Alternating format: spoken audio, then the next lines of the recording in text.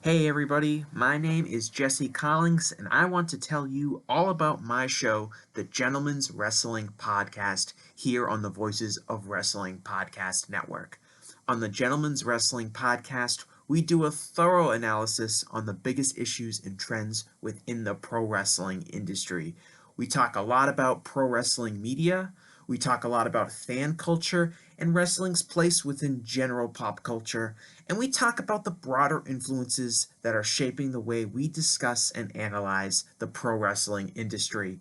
We've had some of the brightest minds in the pro wrestling intelligentsia on the show, including WrestleNomics host Brandon Thurston, both Rich Craich and Joe Lanza from the Flagship Wrestling Podcast, Trevor Dame from the Through the Years podcast, and a whole lot more.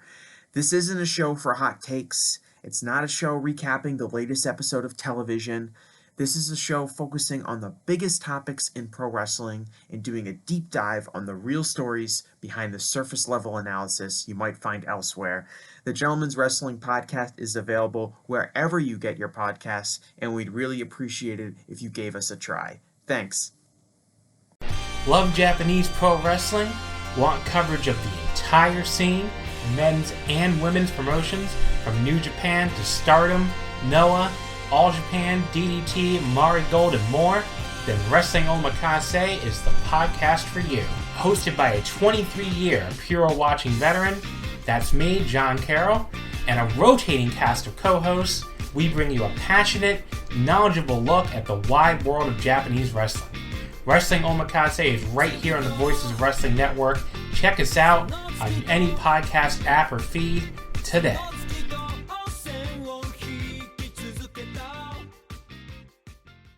If you're a podcast host, listen up, this one's for you. My name is Allie Jackson. I'm the host of Finding Mr. Height, a dating and relationship podcast that I've been doing for 4 years now, sharing my positive and practical approach to dating that's built on my own life experience. And I wanted to share another experience that I've had, my secret behind monetizing my show. It's called Red Circle, and I was just telling my colleague about how much I love their platform. With Red Circle, not only am I getting a seamless hosting experience, but I also love the support I receive in ad sales. It's not just typical ad sales either. It's targeted opportunities based on my show and my life. And the platform is super simple. You just set your preferences and Red Circle matches you with sponsors that align with your show. You can vet every opportunity and their platform gives you great analytics. More recently too, my Red Circle team has brought me opportunities outside of my podcast on social media to really augment the podcast partnerships, bring them full circle. I just can't recommend them enough. If you want to give it a try, go to redcircle.com to get your free trial. That's redcircle.com for a free trial.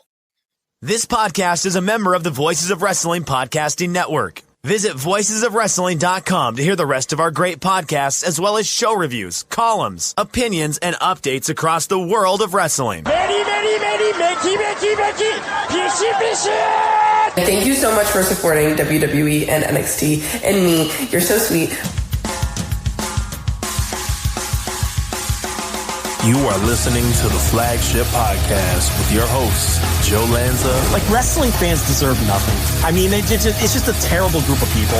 I mean, with the exception of our listeners. Yes. Oh, yeah. You guys are all good. You guys are all good. But yeah, I mean, in general, these wrestling fans, I mean, it's gross. Rich Craich. Like, I'm not cool anyway. I don't need someone to tell me I'm cool or not. I'm well aware that I'm not cool. Oh, wow. I'm too old. I'm too old to be cool. It's over. When is the last time you were cool? Rich, I'm cool right now. I don't know what you're talking about. And we are live on the Flagship Podcast. I am Rich. He is Joe, a Monday night Flagship. My God. I don't know if we've ever gone on a Monday night head-to-head with the established WWE Monday Night Raw is war, but I think we're going to beat him in the ratings. We'll see. A couple weeks. It'll take a couple weeks to the Netflix. To dumb. We'll see what the dumb numbers are, but we've been averaging about 2.6, 2.7 million to these streams, so I think we're in good shape. Well, look, I don't know how going on a Monday is going to affect our numbers, but I don't think a large percentage of whoever doesn't listen tonight is doing so because Raw is on. I don't think we've cultivated that audience. Rich No, not really. So I don't think going head to head with we've gone head to head with Dynamite a million times. So why not go head to head with with Monday Night Raw, the longest running television show in the history of television. The longest running weekly episodic television show in history. Yeah, take that. Right. They don't tout that anymore. That was a Vince thing. The longest running weekly episodic. It's like, how many qualifiers are you going to put on that thing before you get to your number? And it wasn't right either. Yeah, and it's also like, and then still somehow not be accurate. But yeah, look, Wednesday afternoons, Monday nights, you never know when this show is going to pop up. We're all over the place. Keep you on your toes. Yeah. Consistency is usually the best thing to do, but fuck that. No, we're all over the place, baby. I enjoyed that Wednesday afternoon. I got that was great. That was. I am still thinking about that. Still riding the high of finishing the show, cracking your knuckles, and then having other things you could do in a day, and then going, what am I going to do with myself? And then not eating knowing a meal at a regular time, maybe. And then not knowing what day of the week it was for like 4 days because it threw everything off. Yeah. Like the next day, I'm like, I couldn't figure out what day it was. And then it's just everything was screwed up. But in a good, I can get used to that though. Let me tell you, Rich Craich, nudge, nudge, elbow to the ribs. I can get used to that life. Let me tell you what I mean. As you're nudging me harder and harder, more and more. Ow, I get it, yeah. As I drop a Randy Savage elbow drop on your ribs. Yes, I can I can get used to that lifestyle Wednesday afternoon. Yeah, what a wacky schedule. So I'm and it just gets wackier as the week moves along. And I think we've explained it, or at least tried to explain it to people 1,000 times at this point, but may as well do one more for the road. Yeah, why not? So this is the flagship for this week. It is on a Monday instead of a Thursday. There will be no other live flagship this week. And for those of you listening live, you're here. I guess it would be pointless to say if you're someone who listens on the podcast catcher the next day. We're going to put the show out tomorrow, right? You're going to put the show out tomorrow like you normally do. The next day, for sure. So if it'll be out Tuesday on all the podcatchers, and then as we've explained a couple of times, and we'll explain it once more, no instant reaction live for All In this weekend. What I am still not quite sure about, and I guess Rich is here to clarify, will there be an instant reaction for All In? That's there will be an attempt as best as I possibly can, but a very good chance you will get an instant reaction. How instant that reaction is, I cannot tell you, but it'll be relatively instant. I guess that's the best way to put it. It will not be live. It will not be with any guests. It'll be just me as a solo show. It's a matter of when I can watch the show and when I can sit down to record it, because I will also be out of town for that weekend. But I got all my stuff. I'll be all packed up. I'll be ready to go, and it's just a matter of when I can watch and when I can sit down to do it. But you will get it relatively soon. When we say those classic, non-live instant reactions, it was usually like within 24 hours. So I think we're probably going to get it. Yeah, I'll have it done within 24 hours, I believe. I'll let you guys know in the Patreon if that is not the case, but that is my plan to at least have it done within 24 hours. So ideally, if I could do it kind of like, after the show, but not necessarily live, that'd be great. But relatively live instant reaction, or relatively instant, I should say, instant will be the plan. So no live show. That's out. No live show. There will 100% be no will not live. There will be no instant reaction live. So what that means is if you are on the $5 tier, you can get the All In review, though, because it'll be a standard instant reaction. Correct. It'll not be a live show. So little bonus there if you're on the $5 tier, or if you're someone who parachutes in for the AEW pay-per-view instant reaction lives, you can save yourself $5 this month. You could just get on the $5 tier and still get the review. Plus, when I return from my trip sometime on Monday, the first thing I'm going to do is watch the show and then do a review of my own. So as a little bonus, I guess you could say, and maybe a make good for not getting the live All In instant reaction, you're going to get 2 reviews. You'll get Rich's review sometime on the show's on Saturday, right? Saturday afternoon. Yes, Saturday afternoon too, which actually probably makes it a little easier for you. Rather than right, wouldn't it? It would make sense because Given where, and that's why I say that it's not going to be like, it won't be live, but there's a very good chance I will do my day's activities. We will get back to the Airbnb / hotel / whatever, and then I'll have time to just kind of sit around, and that's probably when I'll watch the show, and that's probably when I'll do the show then. So yeah, it actually works out better, but that's why I can guarantee you it's not going to be like immediately, like it won't be like an hour after the show. Yeah. It will be later in that night, but it might actually be in the 24 hours. but it's like a similar time slot to when the live one. Very likely could. Yeah, absolutely. Because you're dealing with a show that's happening in the afternoon, which is unusual, and you're also going to be another time zone behind, right? So I'll be in the mountain time zone, I believe. So I'll be an hour. Not too big of a time difference, but I believe it'll be an hour. But hell, it still helps from that standpoint, for sure, because the show's earlier too. By the time you guys are done doing whatever your vacation things are that day, the pay-per-view will essentially be over. Correct. It'll be in the can. And then at that point, all you got to do is watch the thing and then pump out an hour worth of audio. Mm-hmm. So it actually, from that standpoint, from a timeline standpoint, doesn't work out that bad. It's kind of a nice break that the show's in the afternoon. And then, like I said, I get home. I'm not even quite sure what time Monday. I actually shouldn't promise a show Monday because I don't know what time I get in, but I'm going to watch the show for sure sometime Monday. And then who am I kidding? I'll probably stay up until 5:00 in the morning anyway. And I may as well just do my audio review as well. So I would say no later than afternoon Tuesday, everybody should have my review. So, and then as far as all of those, there's 3 major WWE shows this week with Battlegrounds, Evolution, and Saturday Night's Main Event.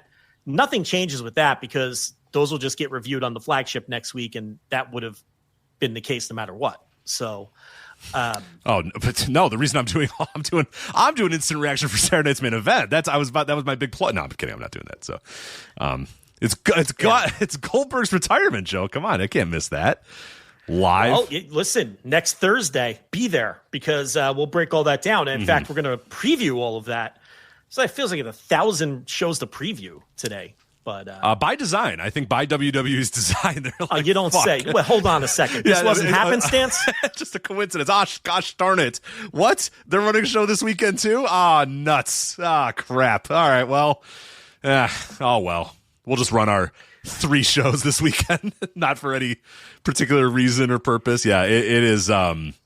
This counter-programming stuff is just wild, and it's starting to become, especially with the rebranding of NXT pay-per-views as WWE pay-per-views, quote-unquote, it's getting people just to like, I mean, people have they're like, there's another WWE pay-per-view this weekend, and it's like, no, it's NXT, and they're like, oh, thank God, all right. It's just, it's muddying their shows, and like we've always talked about, I don't get how Peacock isn't saying, like, guys, can we maybe not run head-to-head every single time with AEW pay-per-views for our live events? But I don't know. Listen, I think that there's a legitimate argument to be had that they're burning out their own audience with all of this. And you're hearing it from them. Now, look, some of that is their product is cooling off in the eyes of their audience. Yes. There's no doubt about that. Okay. But it just keep giving them more and more content, especially on these AEW pay-per-view weeks.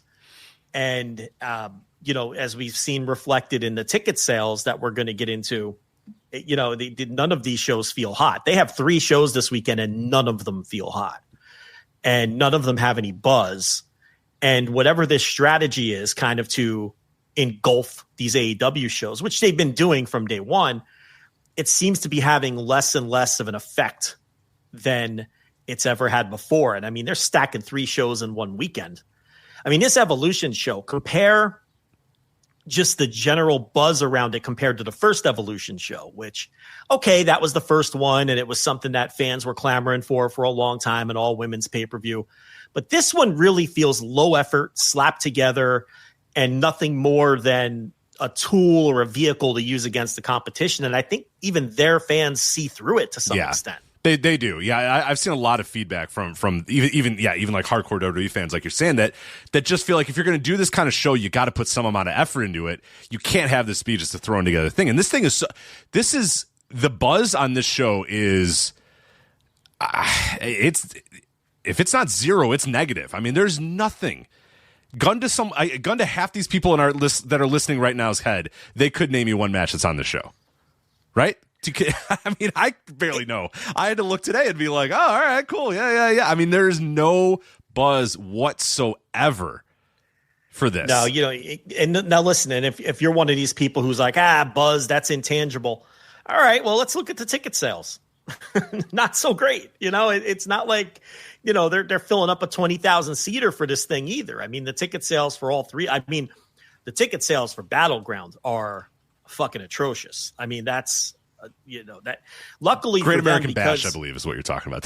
Yeah. Here's the thing: you don't even know what the hell these shows are called anymore, and that's not on you. That's because they're just always happening. There's always a fucking WWE show every single weekend. It's like Battle Bash, but what is this? Yeah, where was I getting Battleground from? They had Battleground not that long ago. WWE Battleground was on what the hell was that? That was in May. That was last month.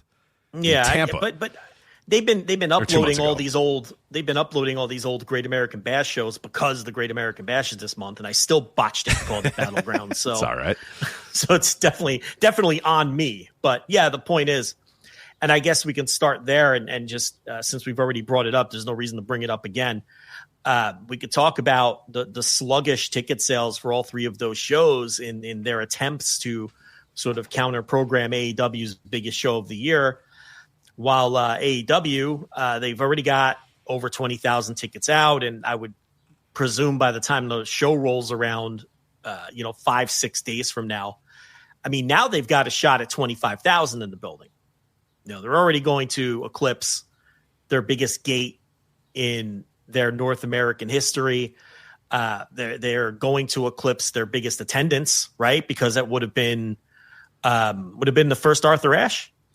Or am I forgetting one? The first Arthur Ashe or the Sting retirement show. I forget which one. Oh, Sting. Well, that only had like 16,000. Was that 16? Okay, it was a higher ticket. I think so. Price, I think. Let's try to. I'm talking. Well, we know this will have the highest gate. That's a given. I see what you're saying. Oh, okay, you're talking about the highest attendance, just basic, attendance. I think they're going to break both. I think it would be Grand Slam, the first one. I want to say, what was that one? Let me double check what that one was. Grand Slam 2021 was 20,177. So they're already above that. They already beat that. So they're going to have their highest North American attendance. They're going to have their highest North American paid attendance, unless there's a wild amount of comps out there already. And they're going to have their biggest North American gate as well. They're going to smash all three of their records. So North American records. So, they're obviously never going to touch their worldwide record. I don't think so. No, it's going to be tricky. That's going to be tough. I mean, maybe never again. I mean, probably not. No, that's the highest attended pro wrestling show of all time. Non-evil regime forcing you at gunpoint to attend the show division. So, it's that one. There's no shame in maybe never breaking, and maybe no one ever breaking that one. But so from that standpoint, whatever WWE was attempting to do here in terms of hurting that show, it hasn't really worked.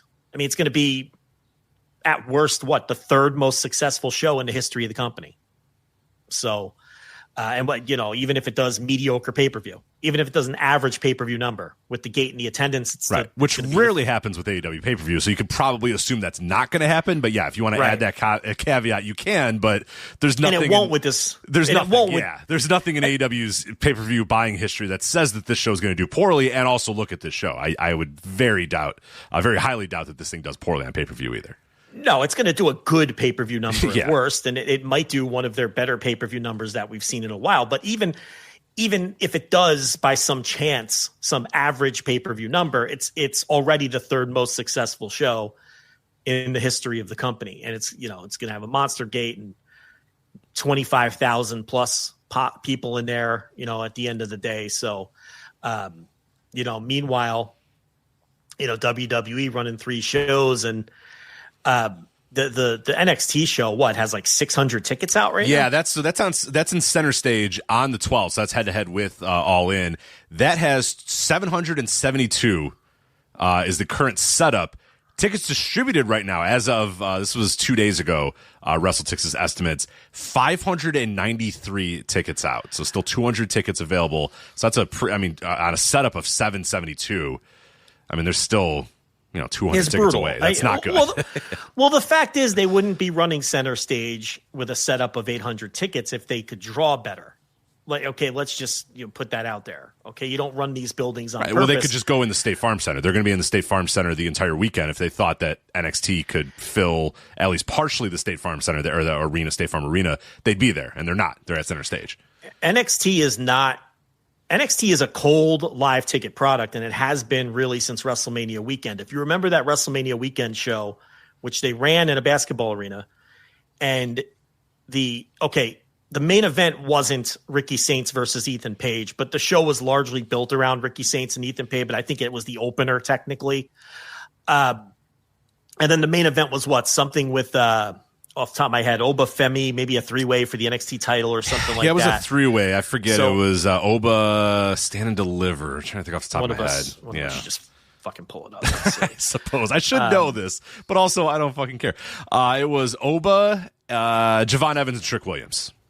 All right, so those were your two drawing matches. Okay, so you had the 3-way for the NXT title, and you had the Ricky Saints coming off of his being fresh with the promotion, and Ethan Page. And if you recall, half the building was tarped off. Okay, and they had to use the old creative camera angles that these promotions have to use because tight angles, tight angles all night. They didn't even bother selling tickets for half of the building because they couldn't even fill the other half.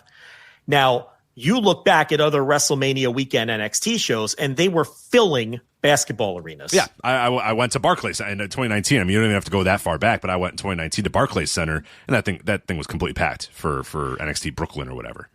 Sure, and you can and Shinsuke Nakamura versus Sami Zayn in Dallas was a tremendous ticket, and those tickets went fast, and they filled that place, and that shows you how cold the NXT brand is from a ticket standpoint, and really that was a big eye opener. And there was a time where they were running their NXT pay-per-views or whatever you want to call them in bigger buildings and not in television studios like they're doing now. Yeah, I'm actually looking. So a couple years ago, Stand and Deliver in 2024 in Philadelphia, just to kind of give us a more current example, Wells Fargo Center. So again, they booked the big building, the big basketball arena. They had looks like about 13,000 in the building for that show. Little over 13,000 was the final count. It looks like so. This is what I'm saying. It's a cold ticket product, and holy shit, no, 14,607 was the final count from WrestleTix. Holy that's shit! A huge house. I mean, it's a huge house, especially for NXT. So, you see my point here. It just the CW. It's for all the talk of how most weeks they're doing more total viewers than AEW, and network versus cable, of course, which a lot of people don't take into consideration. But whatever, it hasn't translated to ticket sales, and there's been a failure to make stars in NXT, whether it's Oba Femi, whether it's Javon Evans, whether it's Ricky Saints and Ethan Page, and Ethan Page. I mean, Trick Williams. That Ethan Page Trick Williams feud, as we talk about all the time, really cooled off Trick Williams. Oh, it fucking threw him in an ice bath. And he had momentum there. Whether he was good in the ring and could go bell to bell, that I think still remains to be seen. But the guy was a hot commodity for a while there. It looked like he could be hot. Yeah, it felt like he could be hot. And then Javon felt like he was right on the cusp, and a few of the other guys felt like they were right on the cusp. And then you threw Ethan Page in there, and I think you threw TNA in there. It just very quickly the roster got very old. Very quickly, and then you throw in, these people work with Ethan Page, and then he's like the old Bray Wyatt eater of worlds. He's like the eater of heat. Yeah. I mean, we used to talk about NXT, and it didn't make sense to us because we thought it was a horrific show. But that show was filled for a while with just really young, really hot people. You know what I mean? That's what it was for 2 years straight. It was just here's some, green as grass women, but they're hot as fuck, so who cares? And here's some dudes. Some are okay. Most of them are pretty young. Most of them are pretty green. And that strategy kind of worked for a while. And then they started integrating a little bit more of this older, established talent. And these guys just poured a fucking ice bath over all this company. And now it's just, look at what the result is. Yeah. So, and I think why, it's a rhetorical question, right? But why doesn't that ever get talked about when people are throwing flowers at the feet of Shawn Michaels? I'm serious. People will tell, Chef Shawn is cooking and all this other bullshit. Well, business has just slowly been declining under the Shawn Michaels book to the point now where even on WrestleMania weekend, they're not even bothering to try to sell half these arenas, and now they're running their pay-per-views in television studios. So what's Shawn Michaels really cooking up here? The guy can't make a star. Maybe he's learning from his pal, because it's a problem. It's been a problem on the main roster for a while.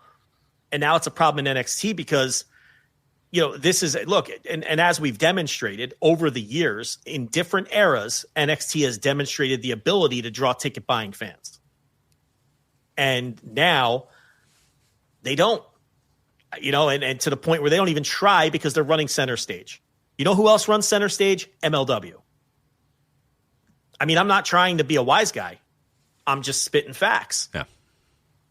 So, so that show is going to be, even if they get to their allotment of 770 tickets, which is touch and go right now, that shows you how far that's fallen. And then you have this Evolution show, which, as we talked about a bit, feels cold as ice, has no buzz, feels slapped together.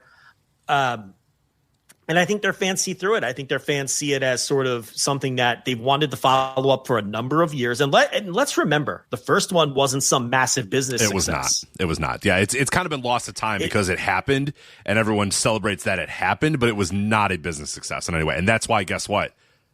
Another one hasn't happened until 2025. That's why they haven't done it for 5 years. Yeah.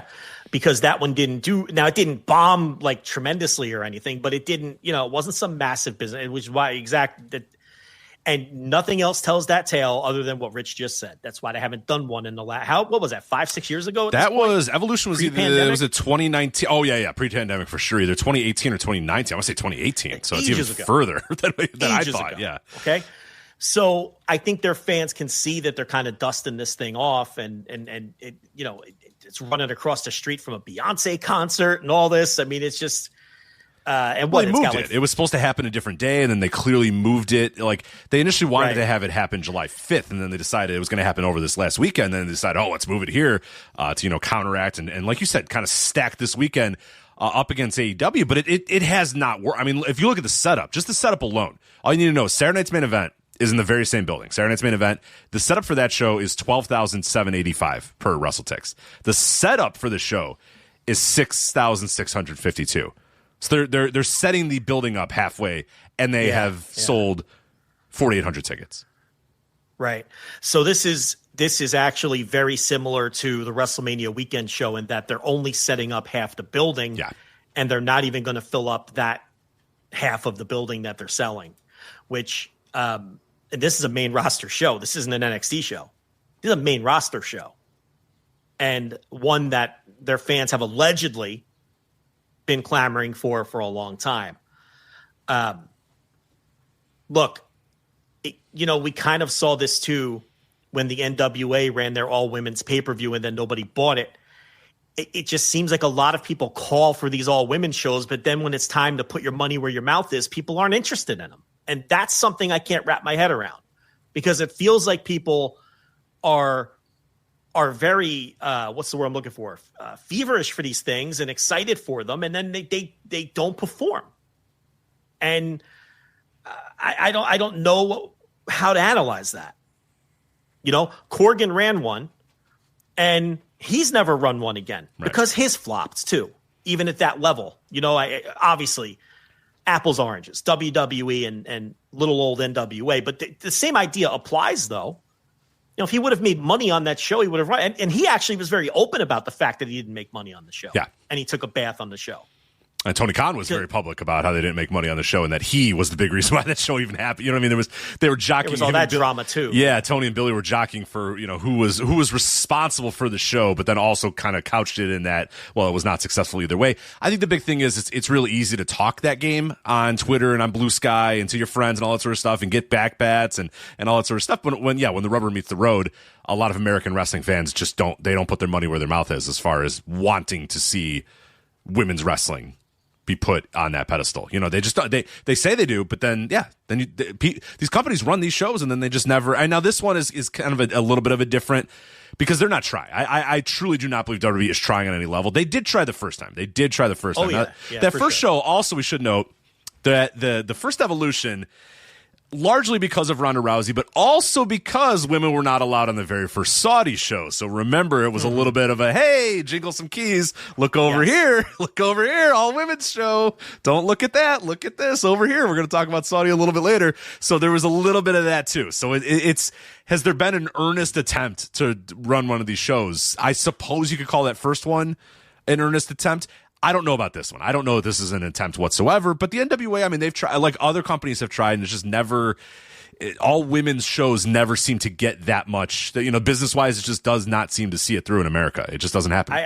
Well, look, here's the thing. I'm glad you brought up the Saudi aspect because that absolutely was part of their motivation for doing it. Now, do I think they eventually would have done one? Yes, I do. But I think that spurred them to do it when they did do it. Right. This one, you're absolutely right. This is not a full blown attempt, and they're not putting a lot of muscle behind this. And we all know why they're doing it and the weekend that they're doing it. But they're not going to consider that now that it has bombed. You're not going to get one again for a long time. No, because they're just going to see it as a show that the people weren't interested in. And now, not only that, we're now in the TKO era where it's just stone cold business and money is all that they're concerned with and all that matters. And they're going to be less open, I guess, to just doing things to,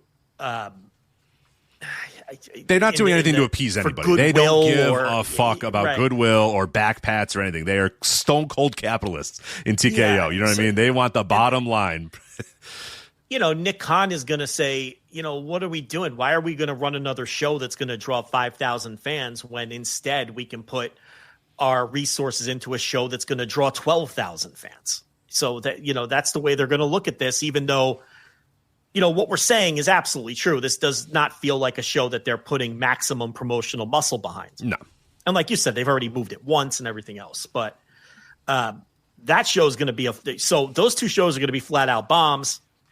And then you have Saturday night's main event with the Goldberg retirement match, which, again, if you're going by the buzzometer, it's not moving that needle. Okay. Nobody's talking about this alleged Goldberg retirement. I think some of that is, it's a wrestling retirement and people don't take those all that seriously. But I'll tell you what, if you can convince wrestling fans, if you can get them to buy into the idea that it's a real retirement, they do work.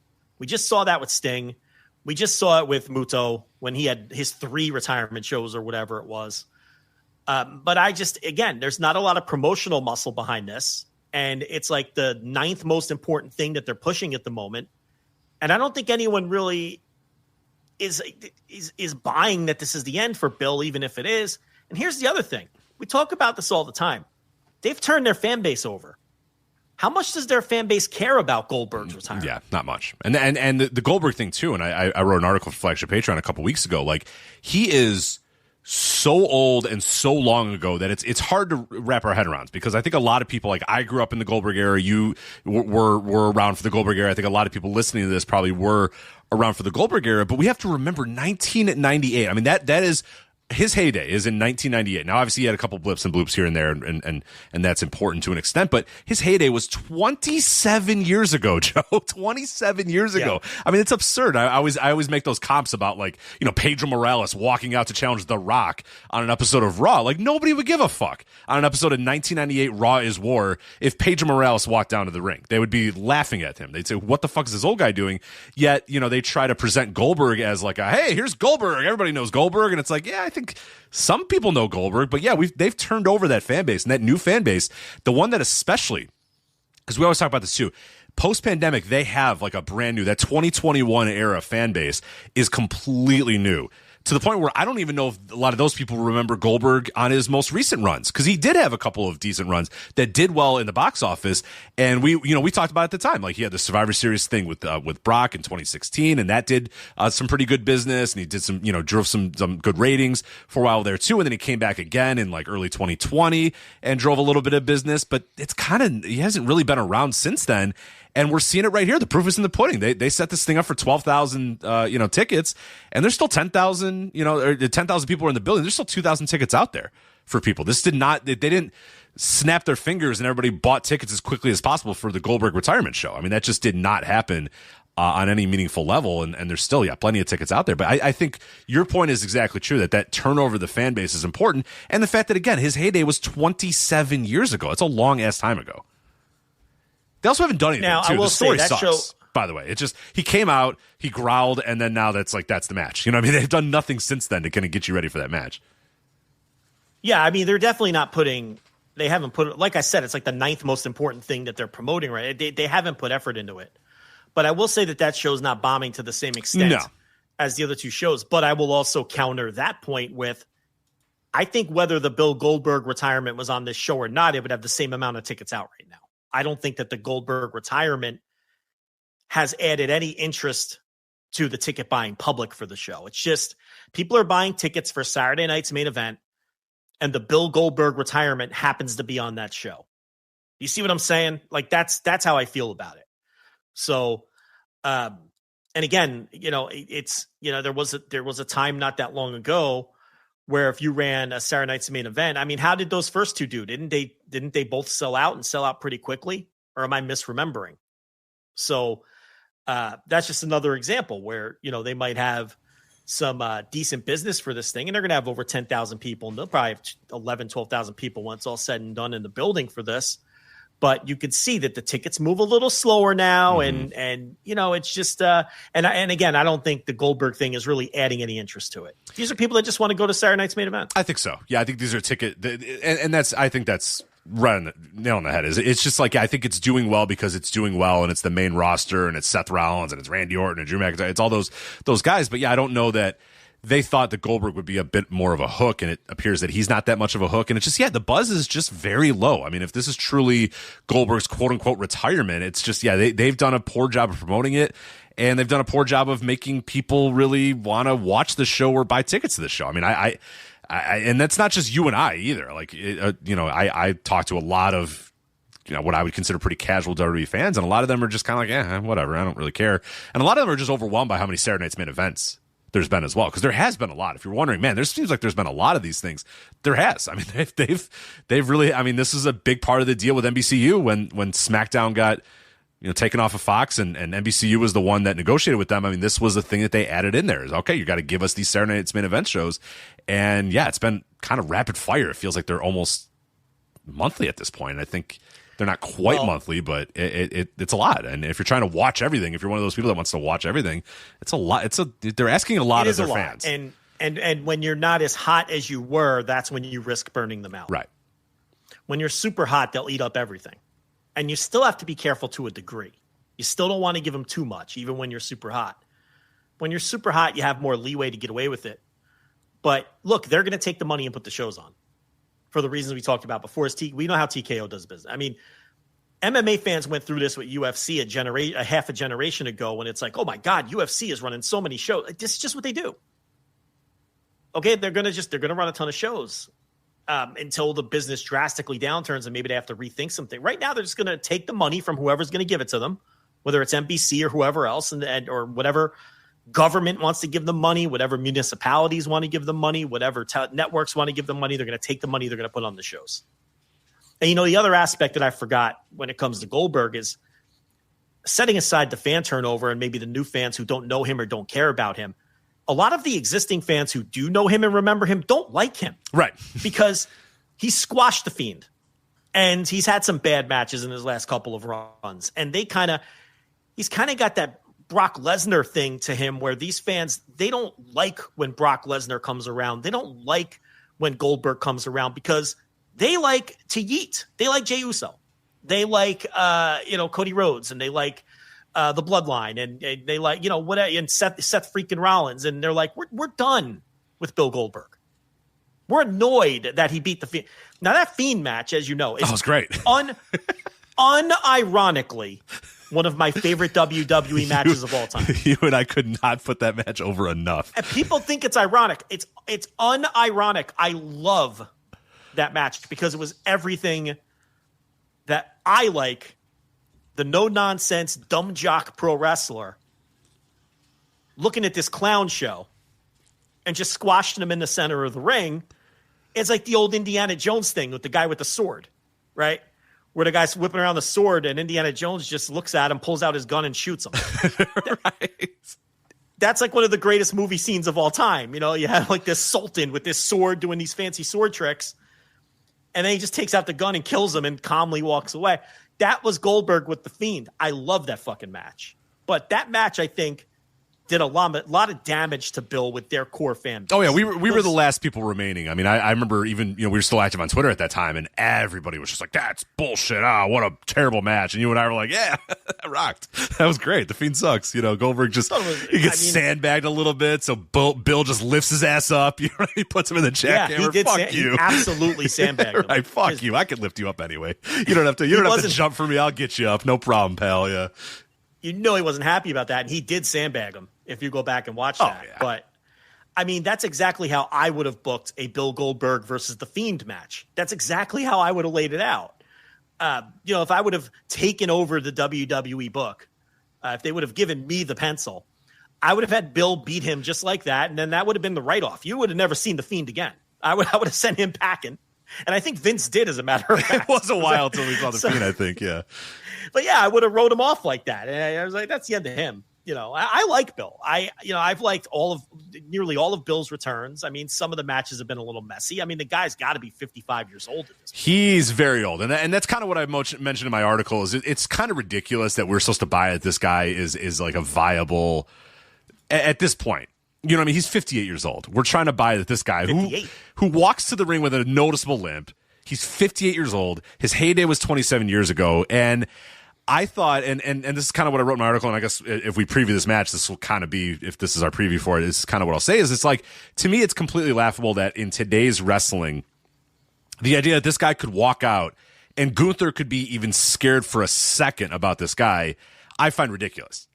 Because that would never happen in any other era of wrestling. But because of our addiction to the Monday Night Wars and to 83 weeks and our addiction, all this sort of shit, that this guy can come out just because he was from that era, that guy could come out and he could still make one of the top stars and your most dominant champion, and the guy that's been champion for 800 days, when you combine all of his title reigns in WWE or whatever, he can cower in fear at Goldberg, a 58-year-old Goldberg, because that's sort of what we've done. And that's what we've kind of cultivated out of professional wrestling these days, where that would never happen in any other era. You know what I mean? Like I mentioned it earlier, and I talked about it in my article.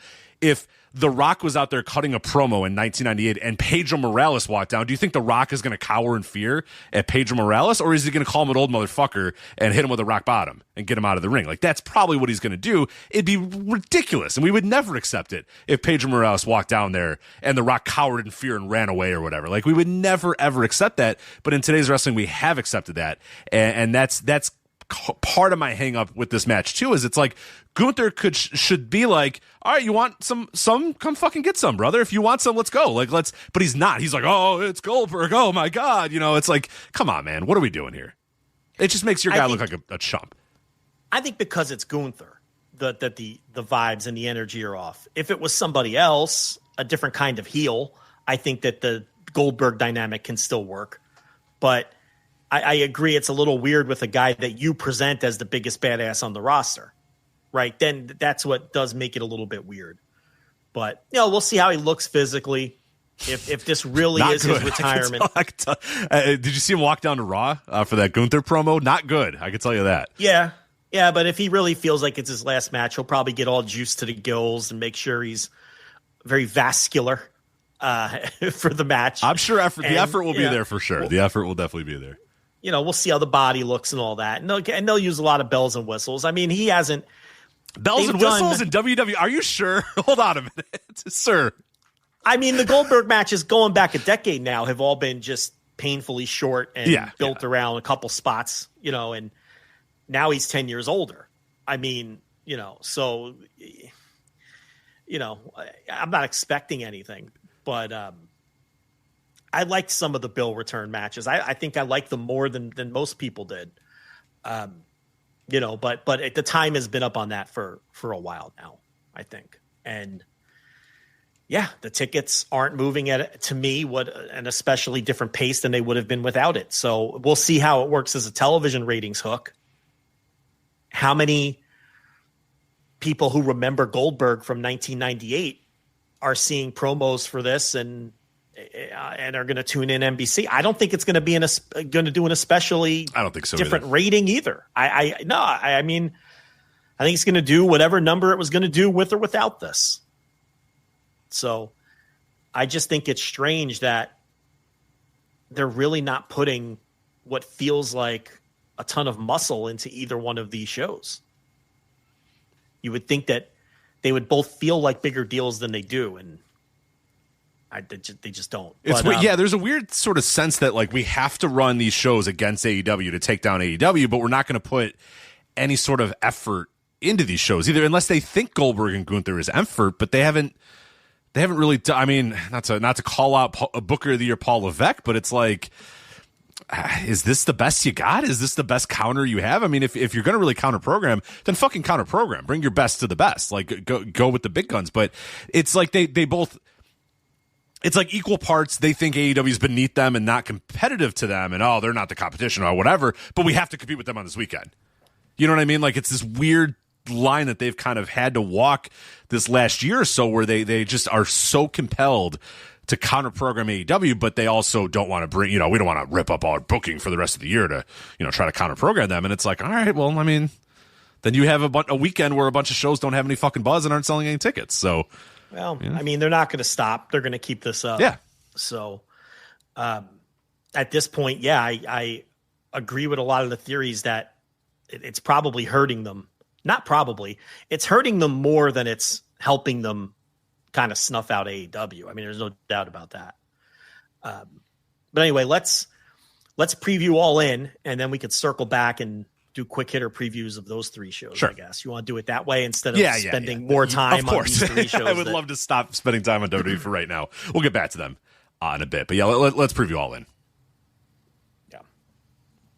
So we're doing this obviously on Monday. So if you're listening to this is Monday, July 7th. So we do not know what's going to happen on the Go Home episode of Dynamite. So any big angles that do that. But now what I will say though is usually the Go Home AEW, we talk about this a lot when we preview AEW pay-per-views. Usually the Go Home Dynamite isn't always like the hottest show. You know what I mean? It's never usually we always talk about how the AEW pay-per-view builds feel like they kind of peaked a couple weeks prior, and it's never that go-home show. It's like, all right, now I'm ready for the pay-per-view. It's like, usually they get you ready a couple weeks ahead of time, which is fine by me. I don't really care one way or another. So I'm not expecting it to be a massive, massive go-home show, but we'll see. We'll see. But of course, we're doing this before that go-home show. But let's talk right at the top here. We'll go AEW World Title, Texas Deathmatch, Jon Moxley versus Hangman Adam Page. Obviously, a ton of debate about whether Hangman Page gets it done, if he wins the title here, if Jon Moxley retains. Since it's the Texas Death Match, are we going to get a bunch of interference? Are we going to get a bunch of this and that and that? What is your, if you had a gun to your head in a couple seconds, who wins this match and how? Well, before we get into that, I do think that they're probably going to add at least one more match. Because, they've had Claudio Castagnoli cutting promos on the Ops. So you might get something with the rest of the Death Riders versus the Ops or something similar to that.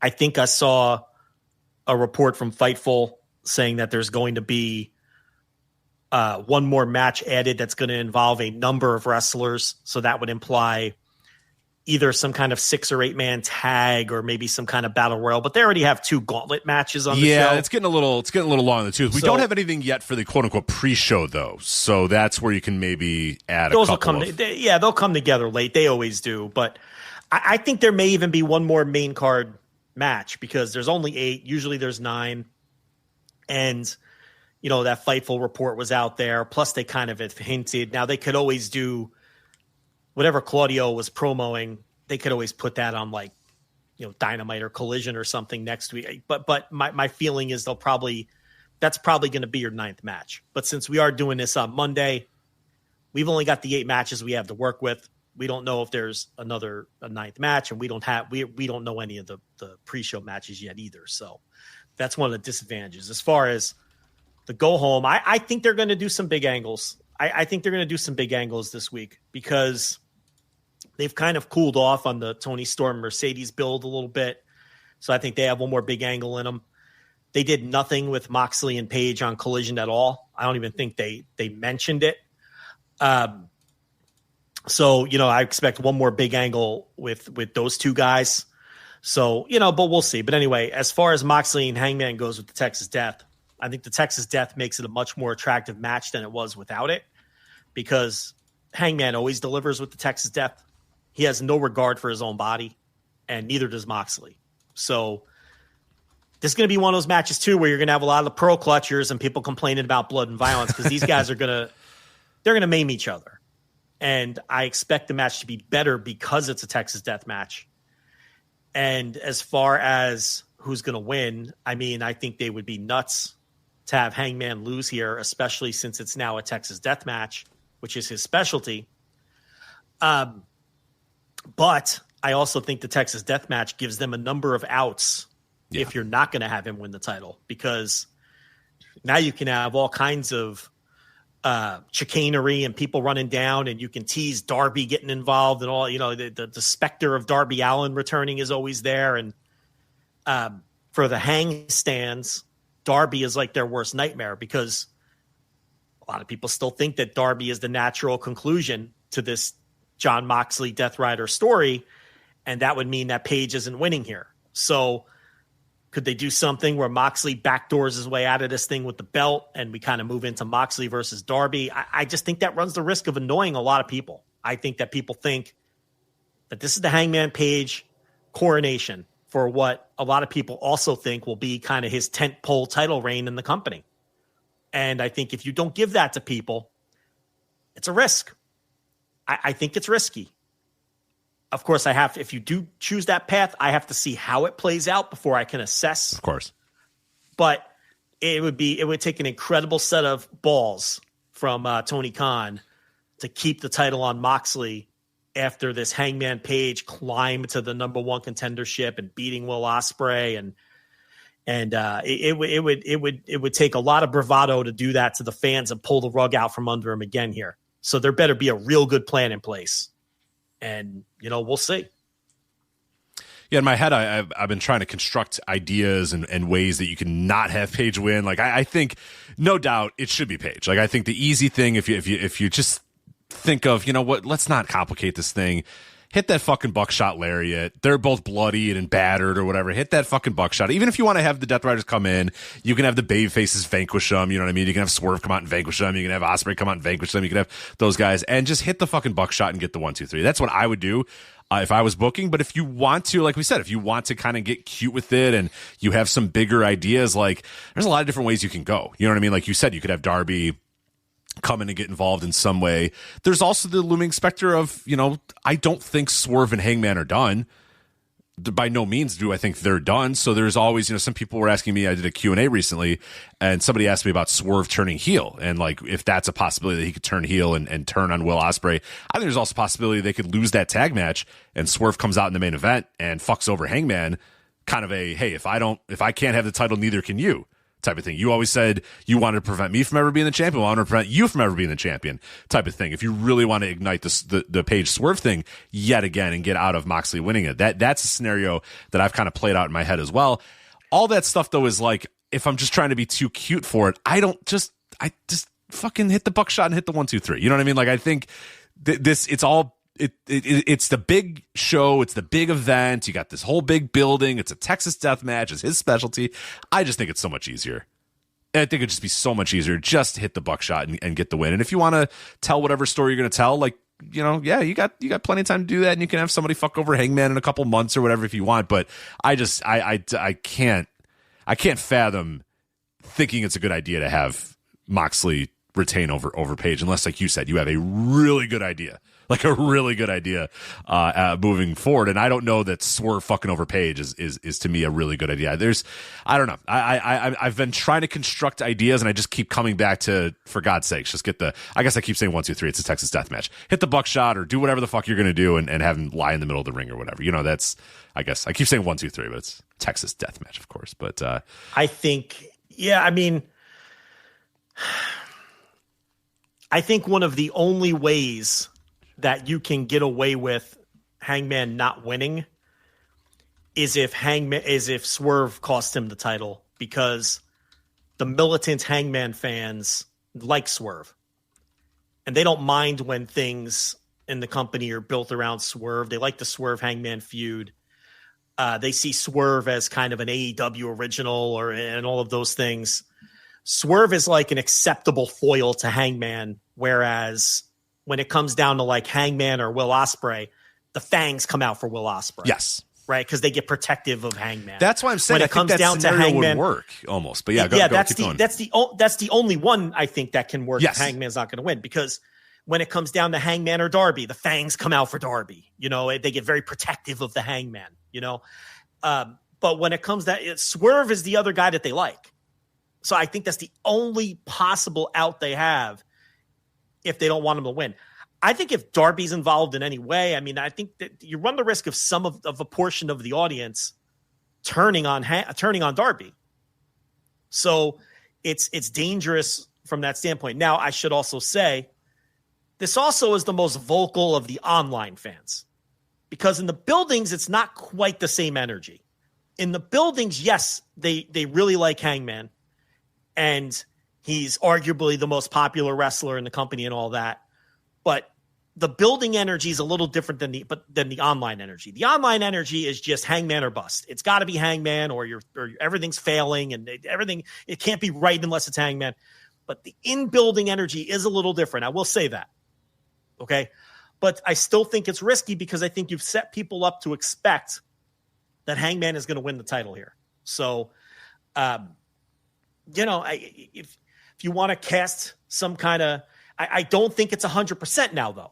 I agree. The Texas Deathmatch stip and all that, and whereas at different parts of this build, I would have said that maybe it's close to 100% certainty. If they were trying to create some doubt, I think they've successfully created some doubt. Now, I could probably find out this finish. I choose not to. I would like to go into the match without knowing who's going to win, and enjoy it. I'm going to try to stay spoiler free. I think I could do that pretty easily with everything I'm doing this weekend, and then Monday throw it on, see what they choose to do.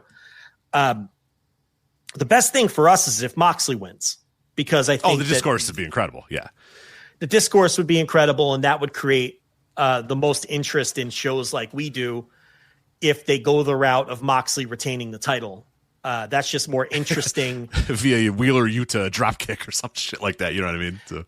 Yeah, there's just more to discuss. There's more to dissect, and there's more seeking of opinions when a finish is I don't want to say less popular one. That's not really the idea, but it'd be the more controversial finish. It would be the finish that would have more people talking.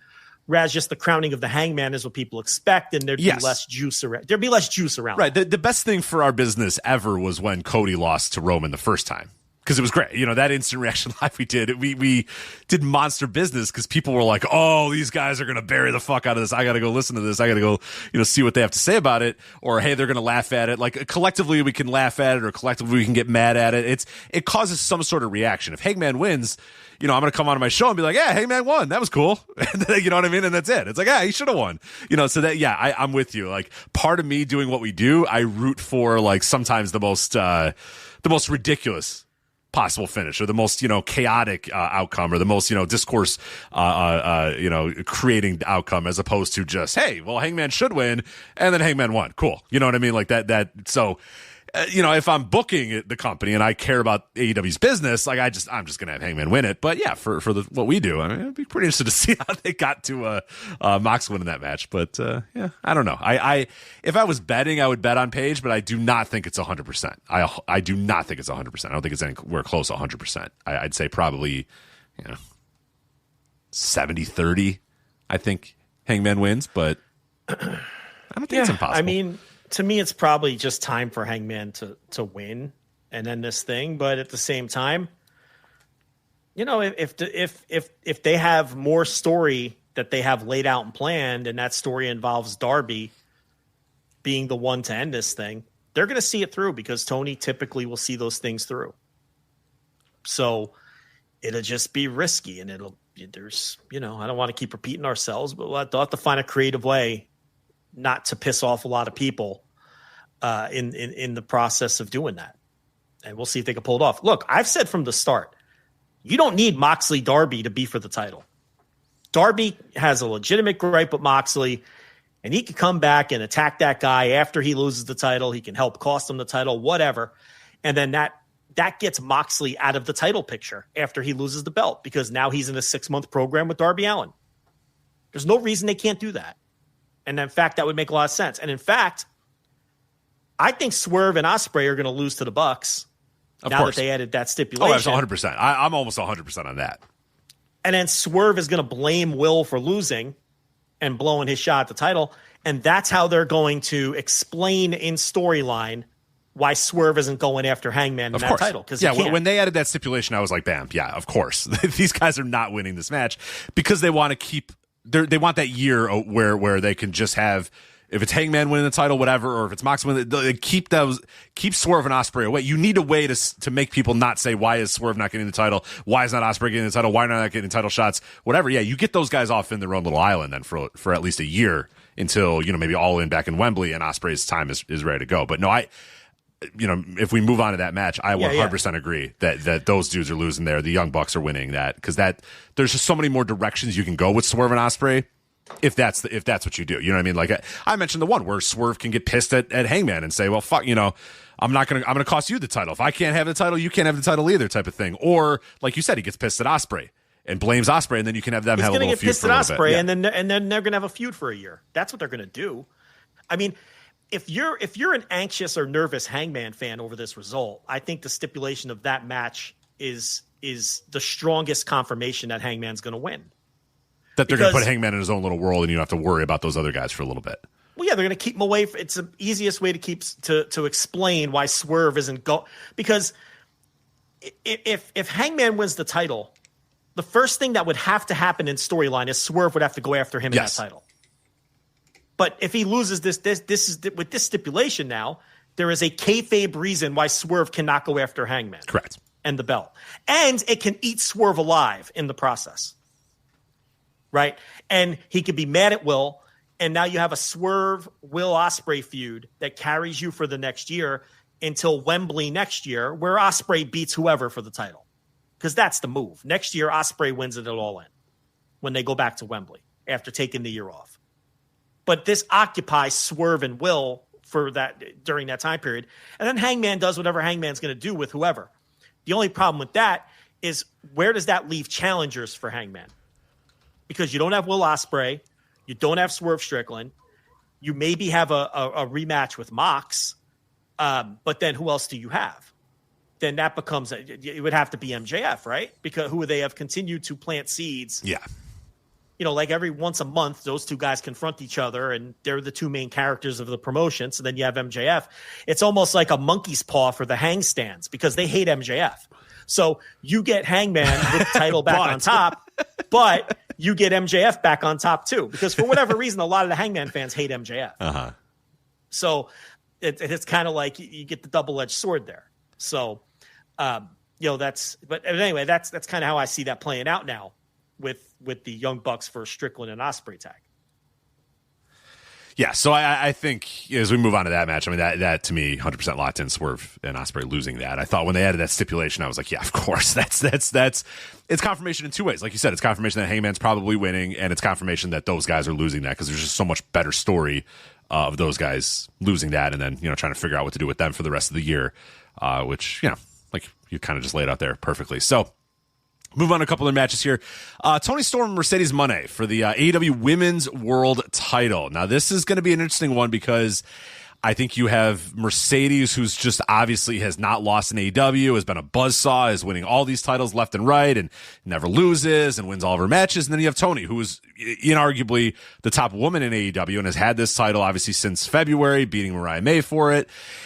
I think you probably have Moné win this one, but I think you could also justify having Toni retain if you really wanted to give Mercedes that first loss. But I don't know if it's better for Mercedes to win this one and then lose it again down the line and lose this match down the line. I don't know. This is another one where even if somebody said, hey, I know the result, I would say don't tell me because I really just kind of want to watch it and because I'm very interested. I honestly think that there's this one, Moxley and Page, I was like 70-30. This one, I'm 50-50. I can justify both ways. And I have done in my head a bunch of times who could win this one. Where do you lie with Toni and Mercedes? I don't know. I don't have a good feel for it. So I know that's not what people want to hear. For the same reasons that I think I'd rather see Moxley win, I think I'd rather see Mercedes win because it'll really set off a lot of people. You're right. I didn't even think of that aspect. Yeah. If she collects another belt, right? All the loony WWE fans who don't understand what a push is are just going to go absolutely mental, and it's going to drive them insane. So from that standpoint, I think that'd probably be the more interesting finish. You're going to piss off some of the AEW fans too, because Tony's there. They really like Tony too. So I don't know. Yeah, you know what? I don't know. I think the hardcore AEW fan has come around completely on Mercedes because she's been really good for a long time. She's never beat Tony though. I think they really like Tony a lot. I think they do, but it's good heat. I'm saying it's good. I think it's good heat. I think the people will pretend they're upset, but they're actually just like kayfabe upset. Yeah, I think that Mercedes got off to a rocky start and, kind of had to deal with that and shake off the WWE stink from that portion of the fan base who just, doesn't want to see anyone from WWE. I think at this point, she has earned the trust and she's kind of been accepted by the hardcore AEW fan base as one of their own. I think they see her doing the work. I think they see her working all over the world, and I think they see her continuing to turn her nose at WWE. I also think there was a little bit of fear when it was clear that Vince was gone for good, that maybe, if Vince is gone, maybe she's open to going back there. Maybe that's where ultimately she wants to be. And she has shown no inclination for that whatsoever. She wants nothing to do with that company. And if she does, she has a really great poker face because it feels like she's having the time of her life, bouncing around the world, wrestling in all these different places, Arena Mexico, Europe, everything else, Tokyo Dome, and being a wrestling nerd and collecting all these titles and, really getting paid well to do it too. Yeah. And really having what might be the best run of her career. Oh, for sure. Is that fair to say? Oh, no, definitely. Yeah. This is probably the best run of her career. And she's had some good runs. But I'm not inside her head, but I would suspect that she thinks this is the best run of her career. It feels like she's having more fun than she's ever had before. And she's really enjoying her career. Whereas, the last few years in WWE, even before she quit, I think it was pretty obvious that she was wildly frustrated a lot of the time and creatively unfulfilled. And that's not the case now. But anyway, I do think that the hardcore AEW fan kind of accepts her as one of their own now, which, isn't always easy to do. They're very wary of ex-WWE wrestlers, as we'll talk about when we talk about one of these matches coming up. And you could say for good reason, because AEW has been burned so many times by Malachi Black and Miro and Andrade and these kinds of people. And also by people that were in their company that very clearly their end game was to end up in WWE, as we most recently saw with Mariah May. So they're arm's length with a lot of these people. But I feel like Monet, she doesn't even feel like an ex-WWE wrestler. Not anymore. No. She feels like completely detached from that. That's why I thought it was so ridiculous last week when we were talking about the Uncrowned and them calling the ex-WWE star Mercedes Moné. And it's like, that is not, I don't think that's a good way to define her at all at this point. I mean, she is, I think, in a very short time defined herself as somebody well beyond what she was just in WWE. I think she has done, being the world traveler and winning all of her matches, winning all these titles. Ex-WWE does not feel like a great describer for her. She doesn't feel attached to WWE really in any way, shape, or form anymore. Speaking of Uncrowned and your boy, what's your boy's name again? Hopefully you didn't see this. Oh no. So. What is my guy's? I forget what was my guy's name. What was his name? I get it. I got it for you. Okay. Oh no. Oh God. All right, and we are back on the Flagship. Sorry about that. You told me, hold on, I got it, and I just said, I should go to the Uncrowned, and the Uncrowned destroyed my computer, my browser, my window, everything. I had to shut down and restart. But we're back. So Joe, tell me about the Uncrowned and whoever the guy was from the Uncrowned. Yeah, and thank you for admitting it was your fault. It was that one was all on me. That was 100%. They're all blaming me in the chat and everything else, and I don't know why. Why has it got to be my fault? So that's all me. Fault. No, that's all me. Usually when the stream goes down, that's on me. That's on me, folks. I told you not to go looking for it. I had it up. All right, I didn't listen. So anyway, your boy Jackman from the Jackman? Uncrowned. Yeah, Jackman. What's his the name? guy who does the top 10 What's list. his first name, though? Just Jackman? Robert is his name? Rob Jackman. Rob Jackman. Okay, Robert Jackman. But he is now our new favorite terrible wrestling pundit. And from this point forward, we're referring to him as Jackman. Okay, because M. Gomez has turned the corner. M. Gomez has really turned in quite the... I saw there was another... Cage Side Seats is M. Gomez with the 0 instead of the O. I saw something else again like a week or two ago he wrote, and I'm like, God damn, M. Gomez is really turning the corner here. So yeah, we're on Jackman now. So what do you got? I will give M. Gomez no credit for turning any corners. Okay, that guy still stinks too. But our boy Jackman of the top 10 lists, you're gonna love Jackman for this one, Rich. So they did their mid-year awards over at the Uncrowned. It was our boy Jackman, Raj Prashad. Not familiar with that man. Are you familiar with Raj Prashad? I only know one Raj in my life, and that's one too many. I'll tell you that. It's not that one. It's Raj Prashad, and we've got Drake Riggs. All the stars over at Uncrowned. Name. That's a working name. Drake Riggs. And Anthony Sulla Heffinger. They are calling themselves the Uncrowned Horsemen. And they have chosen the mid-year awards. Are they earnestly calling themselves the Uncrowned Horsemen? That's what it says. I'm reading it right off the page. The Uncrowned Horsemen. So please recap the Uncrowned Horsemen then with the 4 fingers up. We have Drake Riggs, Raj Notgiri, Anthony Sulla Heffinger, and Jackman, and our boy Jackman. Yeah, so it's like Fishman. It's like Mexico wrestling legend Fishman. Yeah. This is Jackman. So they did their now. I will give them credit. They are calling these the WWE AEW mid-year awards. Okay, so they've heeded my advice and just decided they've done what we've asked. Dropped the pretense. Removed, yeah, just all pretense has been removed. And I credit them for that. I do. I give them credit, yeah. However. But. I'm sympathetic to the Holocaust, but. Yes. This does not mean that these are quality. And our boy Jackman, believe me, these other guys, I can't. They actually did a halfway decent job. But our boy Jackman. Even Raj? Even Raj did a good job? I trust Raj. Raj did the best job. Raj did the best job, I think. Raj Prashad. Overall. Match of the year, Rich Craige.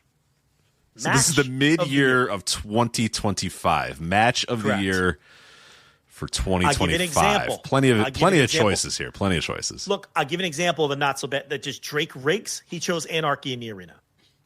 Can't fault the guy. Sure. Okay. Well, fine enough pick. Sulla Heffinger went with Seth versus Punk versus Roman at WrestleMania. Not a great pick. Not a great pick. Right, yeah. Not a great pick, Sulla Heffinger. Our boy Prashad went with Io Sky versus Rhea Ripley versus Bianca Belair from WrestleMania Night 2. Again, better. Could be worse, but I'd maybe watch more wrestling, but that's not bad. I'll give him. Yeah, definitely not the best match in AEW and WWE. But our boy Jackman. Rich, are you ready for this one? I don't know if I am. The way you've started this, no. I don't think I am. Our boy Jackman's match of the year at the midpoint. From the WWE SmackDown on April 25th, which isn't a great start. Street Profits versus Motor City Machine Guns versus DIY. That's his halfway point. God. That is the best match this man has seen in the half year. Oh, dear God. And that's not even close to his worst pick in these awards. Oh, no. That's ominous. Feud of the year. I think if I gave you 1,000 choices, you wouldn't come up with the Jackman choice for Feud of the Year. Feud of the Year. Now, Riggs, not Scotty Riggs. He went with CM Punk and Seth Rollins. Okay. Look, if you're a WWE fan, I'm going to. I guess Sulla Heffinger went with Becky Lynch and Lyra Valkyria. Oh God! Come on. We're going to talk about this later, but. Man, nobody. I mean, this Lyra Valkyria, they can't shove her down people's throats harder. She has she has no charisma. I mean, I don't know what they see in her, but anyway, that's what he went with. Our boy Jackman for Feud of the Year. You're gonna lose your fucking mind. Feud of the Year, Jack. I'm trying to think of a WWE feud, and I'm trying to think of the worst because it's a WWE feud, correct? Right? Yeah. Okay. Jackman. Yeah. Jackman's not too. He's not too hard to figure out, but he might be too hard to figure out. I'm trying to think of is this a main event feud, a mid card feud, or indescribable? I just have to give it to you. Okay, what do you got? It's Naomi versus Jade Cargill. Oh, fuck off, Jackman.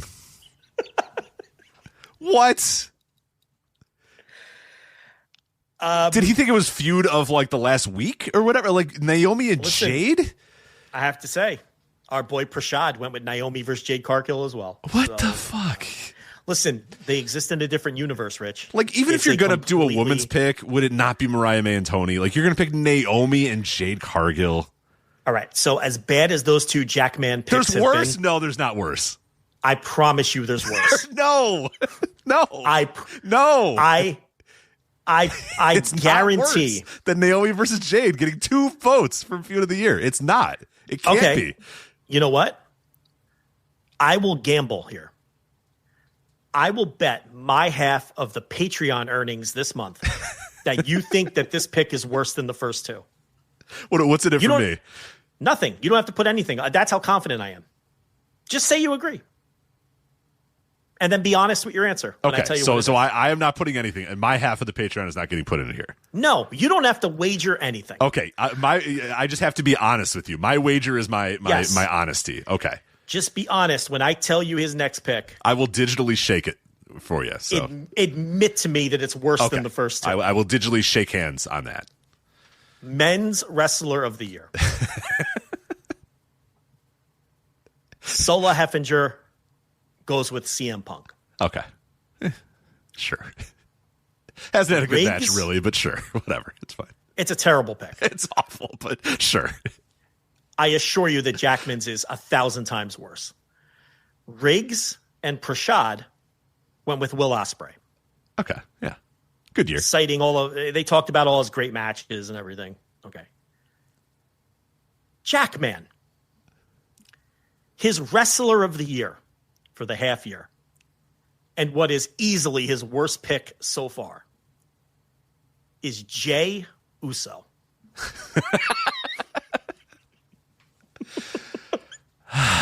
you got to admit it's the worst pick, As much as I would love those couple $1,000, I'm going to have to admit that, yeah. Yeet Man, this year, of all the years for Yeet Man, who's just shit the bed. He's been nothing but terrible. He's been awful. Shit the bed. They took the title off of him. Yeah, that's fuck. I could really use those couple $1,000 right now, but I can't. I can't in good conscience.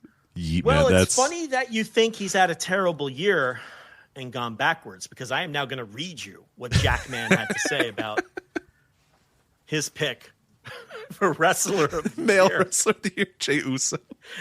Jey Uso. Oh, God. I'm also going to tip my hat to Will Ospreay here, who was somehow managed to exceed the dizzying heights of last year. But if we're looking for the wrestler who has improved the most in 2025, I'm going to be sick. Then it has to be Jey Uso. It has to be. There's no choice, Joe. No other wrestler has improved as much as Jey Uso has improved in 2025 by having boring, bad, shit in his pants main events and then losing the title. Nobody has improved. I think Jackman must shit in his pants because this guy stinks. What is he talking about? I'm not done. Improved? In what way? Most improved. For my money, nothing encapsulates the soaring rise from the fact that he went from a shock Royal Rumble winner to heavy favorite for the world champion within 48 hours. Sure, the wrestle purists won't be happy. I'll take that, Ibu. Take that, Ibu. Yeah, hold on a minute. Leave Ibu out of this. Leave Montel out of this, all right? He had nothing to do with this. Yeah, what did those guys do? Sure, the wrestle purists won't be happy. But let's not pretend he hasn't had some excellent moments on his journey, too. That brutal segment with Gunther and Jimmy Uso on the road to WrestleMania, which stunned a sellout London crowd into silence, for example. I was lucky to be in the room that night. Stunned into silence. Hold on. And I still get shivers when I see it featured in video packages. End blurb. My man Jackman's over there getting shivers over Jey Uso video packages, Rich Craig. His shivers at a little bit of blood, Jimmy Uso bleeding a little bit. Yeah, all right, cool. How bad is this Jackman? I love stunned into silence. The classic Vince McMahon, the fans are stunned into silence, which is usually they're not reacting to what's happening. Is stunned into silence. Jackman, you are horrible. Jackman is really the shits. He is terrible. He's one of the four horsemen, but I can tell you, he's Paul Roma for sure. If we're picking out four horsemen, because these other guys, listen, these other guys are a little hit and miss, but they're not awful like the Jackman. No, those are justifiable. Like I think CM Punk's a terrible pick, but if you want to squint, okay, fine. The other feuds of the year, other than the other guy who voted for Naomi and Jade, I guess if you want to, sure. But yeah, Jackman's every single one of those was brutal. Well, Rich, for Women's Wrestler of the Year. Oh, no.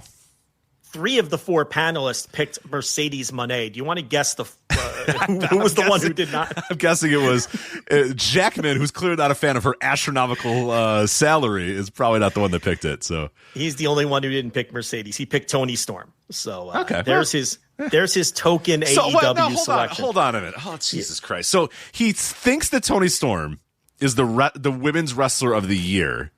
Yeah. Yet, she was embroiled in a gigantic feud that culminated in a big-time match in Australia between Mariah May, but that is not... He's not going to fight? No, okay. All right. No, that wasn't feud of the year, but I picked up on that irony as well. So... what if you don't consider that a landmark part of Toni Storm's 2025... Yet she's still, whatever. Okay. All right. Whatever. So he probably felt bad. He definitely had somebody else picked and then realized, I should probably pick an AEW thing and then switch. I think it's his token pick. Yeah. I also would say that for some reason, Jackman, here's what he writes at the end of the Toni Storm blurb. There's good reason people compare her to Mick Foley. The woman is a bona fide genius. I have never. Have you ever heard Toni Storm compared to Mick Foley? Not once. Who? Not what? Not once in my life. Not once in my life have I ever heard her compared to Mick Foley. Who this time was Tony reminds me of? Cactus Jack. Yeah. All right. Yeah. What the fuck? Favorite things so far from 2025. What is your favorite thing so far from 2025? This is an award. Apparently that they've chosen. Riggs, for example, went with AEW Double or Nothing. That was his favorite thing. Okay. So far from 2025. That was a good thing. Yeah. Okay. Our boy Raj Prashad went with the John Cena heel turn. He enjoyed the Rock and John Cena. That's fine. Justifiable. And as his favorite thing that he saw this year. Sola Heffinger went with Harley Cameron and the Mercedes Moné puppet, which I really wish was the Jackman pick. Yeah, that's a real Jackman energy out of that pick, but you're gonna love. Sir, can I also bet on this one, or do you think this is worse? No, nothing will ever top Jey Uso for Wrestler of the Year. I wanted to try to get that money back, but I guess that's not happening. So I mean, Jey Uso is not one of the 1,000 best wrestlers of this year. I mean, we went over that a couple weeks ago. Jackman's pick for his favorite thing this year are WWE's new partnerships. That's his favorite thing. Like he loves brands. He loves Slim Jim and Fireball. Is that what he's saying there? No, more along the lines of TNA. I thought he meant like commercial partnerships, and I was like, this man's like getting shivers at the idea of the Slim Jim table and the Fireball ladder. No, he's talking about TNA and AAA. Yeah, no, he likes the whole WWE extended universe, as he calls it. Yeah. God. And then this guy only watches WWE and Marvel movies, right? That's 100% all that Jackman has watched his entire life. This is what happens. Well, I've perhaps saved the best for last because this one is fucking wild. It's appropriately called the Wild Card Award. This is anything you want to hammer home about the first half of the year. Okay. So Sola Heffinger, he says the AEW's women division is looking great. Best it's ever looked. That was what he wanted to hammer home there. Riggs talked about huge low-key huge stars in the making that there are more low-key huge stars in the making than there ever have been before. I would say low-key. Yeah, there's a lot of low-key stars in the making, yes, and there's not many stars out there, but sure, okay. Well, the ones he names are LA Knight and Karrion Kross. So, and Joe Hendry and why are all of his stars? All of his stars are very low key. I would agree with that. Why are all of his stars 36 and over? LA Knight's 40 fucking two, right? He named some others. Oh, okay. I thought those are the only three he named. All of his stars are 40, but okay. And low key. Prashad, the one thing he wants to hammer home is John Cena's heel run. It just feels off. Yeah, he doesn't like it. Raj, come on. We got to get Raj on the Voice of Wrestling Podcast Network. Raj Prashad was pretty good. Raj is my guy. I told you at the start. He did a nice job. Like, he liked the Cena heel turn. He doesn't like the execution post-turn. Yeah, I'm with him. Which is kind of my take. I like Raj Prashad. He did a good job here, if he's a real person. And Jackman. Jackman's prepare wild card. for Jackman. Oh, you need to prepare for this one. So this is his wild card. This is just the thing he wants to shout out. He wants to hammer home. Okay. Jackman says, and I quote, "You have no idea where this is going." Rich, I promise you, you have. I'm really glad my computer just froze when I tried to look it up. It's so you good. have no idea where this is going. I don't even know if I can get through it. Quote. I'm not averse to thumbing through TKO's financial statements to get a sense of how the wrestling business is doing. One of the things I've been watching closely this year is the evolution of WWE's live event strategy, and in particular, the focus of turning single PLEs into larger weekend takeovers, as we're about to see in Atlanta this coming week. Oh, it's been great, yeah. They took over Atlanta with 500 fans in center stage. That allows WWE to extract more money. I love brands and monopolies. This fucking guy, fuck you. From the host city. Couple that with the ongoing push to have more events overseas, particularly in Europe, where they can draw a $3 million gate for Raw. And you can see why TKO's stock price is so buoyant at the moment. Buoyant. I love that term, buoyant. Dude, what a fucking herb. My God. Who roots for that? Who, unless you're a stockholder, which you're not because they're not a publicly traded company anymore, the fuck are you rooting for? What? Man, I want to shout out how great business and brands are. I love business and I love brands.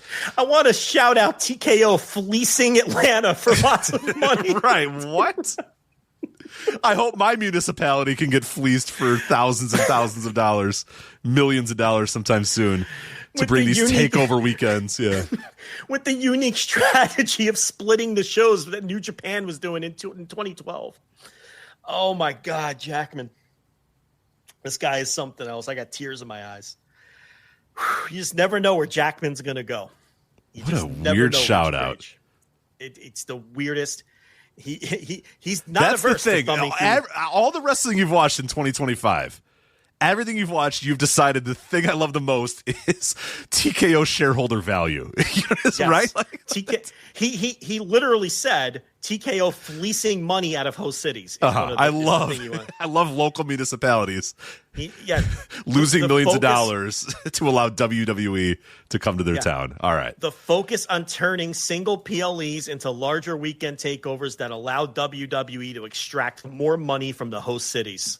That's the point he wanted to hammer home. He just really wanted to reiterate. That's something. Wanted to reiterate. Yeah. Like we're about to see in Atlanta this weekend. Now, there's something else happening this weekend, which is legitimately, as we pointed out, the most successful show the company has run in North America. But he wants to point out the hot weekend in Atlanta where they can't put 600 people in center stage. That's what he wants to point to. So.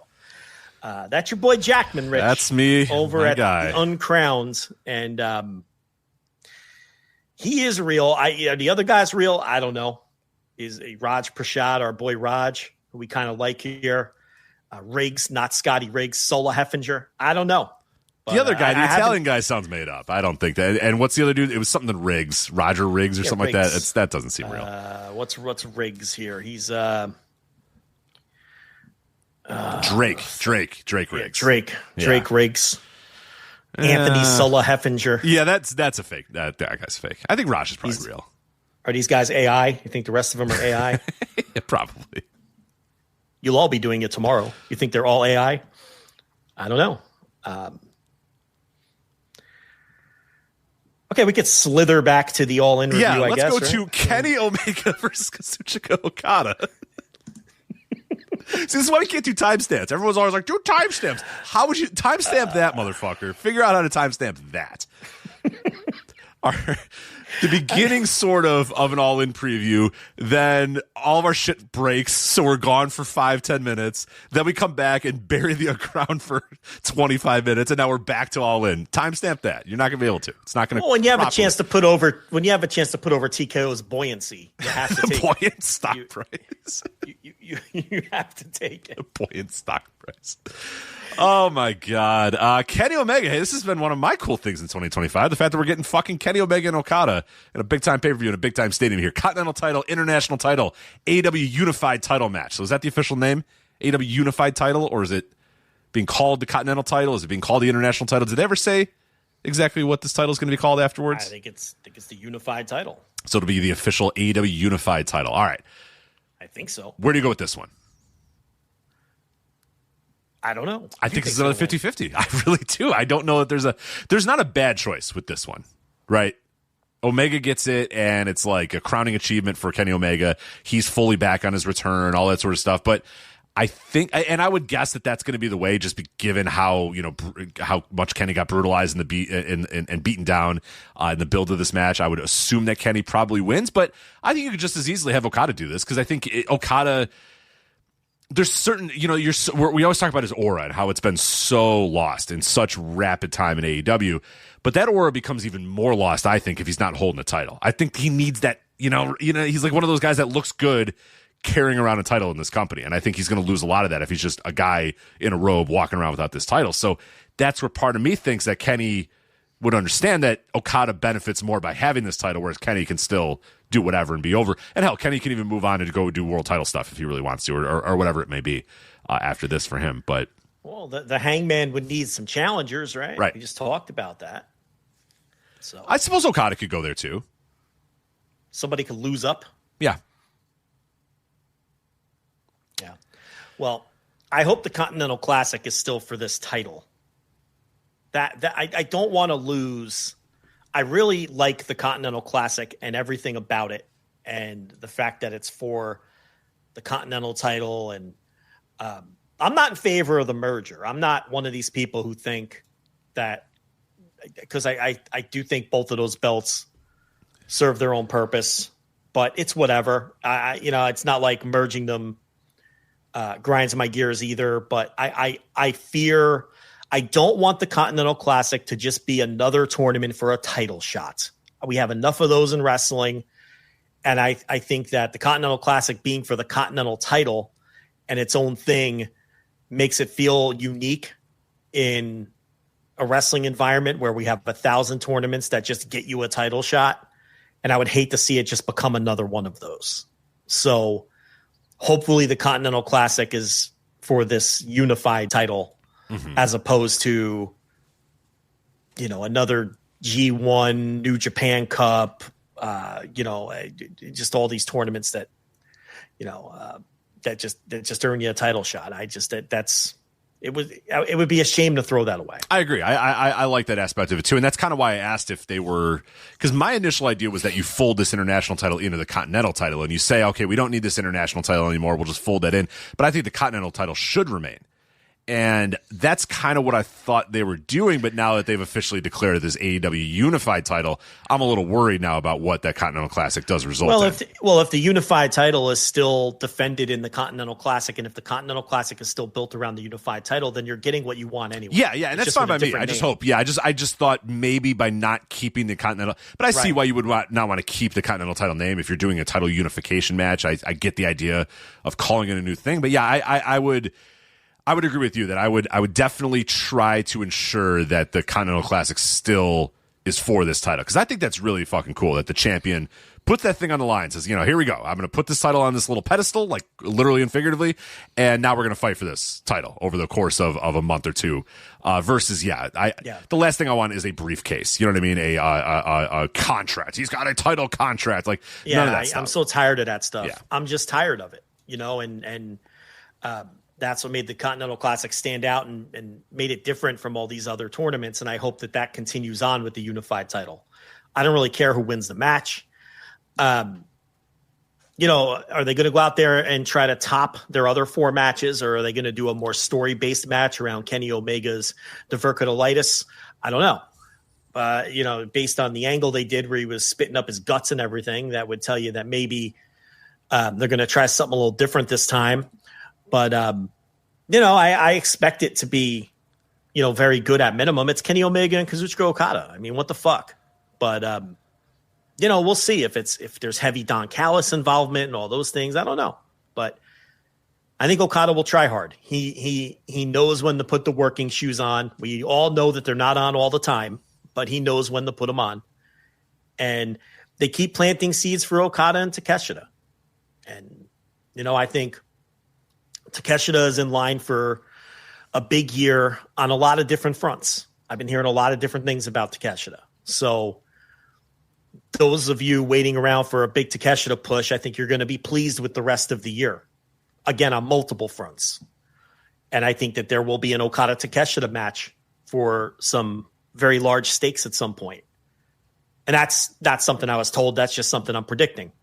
So that's another thing I think Takeshita has in front of him. So, yeah, I don't know. I'm just going to sit back and enjoy it. As far as, if they deliver to what they did before, I don't know that they can ever recreate what they did 10 years ago. Their bodies are just not that. And it's both Kenny and Okada, but their minds for the business are still sharp. And we just saw Kenny Omega have, it was 7 months ago, I guess, at this point, but we saw Kenny Omega have a fucking spectacular match to start this year off with Gabe Kidd. We know that he's capable of it.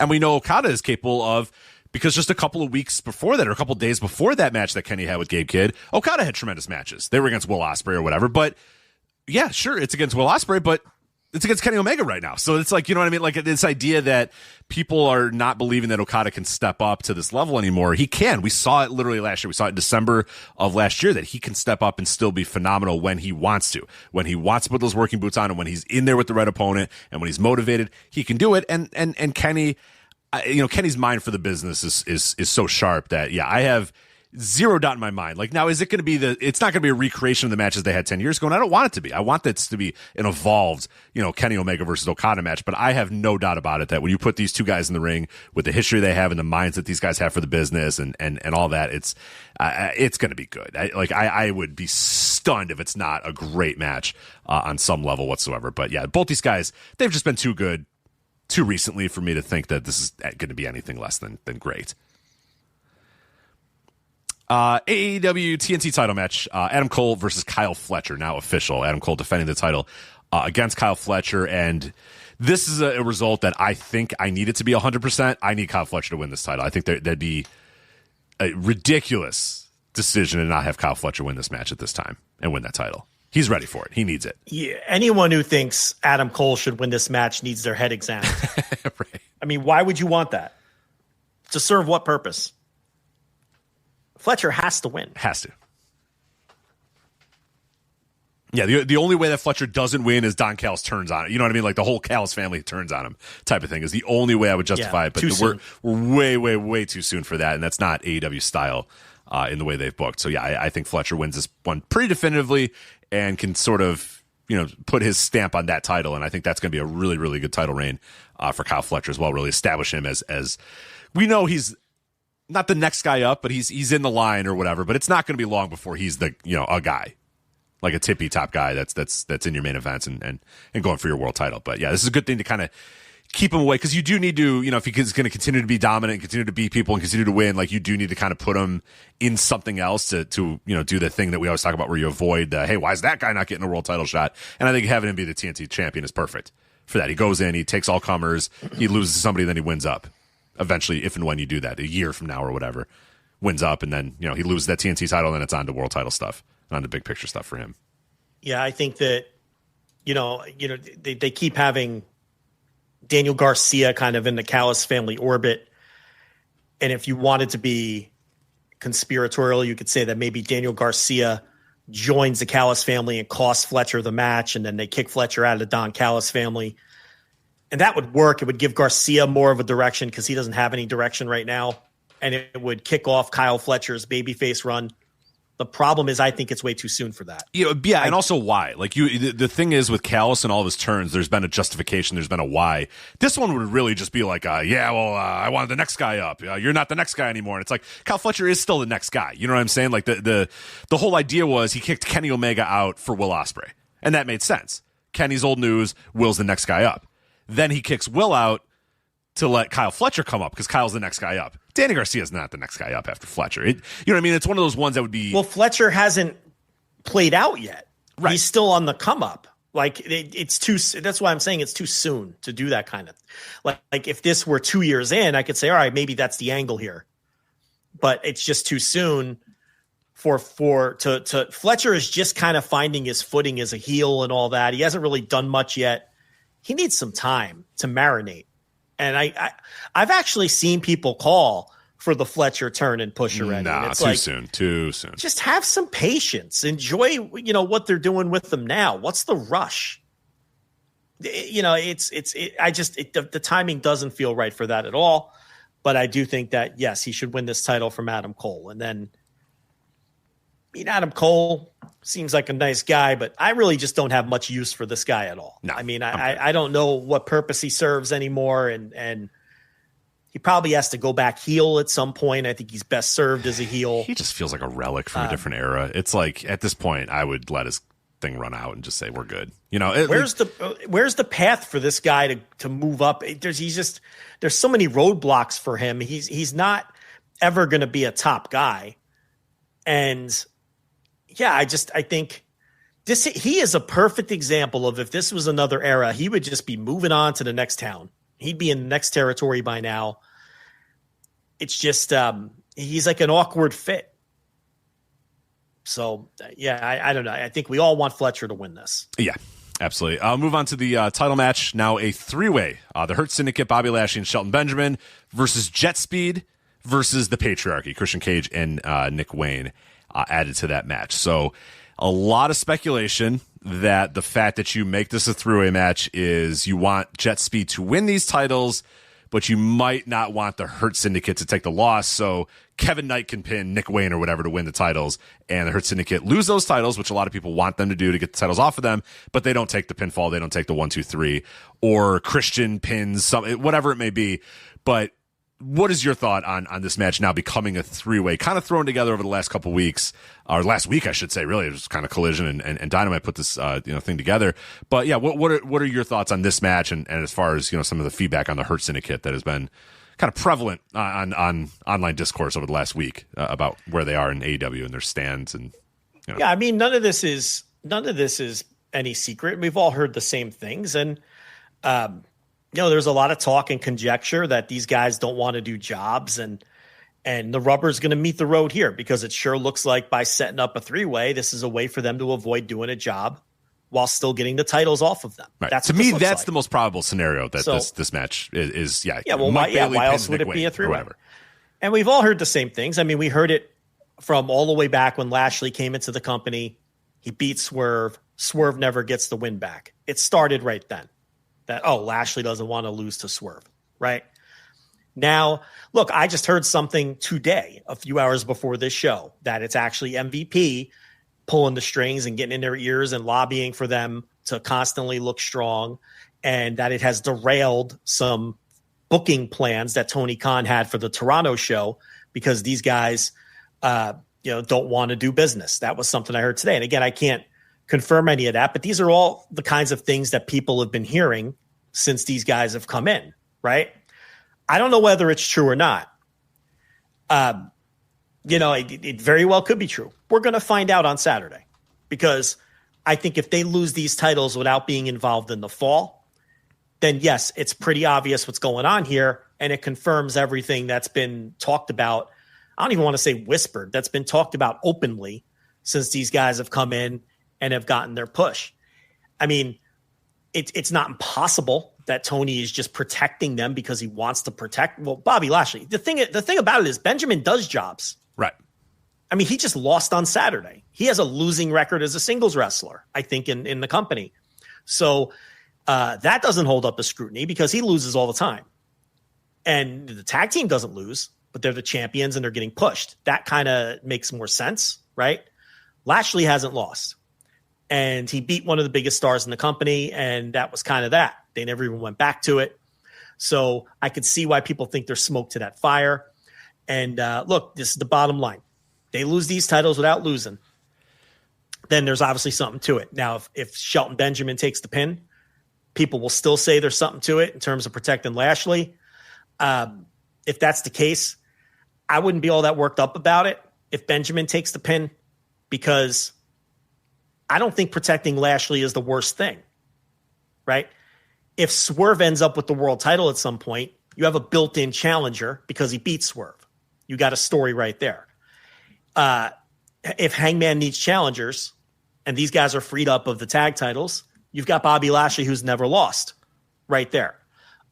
So protecting him isn't the worst idea if that's what's happening. But if it is something else, and this is a guy who doesn't want to lose, well, then yes, that's a problem. That's a problem. And the fact of the matter is, I'm just going to go ahead and say it. That's another example of Tony Khan's weak leadership. No, these are my plans. This is what we're doing. And if you don't like it, hit the bricks. Well, freeze them out the way you freeze everybody else out then. You can't let look, everything's a collaboration in pro wrestling, okay, to some extent. But if some of these theories, if some of these stories, if some of these things getting thrown around are true, and these guys have politicked and lobbied and refused to do things to the point where Tony Khan has been forced to change some of his booking plans for future shows, the foot has to go down at some point. I no longer put that on the talent. I put that on the supreme commander at the top. Right. Be a leader, be a boss. Because, yeah, I think more talent should probably, not be all out, I'm not doing jobs or whatever. But I think, it's something that we've kind of a lost art in the last 30 years is a lot of wrestlers just, don't care about wins and losses. And I think some more wrestlers should care a little bit more about their spot and should care about how they are presented and how they look or whatever. But that all comes to an extent. It comes to the extent of, you can sort of, maybe fight back from time to time if you want. But at the end of the day, if Tony says, hey, you're losing the titles. You guys have won for a year straight. You've won for X amount of months. You haven't taken a pinfall yet. Now you're losing. You can't be the guy that then says, oh, I'm going to fuck this. No, I'm not losing. And then the promoter says, oh, okay. And then books to your needs. Like then, yeah, like you said, it points to the leadership more so than the person themselves. So yeah, it's I'm with you that if Benjamin takes the fall, I have no issues with it because I don't want Lashley. I don't think Mike Bailey should pin Bobby Lashley. I have no issues with that. I have zero. I don't have any issues with that at all. Yeah. Benjamin, if they are taking the fall and losing the titles, Benjamin should be the one to lose. Of course. That's what he's there for. Yeah, and that's why people wanted, there was when Cedric Alexander was a free agent, I guess still is a free agent. People were saying, "Oh, you can bring him in now." He's with TNA now. Oh, that's right, he's a TNA. But he's a guy that people mention. Hey, bring him in, and then he can be the lost guy for the Hurt Syndicate. And sure, not people. Me, yeah. I advocated. Was that for you? Okay. I thought I'm one of them. I mean, I thought he would have been perfect to bring in Cedric Alexander because he's already tied in with the act, and he could take every single fall. He could be a lost post, and the perfect lost post because he's a workhorse. He's a guy who can go in there and have AEW caliber performances and lose all the time. And then you don't even have to beat Shelton anymore. I would have brought him in. It's obvious Tony didn't want to bring him in. Maybe because it's like, well, how many more of these guys am I going to hire where they're already pushing me around? Right. How much, do I want to bring in a fourth guy? That could have played into it, right? But then you could protect Shelton too if you would have had Cedric Alexander around to take all the falls.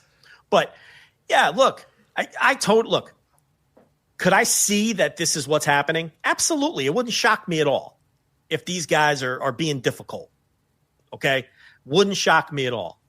But it could also be a situation where maybe it's beneficial to protect Lashley anyway. But the bottom line here is they wouldn't have made this a three-way if they planned on beating the Hurt Syndicate. They're beating Nick Wayne. Or Christian Cage is stealing a pin from somebody. Right. I can totally see that happening too. Or they're them, kind of getting into their heads. I think they're okay if Christian pins them. I bet, if there's a scenario that I can play out in my head too, that Shelton's like, I'm not getting pinned by that guy or that guy, Kevin Knight or Speedball Mike Bailey, but I'll get pinned by Christian. But he just got pinned by Kevin Knight on TV. Exactly. So that's why I don't think that's a reasonable scenario, because he wouldn't have gotten pinned by Kevin Knight on TV if he cared. So I don't think that's the case. I just think, it's exactly like you said. Christian's going to roll somebody up from behind, or Kevin Knight's going to pin Nick Wayne, and that's how they're going to win the titles. I mean, Shelton Benjamin has a losing record. You can't sell me on Shelton Benjamin being difficult to do business with, because he loses to all kinds of people. So, is it Bobby Lashley? Have these guys agreed, hey, look, we're going to make sure Bobby gets protected at all costs? Is that kind of the pact that they have? I don't know.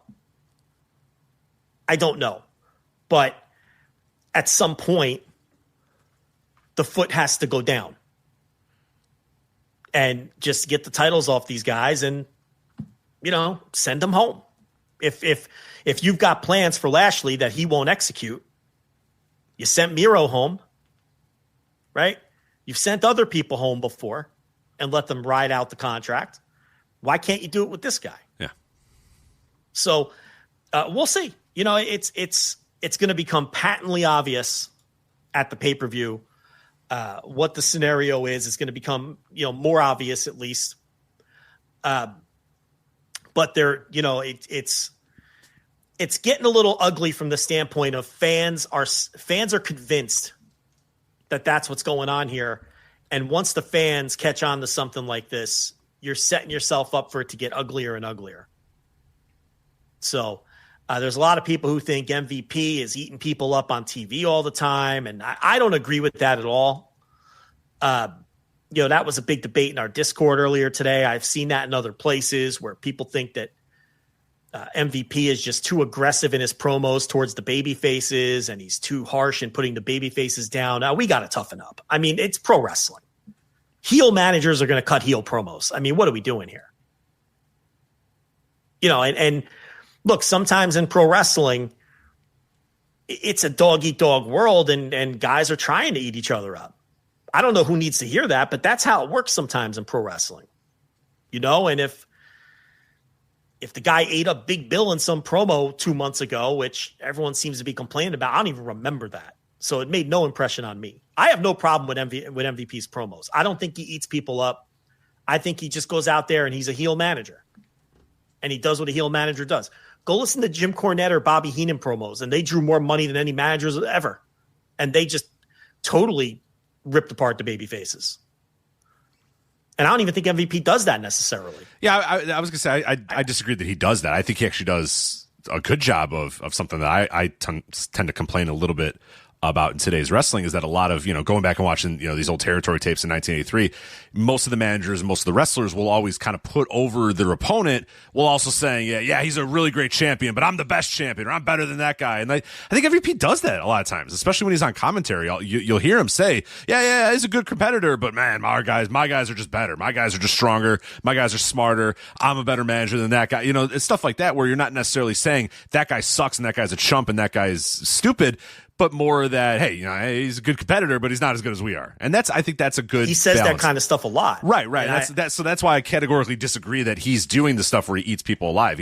I don't think he is. I think he's doing it very much in the old school way where you put over your opponent while you're beating them, which makes your guys look even better. Say, yeah, they're great champions, but look at our guys. Our guys haven't lost to anybody. Our guys are beating everybody. I think that's what he does more than anybody. The one thing with MVP, though, and I will sort of say, not that I'm ready for him to do this yet, but I'm kind of questioning if it will ever happen. Do you in your heart of hearts think that MVP is ever going to eat shit as the manager of the Hero Syndicate? Or is he going to talk a bunch of shit and then just always stand tall? I don't know, but does it matter? It's his guys that have to lose. I think sometimes the heel manager, if you talk a bunch of shit, is going to have to get knocked on his ass a couple times. Or show ass or whatever. And I agree. But I mean, at the same time, I think it's more important that if he talks shit on behalf of his guys, he just has to be proven wrong now and then. And I think that's the crux of the issue. That these guys, now they're in the middle of their title push. So there's not a lot of room for them to lose a bunch of matches. Like I said, we're going to find out this weekend. Yeah, The rubber's going to meet the road. Yeah, the rubber's going to meet the road, and we're going to find out. And look, if MVP is the one pulling the strings behind the scenes, he's out of line. But I haven't had any issue with his on-screen performance. I think people are chasing ghosts with that one. I think that people have assumed, or they think, or they've heard that these guys are difficult to do business with.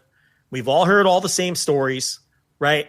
And now they're looking for evidence whenever they're on the screen. And I think that's what's leading to all of this talk that MVP is going out of his way to eat people up and going out of his way to be unnecessarily harsh towards the baby faces. I think if the Hurt Syndicate didn't have this reputation for being difficult to do business with, this conversation wouldn't be happening, because Correct. I think his on screen, there's been I was actually stunned that people held this opinion. I've been watching these guys from the start, and I haven't thought one time that MVP has been out of line on screen. I think he's just been a heel manager when they've been heels, and a babyface manager when they've been babyfaces. I just so I completely disagree with that the on-screen aspect of it. And the fact of the matter is, guys are trying to outdo each other in promos all the time in pro wrestling. I mean, we just saw Charlotte eat Tiffany Stratton's lunch on TV, to the point where Tiffany Stratton had a choice to make. I'm either going to keep letting Charlotte eat my fucking lunch on TV and do what a big star does and throw her weight around, or I'm going to bite back. And she chose option 2. And she went on live TV and she bit back, and she shook Charlotte to the core. Charlotte was gotten to and looked like an absolute fool, and muttered out that weak line of, "Oh yeah, well, your man's in my DMs." And she just looked like a fool. This is pro wrestling. It's a tough business. If Big Bill or whoever else feels like they're getting eaten up by MVP, bite back. That's how it's done in pro wrestling. It's if you let people eat you up in this business, they will. They will. Yeah, the sharks smell blood very quickly. Yeah, they have a live mic, and you let them eat you up, you will get eaten up.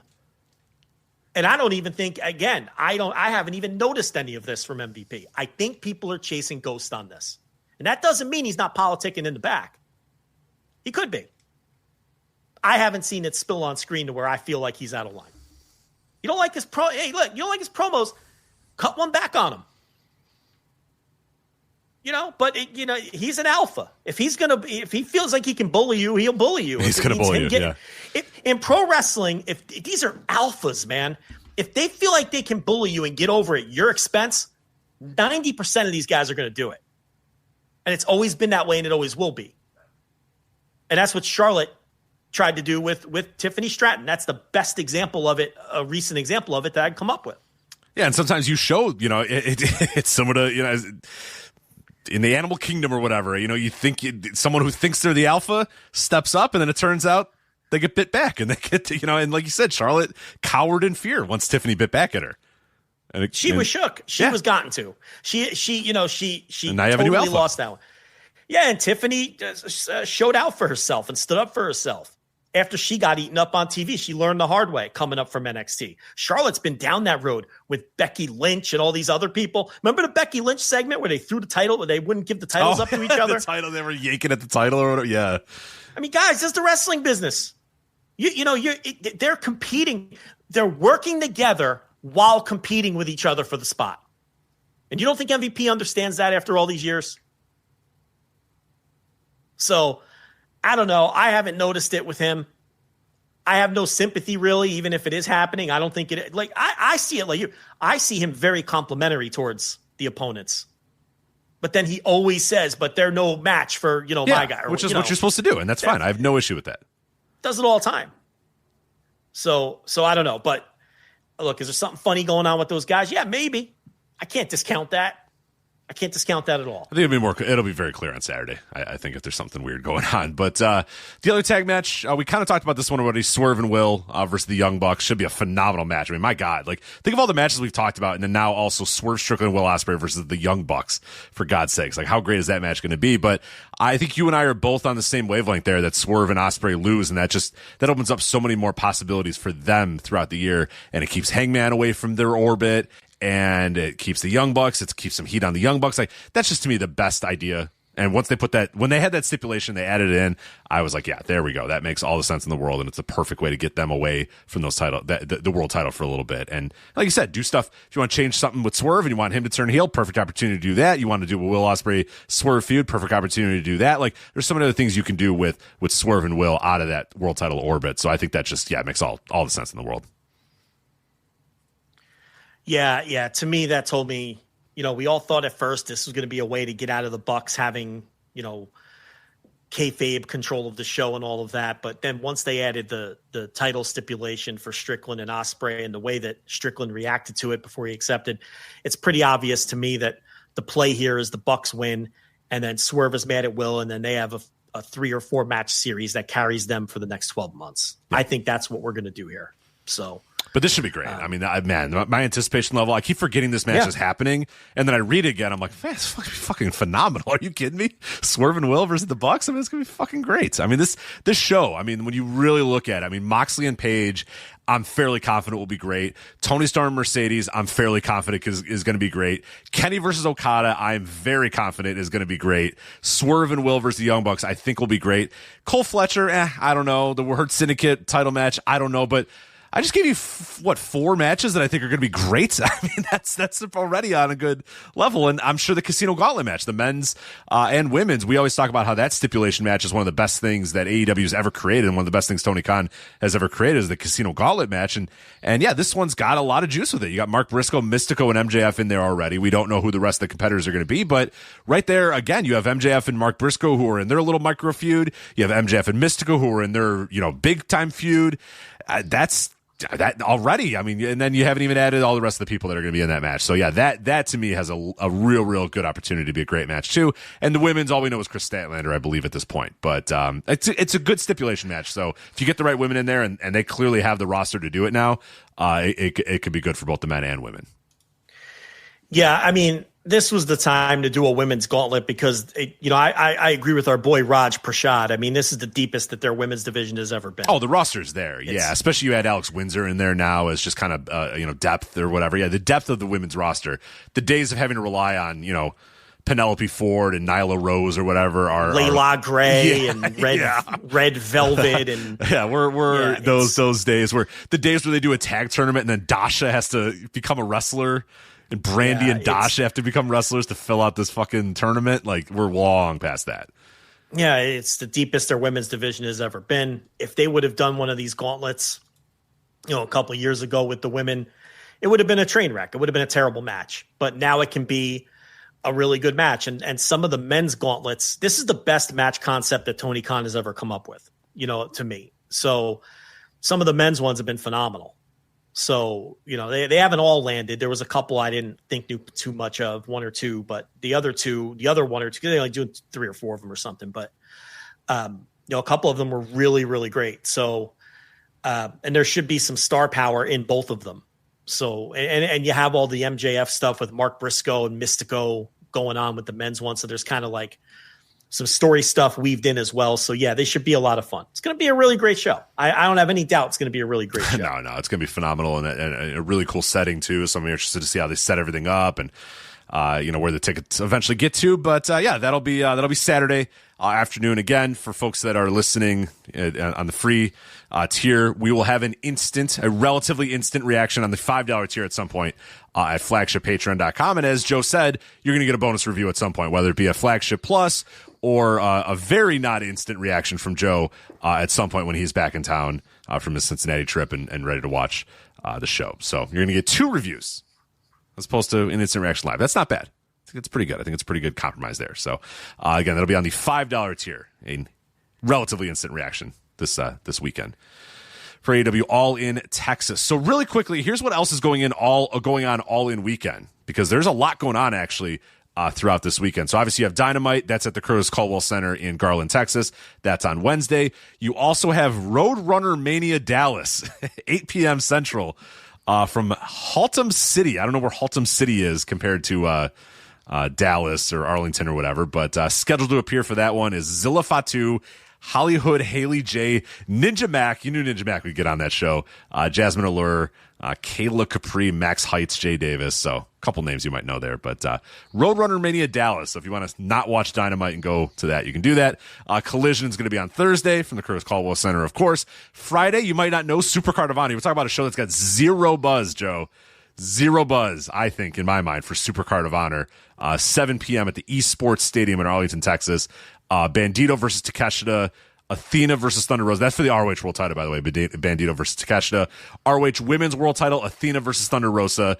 ROH Pure Title, Lee Moriarty versus Blue Panther. It sounds like a hell of a show, though, regardless of the buzzometer. Those three of those matches sound great to me. ROH World Tag Team Titles, the Sons of Texas. Obviously, Dustin and Sammy versus Top Flight or the Infantry. So either Top Flight or the Infantry, and then an ROH Women's Pure Title match as well. So that is on Friday. House of Glory, little hog coming to Haltom City, Texas as well.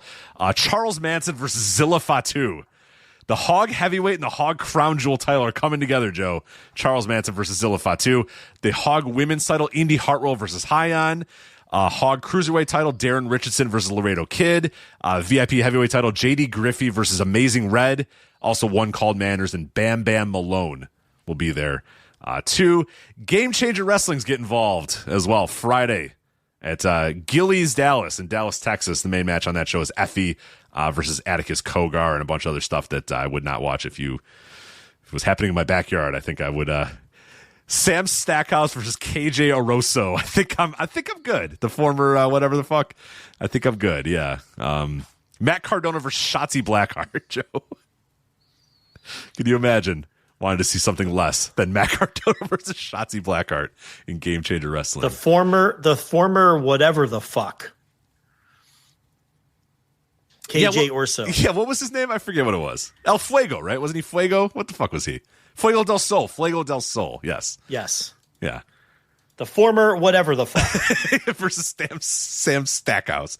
And I quit match. No, thank you. Then you have on July 12th, obviously, is All In Texas. And then on July 13th in Forney, Texas, which I believe is pretty far away, Tokyo Joshi Pro is coming in. So you can do that.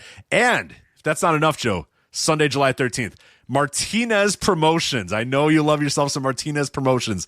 Running in Arlington, Texas. A whole bunch of names: Psycho Clown, Laredo Kid, Aerostar, Jack Hartwell being your big names, I would say, on that show, and a bunch of other. Martinez kind of is whoever shows up a lot of times, but they have about 20 wrestlers scheduled to appear. We'll see who all appears in Arlington, Texas. Did you talk about all this indie shit, but you didn't bring up Supercard of Honor? I did bring up Supercard of Honor. Oh, you just lumped it in with the indie shit? Yeah. Oh, okay. I said, a show that also has zero buzz, Supercard of Honor. No buzz. Even though it sounds good, it looks like a good card on paper, but just zero buzz. It's going to be really good. I mean, Supercard of Honor is going to be a really good show. I mean, you look at those matches. Is the never-ending women's pure title tournament coming to a conclusion? I believe it is. I believe it is. Great. Yeah. TBD versus TBD for the women's pure title. We needed that match. I thought Stir It Up had that title. Does she not? No. She's the TV I title. always fuck that up. You do this every time. She is the women's, the very prestigious ROH women's television Correct. champion, not Correct. the pure champion. Well, why are they still trying to make this? How long has this title tournament been going on for? You think I watch ROH? You think feels like it's been a while. Locking in right? on ROH? This is usually the week where I crash watch all the ROH, but I'm not going to be around, and I'm not doing it. Nah. So I'm going to go into the Supercard of Honor blind, as it were, for the review next week. But yeah, it should be a good show. Fucking Takeshita and Bandito, right? Isn't that the main event of this thing? So wait, the tournament hasn't started yet?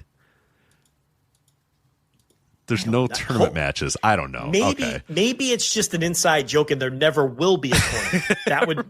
That would suit me just fine. That would I thought suit they were me doing just a fine. tournament for this. Nobody needs that title. Also, nobody cares and nobody knows. So no one needs that title. Takeshita could beat Bandito. Yes, he can. I really believe that. I believe Takeshita. Not only do I think he can beat Bandito, I think he should beat Bandito. How's that? You moving How's that for a Bandito up? spicy- Yeah, I like a little spicy take there. Yeah, what do you got? Well, I'm not moving Bandito up. I'm just beating him with Takeshita. I think Bandito is slotted just fine. I don't see him as a top guy. I see him as an upper mid-card guy. I think he's slotted pretty good where he is. But Takeshita, obviously, I would put that title on Takeshita. I think that would be a good move. Let him walk around with a belt on Dynamite. So we're told there is an ROH Women's Peer tournament, but they haven't started it yet. It's That's just like it's just going on. It's just like going on in perpetuity, but nobody's ever in it. Great. Then how about we never start it and forget that we So it's like even came up with this idea? All right, it's a thing, but it's not a thing. We're doing a thing, but we're not doing it. Does that make sense? No. Like I said, maybe it's just a big joke and they're never going to roll it out, which would be very eventually funny. Red Velvet's going to get it, and then I'm going to be right all along. She could be a double champion. Just double champion. Can you imagine Red Velvet in a women's pure? I mean, she's bad at doing anything. Oh God, she's so awful. And then doing like working around rope breaks and stuff. The Red Velvet, that would be great. Why are you threatening me with that? Yeah, well, why not? I'm not going to watch it most times, but yeah, Supercard of Honor, negative buzz for Supercard of Honor this year, which is a real shame. Yeah, a real shame for the state of Ring of Honor right now. But yeah, there's no attention put into it. It's. Listen, I tried to tell people.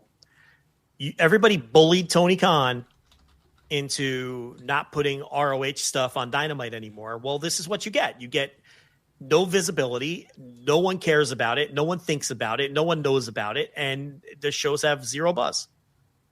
You have to have stuff on TV for people to know about it and care about it. Right. Yeah, how else you're not going to get enough people to subscribe to Honor World or Honor Club or whatever to figure out what the fuck's going on with any of this. How cool would it be if we had been building a Bandito Takeshita ROH World Title match on Dynamite for the last 6 weeks? Pretty fucking cool. No, we cool. can't have that. We can't have that though, because the letters. I can't figure it out. The letters. I can't figure it out. I'm a corn cob. Ah. Yeah. I mean, that would feel like a really hot match with those two guys. Yeah. But but everybody bullied Tony Khan out of it, and they bullied him out of the rankings. All the shit that was working and that that was cool and made the company feel different. And he got the wrong people in his ear. And and this is the end result. There's a Bandito Takeshita World Title match, and there's a lot of people who probably don't even know what's happening. Right. And it might be one of the best matches of the weekend. Yeah, it's gonna be phenomenal. Are you kidding me? Yeah, it's gonna be great. Blue Panther Lee Moriarty sounds fucking awesome. Also, I forgot to mention Nick Wayne versus Teton for the ROH World TV title. That sounds awesome. Yeah, of course it does. Who cares? Nobody knows though. and they where they built that? Arena Mexico. Yeah. Uh-huh. Because I don't know, now it's like taboo to put ROH on Dynamite because Raj Giri might cry about it. Who cares? He's the ringleader of the stupid. Does it really matter what those people think? Stop letting the stupidest people dictate what's happening in wrestling. They just hate your show anyway. They're going to hate your show no matter what you do. So, stop. Yeah, I mean, get off Twitter and just run your business. That applies to a lot of people, I would say. Yeah, that is for us. Evergreen statement right there. Get off Twitter and run your business. That is, put that on a billboard, is what I would say. But there you go. That is All In weekend and All In Texas. Let's go back to those WWE shows real quick because they are. What did Jackman say? The takeover of Atlanta this weekend. The takeover of Atlanta. Yeah, yes. the city is on notice. You know what I mean? The city is paused to make way for the barrage of World Wrestling Entertainment shows they're getting this weekend, starting with WWE, air quotes, Great American Bash, live from center stage.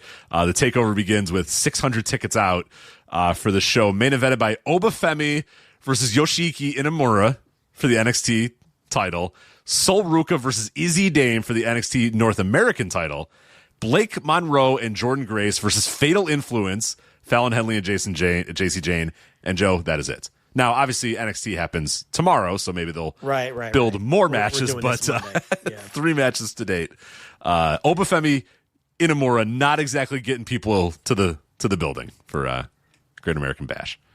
Have they successfully cooled off anyone more than they cooled off Ricky Starks and Mariah May? Oh, the Mariah May thing has to be studied for you decades. Couldn't cool off 2 people more if you wanted to do it on purpose. I mean, what a disaster NXT is. I mean, it's not just an awful show, but it's an awful booked show. It doesn't draw any money. It can't sell a ticket. It's just terrible in every way. I mean, they take people who we talked about it at the time. If they would have put Ricky Starks on Raw or SmackDown instead of NXT and had him come out, he would have, with all of that. Remember all that momentum he had from the WWE fans who couldn't wait to see him jump? Mm-hmm. Remember that? How hot that felt? I do. He would have got such a reaction if he would have came out on Raw or SmackDown. Instead, they bring him out in whatever that building is. Is that it's not Full Sail anymore, right? Whatever it's called. I can't think of the name of the building. They bring him out in that little dopey building with no name, because then they got to fuck around, change the name too. Put him in a feud with the Eater of Worlds, Ethan Page. There's another one that Ethan Page pulled off. It's really crazy how Ethan Page, whoever gets, and there's people who praise him in NXT. No matter who Ethan Page is in a program with, the person comes out the other end in far worse shape. It is indisputable, and I'll debate anyone on that. I will debate anyone on earth. Put the word out. Joe Lanza is challenging anyone to an Ethan Page debate. Because everyone he's programmed with comes out the other end cooler than they were. Trick Williams, Javon Evans, Ricky Saints, or whatever the fuck his name is now. Right? That guy ain't even on the show anymore. No. Mariah May comes in, coming off of the hottest women's feud really in all of wrestling. Okay? With two huge matches, the one in Australia and then the final fucking story, whatever, the fucking ending gimmick, right? Great match, universally praised even by us. While we crossed our arms and bit our teeth and said we didn't want to like it. Praised by everybody, okay? Makes the jump, and they fuck around and change her name, and now they're talking about doing a heel turn with her, and she's just immediately cooled her off. Yeah, ice bath. Immediately cooled Chef her off. Michaels seems to cook with a very not a lot of heat, not a lot of fire, not a lot of cold. He's sushi chef or something out there. Oh, it's the shits. Yeah. Those are two people. If Ricky Starks and Mariah May, two names they absolutely could have used, okay, popped up on Raw instead of NXT with those names fresh off of their runs, they'd be stars right now on the main roster. I don't have any doubt. Whatever you think star means, they'd be over. Put it that way. Provided you do something decent with them. I mean, those were locks. Yeah. Those were locks. Yeah, Blake Monroe means nothing in record time in that company. Means nothing. To the point where they're now talking about doing a turn to try to reignite. We're reigniting her? She's only been there for a month. The cringe moment with her where you knew it wasn't working and she knew it wasn't working is she went on TV about a month ago and she broke the fourth wall and looked into the camera and said like a sexual comment because, her and the whole Tony thing, right? And the crowd gave her nothing. They had no idea what she was doing, or they just didn't care. And you just felt her die in the middle of that ring because she tried to reference back to what got her over to begin with, and nobody fucking cared. And it was at that moment that she realized, holy shit, I'm Izzy Dame. I'm Lash Legend. I'm just another person on this roster in this blob of NXT talent, 90% of which will never make it to the main roster or have any kind of meaningful career. And now I am just on this terrible show on a network nobody watches that can't sell any tickets with a new name that nobody can remember. And I'm not half as over as I was before. Right. And my gimmick is just moment. a complete recreation of Sabrina Carpenter because, I mean, it's brutal. It's very bad. And the exact moment you said, if people haven't seen that, you could see the eyes. You always say the eyes never lie. She does. I forget what the words were, but she says it in her slow voice, and it's like nobody some reacts. Sexual you can tell. Innuendo, and no one cared. And everyone's Nobody just cared. like, either they didn't care or they didn't know, which is also a possibility. Because a lot of these NXT fans probably know the names and know they're jumping, but aren't watching AEW, so they don't know, oh, yeah, that's a reference to Timeless Tony Storm or whatever. Like, you know what I mean? They don't know any of that. Or they just don't care. One or the other. It's a funny thing in pro wrestling because a lot of times name changes ultimately don't mean anything. People get used to the new name. We've seen it 1,000 times. But there's also this thing in pro wrestling where a slight change in presentation can mean the worst. And it only takes that subtle change. Yeah, Ricky Saints is essentially Ricky Starks. There's not a ton of difference, right? This gimmick is a little different than what Mariah May was, but it's those subtle changes, though, where you just lose whatever you had. That's why Vince was so smart to just let Cody be everything that he was. Come out with the same robe, come out with the same music. You're just fucking AEW Cody Rhodes. He could have gotten big balls and said, no, you're my creation. You're not Tony Khan's creation. So come out and be dashing Cody Rhodes. You know what I mean? Like there's so or even anything. Even if it was 90% of right, the act, just some maybe, small difference, different music, or different without the, or maybe if they insisted he be the American Dream instead of the American Nightmare, or maybe he didn't have his robe, or maybe they told him to lose the yellow hair. It could have been any small black thing. hair. Yeah, no, I want you to have brown hair. We don't like the yellow hair. We want the brown hair.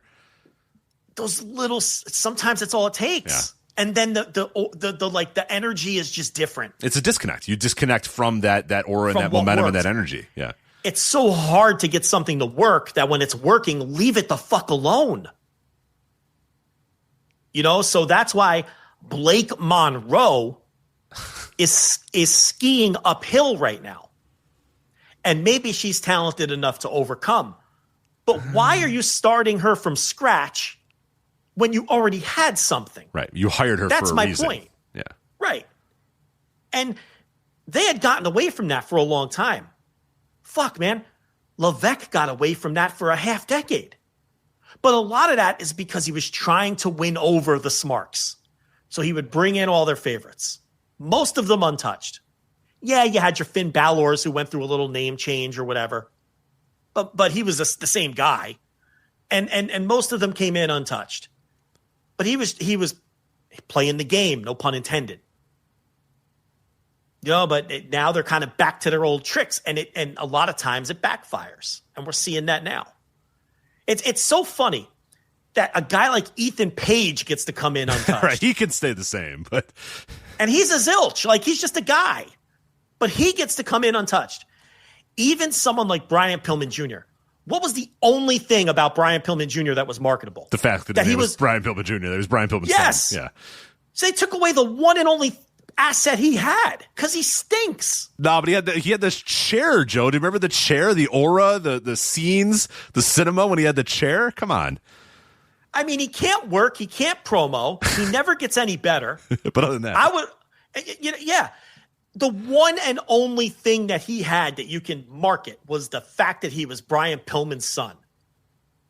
And what's funny is they still reference that on the TV. Well, then what the fuck did you change his name for? You dopes. That was the Michael McGillicuddy where they would spend the whole time telling you that he was Kurt Hennig's son. And I'm like, well, then why is he Michael McGillicuddy then on my TV? Now, listen, look, Pillman Jr. was never going to work out anyway. No, but you ensured that he has no chance. Yes. You start him. You give a roadblock. You put a roadblock right in front of him from day one, which is not advisable. As someone in the chat points out, they even let Shawn Spears come in with his non-WWE name. Yes. So for Ethan Page and Shawn Spears, you give but these other people who have a chance to be something fresh and something that can catch on, you fuck with it. It doesn't make any sense. It's mind blowing in its stupidity. And they must think that Ethan Page is some incredible hand who's helping out these young wrestlers. You know what? Maybe he's helping them fill in the gaps with their work. Who knows? I never thought Ethan Page was anything other than an average wrestler. And he's never had a match in NXT that cracked 3 stars. Let's be honest. But where he absolutely is not helping is everything he touches goes to shit. Yeah. And Tony Khan obviously doesn't learn because he just brought back Scorpio Sky. So that's like Ethan Page's doppelganger. I couldn't believe when I saw that spoiler. I was like, no. Like, what if we put him with Christopher Daniels? I said, no. Just stop. Stop. It's like, you have to quit this guy. You have to quit this guy. You gotta quit these guys. Eventually, you gotta quit these guys. Remember when he had the video package? He's like, Scorpio Sky's coming back. And that was like, and then he didn't come back. And they just went away. He never came back. And they were like, oh, good. We're saved. Nope. We're not saved. Here he is. Someone said Ethan Page should have came in as Karate Man, and I know they're joking, but that would have worked better. That would have worked better than Ethan Page generic fucking Jag is what he is right now. Are you kidding me? Karate Man would have gotten over with the WWE audience. Of course. It'd be Karate Man and Mr. Iguana. Yeah, exactly. Fucking. Yeah, now he's just Jag of the fucking earth.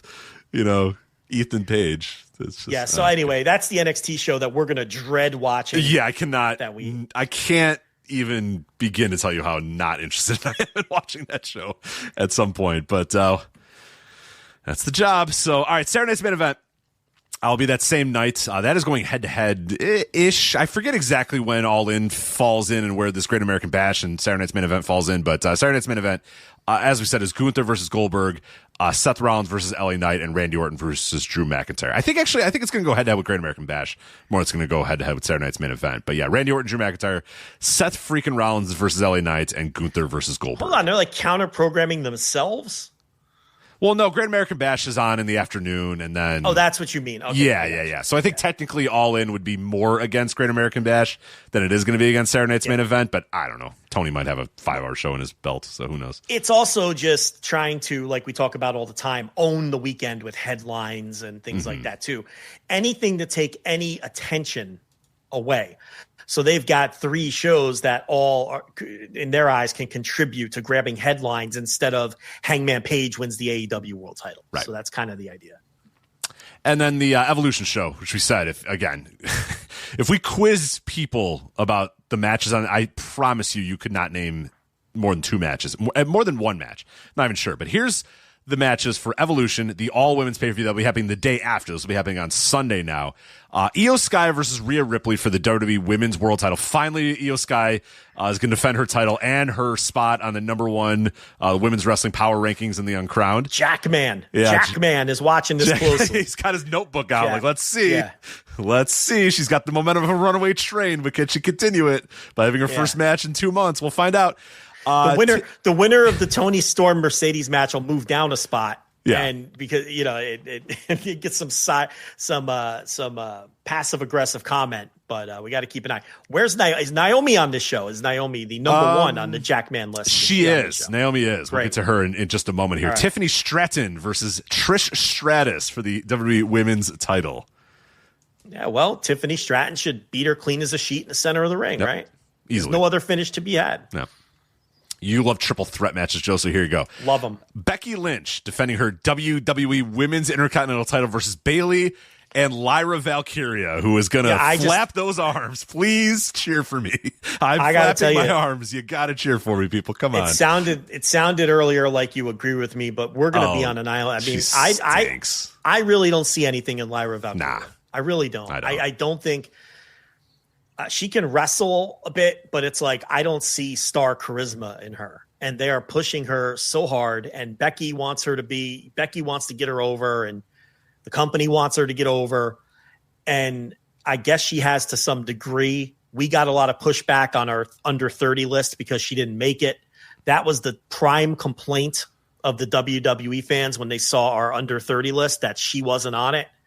Which I didn't even think about her, if I'm being completely honest. No. She wouldn't even have crossed my mind. She's a nice little wrestler. Maybe I'll end up being wrong about this one.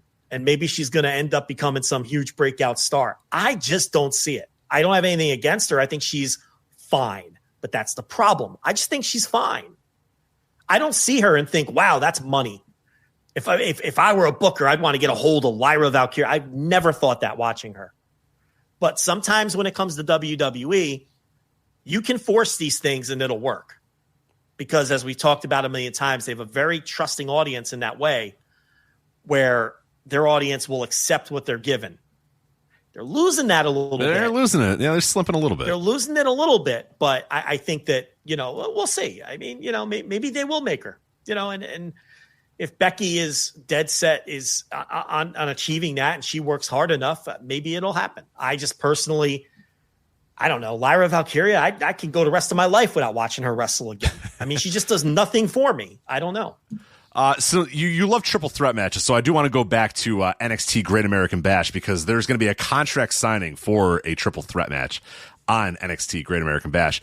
Trick Williams, Mike Santana, and Joe Hendry are going to sign a contract for Slammiversary, which chef's kiss to that. I love. Well, I'll let you take this one. What's so good about this match is it harkens back to our we're talking about three-way matches this entire night, and we go back to the Hurt Syndicate and the way that the Hurt Syndicate is going to lose the titles, presumably, is, you know, Jet Speed will pin one of Christian and Nick Wayne, probably Nick Wayne, definitely Nick Wayne. This is another just great example of TNA and the WWE relationship. Trick Williams is going to lose the TNA World Title. I'm positive of it. He's not going to be pinned. Mike Santana is going to pin Joe Hendry, which works twofold. You have both Trick Williams lose the title without having to have an NXT guy get pinned by some lowly TNA guy, which is absolutely what they think. And also you let Joe Hendry take another pinfall, which is it just kills two birds with one stone. WrestleMania special guest Joe Hendry gets to take a pinfall so that Trick Williams doesn't have to lose to a TNA wrestler. It's just magical. It's just well, perfect. I think you laid it all out there, Rich. It's just perfect. All out. I just love it. Special guest. WrestleMania special guest. Special guest. The plaque. Oh, God. I got a plaque. He's like, thank you at WWE for the plaque. And it says WrestleMania special guest Joe Hendry. one of those mall kiosk plaques that you get with your airbrushed rapper T-shirt, right? Like one of those. At Joe's Sports and More. They're always called Sports and More in the mall. Right. It's like the corner of your mall. The mall's mostly abandoned, but then in this corner, here's this memorabilia shop. It's like airbrushed rapper T-shirts and Scarface posters and like those hologram framed things and those plaques, those kind of plaques of your favorite athlete, like whatever city that the mall is in, right? Like they have those cheap plaques of the athlete where it's like a generic AP photo of if you're in San Diego, it's Manny Machado or Fernando Tatis, right? And it just has his name on the bottom of the plaque, and every kid has that in their room because their aunts and their uncles and their grandparents don't know what else to get them for their birthday. So but they know they like the Padres, so they get them a Manny Machado. That's it. And you go to the mall, framed. It's always got it's like the wood or marble with just the generic plate on it. Mm-hmm. It just says Manny Machado, and there's an AP photo of Manny Machado taking a swing. Yep. I got one in my den with Pete Rose, Joe Morgan, and Johnny Bench. Right? You know, perfect. And it's got their name and their stats. And I am staring at a Mark Burley one right now, so I get it. I get it. Yep. And now perfect game. I'm watching. It's the perfect, and I put my ticket in it. I actually added to it and added my ticket from the Mark Burley perfect game. But I'm looking at it right now. And now Joe Hendry has one of himself on his wall that WWE sent them that they spent, $45 on. And it costs more to ship it over there than to get it made. They probably got it made at the mall kiosk. Right. They probably got it made at the mall kiosk. So if anyone doesn't know what we're talking about, look it up on his Twitter feed. He's got the, it's humiliating. Joe Hendry special guest plaque. WrestleMania special guest. From the mall kiosk. Oh, it's so good. All right. Also, they should have put the Tupac Shakur airbrush T-shirt in there with it from the the poster rack. I used to love those poster racks, man. You go the big rack. Black. They all the big black borders on them, and you go. Always Scarface. Yep. Always like, Scarface. Oh, yeah, Scarface there's always like a Goodfellas art. Yep. Goodfellas art. Exactly. Goodfellas always art. One of those. Scarface. Yeah. Sinatra and the crew, a little Rat Pack one out there. The Rat Pack, yeah. Sammy Davis tipping a glass. Right? Yep. And then your local sports star, a little Sammy Sosa, a little Kerry Wood in there. Whatever city you're in. Yeah, whatever city you're in. You got your local sports stars, absolutely. And then like a LaDainian Tomlinson one, you're like, oh shit, I should get that. That looks pretty cool. It's random. Some of them are clearly dated because the players are gone, but they still have the plaque. Yeah. They still got the plaques at the kiosk, and you get your Taylor Swift, a lot of Taylor Swift at those kiosks as well. So she's a big draw, Taylor Swift. They also have the things that are like it's kind of like sweater material, but it has every time your team has won the championship. You know what I'm talking about? Mm-hmm. It would have it's like sweater material, and it's like a pennant, or not a pennant, but like a banner, I guess. And it would have the Reds logo on it, and then it would have all the in the years it would have all the World Series or whatever. More like a burlap kind of. Yeah. You know exactly what I'm talking about. You probably have one in the den, to be honest. It's like a pennant, and it has the years that Yeah, you got all those. Yeah, absolutely. Yeah, at Joe's Sports and More in your mostly shuttered mall. Right. All the way in the corner. He's got the cheapest. He's got one kiosk. It's like in the middle. He doesn't have a store. He has a kiosk. Yeah. He has a kiosk in the middle of the mall. And the kiosk next to him is some guy that sells drones. He sells like cheap $70 drones. And he demonstrates them in the mall. Like he has the one out of the box that he yes. You just hear that noise as you're walking by. Mm-hmm. Yeah, he flies the drone around, and you don't want to make eye contact because you don't want to talk to this guy. Yeah, there's not enough people in the mall, so you know if you make eye contact, you're fucked, and you got to talk to this guy. Because then he thinks you want to buy one of his $70 drones, and that's all he sells. He's got hundreds of these things, just stacked all over the kiosk. That's what Joe Hendry got in the mail. That's what he got. Special guest at your mall that's being voted on if it's going to get knocked down or whatever. It survived another town council meeting, right, but it's not looking good. Developers have been asking questions about the availability of the land. Yeah, and the drone guy is not going to make it because he sells like one a week, if that. And come November, it's going to be Hickory Farms. the drone and the calendar store and the calendar store. It's gonna be another bad Christmas gift when you don't know what somebody. Yeah, you know what? I know he likes dogs. Get him a puppies calendar, whatever. It's fine. Puppies and a summer sausage from the Hickory Farm stand. With the mustards, with the vanity little mustards, the smallest amounts of mustard too. Fuck you. That little cup of one knifeful. Fuck off. It's like one dip of the sausage. Get out of here. And the problem is, the log of summer sausage is often so too big. It's fucking massive. You can't dip it in the mustard because the mouth of the mustard jar is not big enough. So you got to cut the sausage in half. And you get it for Christmas, and you're always like, I'm saving this for New Year's, right? And then you break open your Hickory Farms box on New Year's, and then you realize that it's only like one dip of mustard, and you can't even fit the summer sausage in the mustard without and like 7 bad crackers too, like not enough crackers. Really bad crackers. Like the summer sausage is 2 times the size. That, like you said, it's too big for the mustard, and there's not enough crackers for the summer sausage too. So now you got a half of a summer sausage just sitting in your fridge until March, and then you go, you just throw it away. Yeah. You got to throw it. It starts. You look at it in March, it's got mold on it, and then you got to throw it away. Because the other thing you realize on New Year's Eve when you break that baby open is, what the fuck? I don't even like summer sauce. This isn't very good. This is no good. This tastes like shit. It's loaded with preservatives, and they probably packaged this last April and then sold it to me in fucking December, and it doesn't even taste good. Why am I eating this summer sauce? I could have got myself a nice fucking platter from the grocery store, fresh made with good shit. But no, I'm sitting here eating this Hickory Farms because Aunt Beth doesn't really know me, and this is what she gets me for Christmas every year. Yeah. She'd be better off just getting me nothing.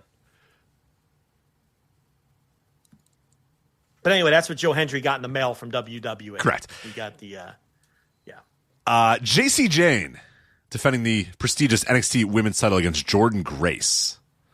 So we're getting a little preview on. You want to talk about someone else cool? How about Jordynne Grace's cool down? How about that one? Yeah. She came in a house of fire. How's she doing?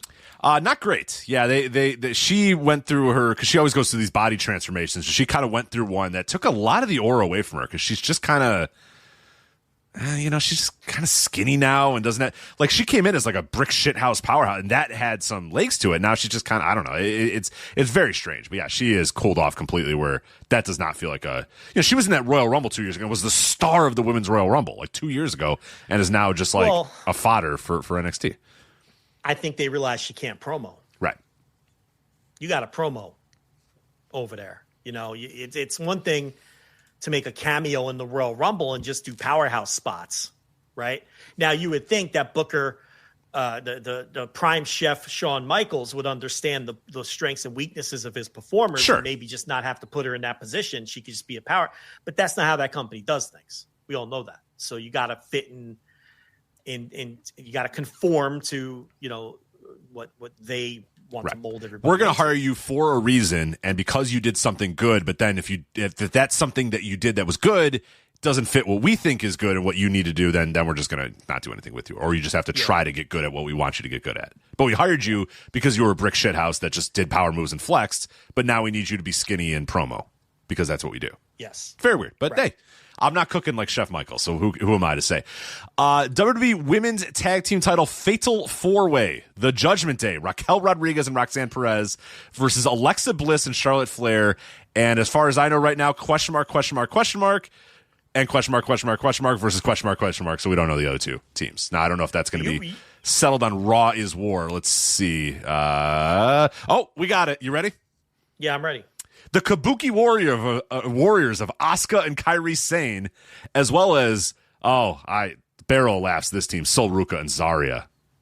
You ever seen this shtick here, Sol Ruka and Zarya? Oh, yeah. Yeah, one has face paint and is weird, and Sol Ruka's like hot and surfs and is in the beach. It's really, it's zany. Well, they'll break up and have a feud. That's the template. Paul Levesque's company? No, that's impossible. So, well, Chef Sean's cooking. Yeah, that's true. So, no holds barred. Oh, sorry. Do you have anything more on? Well, we're going to have more subscribers this month, and he'll have tickets sold for his PLE, but he's the one cooking. He knows what he's doing. He's cooking. Yeah, he's cinema scenes, chef cooking. Naomi versus Jade Cargill, no holds barred. Perfectly legal, Cole. If they want to use a Slim Jim table, perfectly legal. If they want to use a fireball ladder, perfectly legal, Cole. Whatever. Sure. If they want to use a WWE approved kendo stick, perfectly legal. The chair, a black chair with I think there's logos on the chairs now. I forget. Perfectly legal. All those. Black shaved down, super thin WWE fake chair. Yeah. Yes, they could use that too. We want tables. A minute in. Yes. Well, we get the rubber fake NXT chain that they sometimes bust out for Roxanne Perez. The one that makes a lot of noise but doesn't actually. Yeah. It's just now look. I have morbid curiosity for this match because Naomi fucking stinks. Okay, she's terrible. And Jade, I think we're all in agreement now that she's just never going to improve. I mean, we're done with that, right? I mean, she just is what she is. Yeah. I think we all agree, including probably her bosses, that this is what she is. And we're not getting anything more out of her. And it's just going to have to be aura and charisma or bust when it comes to Jade Cargill. So, look, maybe you need these kinds of shortcuts to get an effective match. Could you imagine these two just going in there and shaking hands and doing some grappling? Naomi and Jade Cargill. Could you even picture what that would look like? Collar double tie up into a hammerlock. Right. Jade gets the ropes. Jade gets the ropes. Naomi tries to decide if she's going to do a clean break or not. Yeah. She does like the down Okada, on the mat and clean break. Pass her. Like, all right. Yeah. And then they get down on the mat for some grappling. Could you even imagine a little chain wrestling from Naomi and Jade Cargill? No. They're going to get in there with their fake WWE weapons, and people are going to chant, "We want tables." And I'm going to tell you right now, Rich Critch, they're going to chant, "This is awesome," no matter what the match looks course. Like. Yeah, of course. I mean, you're getting a "This is awesome" chant for this terrible plunder match, no matter what. Now, I have morbid curiosity to watch this match, and look, I hope that they wallop each other with those fake chairs and have a pleasant surprise of a plunder match. But come on, these two. The bar is pretty low. What we've learned from NXT is that using plunder as a crutch doesn't even always work because there's an experience level to that too that you kind of have to have. Correct. Yeah, and if you don't show any sort of sign of brutality, the fans somewhat see through it, even though they still chant "This is awesome" because they feel they must chant "This is awesome," like you said. So that's a lock. As soon as you see some weapons, that's a lock. I wish I could bet on that. In fact, I'm going to look and see if I can. Right. Because Jade is going to put Naomi through a table on the outside. Michael Cole's going to scream about it, and the fans are going to chant, "This is awesome." And that will... Yeah. It will not, in fact, be awesome. No, I can assure you. I can assure you it will not be awesome. And we also have a Battle Royal. The winner of this Battle Royal will get a Women's World Championship match at Clash in Paris. Clash in Paris, an upcoming PLE, August 31st. Clash in Paris. So far, your participants are Ivy Nile, Stephanie Vaquer, Nia Jax, Nikki Bella, Natalia, and Maxine Dupree. All right. Sounds great. Michelle McCool. Break that one down for you, or what do you want me to do with this? Who's the other? Like Kelly will be there. Barbie Blank will be there. Oh, it's just like, shoot. No, I don't know. I'm just coming with everybody. Oh, okay. I'm giving you everybody I know what they always call. The same crew they always call. We'll all be there. Yeah. They'll forget they fired Tegan Knox. They'll forget they fired Tegan Knox and write her down, and then someone will say, no, we fired her. Go, fuck, all right. Scratch her out. Excellent question, Shelton. Right. So you want me to break that one down? Or no. No, I do not want you to break that one down. I want to move on and stop talking about WWE Evolution. Let's quickly, though, very quickly talk about Night of Champions from the Kingdom of Saudi Arabia, and most specifically the main event. The show was like 2 months ago. It was so long ago. I don't really want to talk about it, but I think the people want to hear us at least talk about the main event. Well, I don't even remember the show. Do you have any thoughts about anything else but the main event? Because I have none. Well, hold on now. I want to be fair to Night of Champions. I want to pull it up on my little German website here. Let's see. I got to scroll back pretty far. Yeah, it was a long time ago. Yeah, this was the Riyadh show. Riyadh, yeah. Right, we're Saudi Arabia. Riyadh season, baby. Let's go. We're in Riyadh. Oh, yeah. Honestly, I thought this was just a perfectly crumulent, acceptable pro wrestling show from a wrestling standpoint. Cody Rhodes and Randy Orton was fine, if not largely forgettable. 3.25 star match.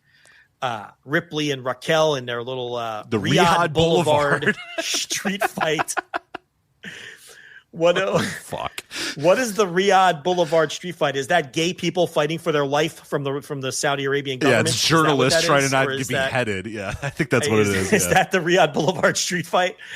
Again, it was perfectly fine. But I guess you just want to do Cena Punk is what you want. Well, you keep going. You're on a roll. Keep giving me empty platitudes about each of these matches. You're on such a roll.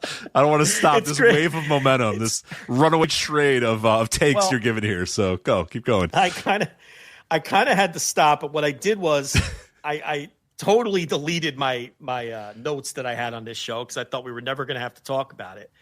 And I'm going off the dome, and I don't really remember anything about Sami Zayn versus Karrion Kross. Other than I saw somebody, I can't take credit for this, but I saw somebody on Twitter compare Karrion Kross and Scarlett to Kevin Thorne and Ariel, and I was like, holy shit. As like a positive or a negative? No, as like a negative. Oh, okay. Yes, that's good. Yes. Nothing's ever been more accurate. Ariel and Kevin Thorne, yeah. Solo Sikoa. The Sikoa Jacob Fatu thing. Yeah.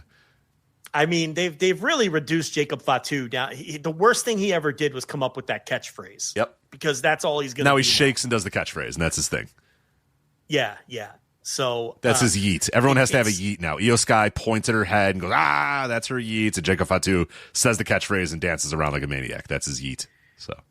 Yeah, and I thought Jade and Asuka would just kind of existed. I don't know. It's a 2-star match. And then that brings us to Cena and Punk. There you go. I got through the whole thing. You did. Fantastic job. All right. So I wrote an article on our Patreon about CM Punk's very bad week he had in Saudi Arabia. It did not go well. Just to recap for people that do not know about his week, it really started with the Cena promo on SmackDown, put him through a table, called him a fraud for about 20 minutes straight. So that happened. And then he got on the plane. The best promos are based in truth. They are indeed based in truth. He got on the plane. He landed in Saudi Arabia.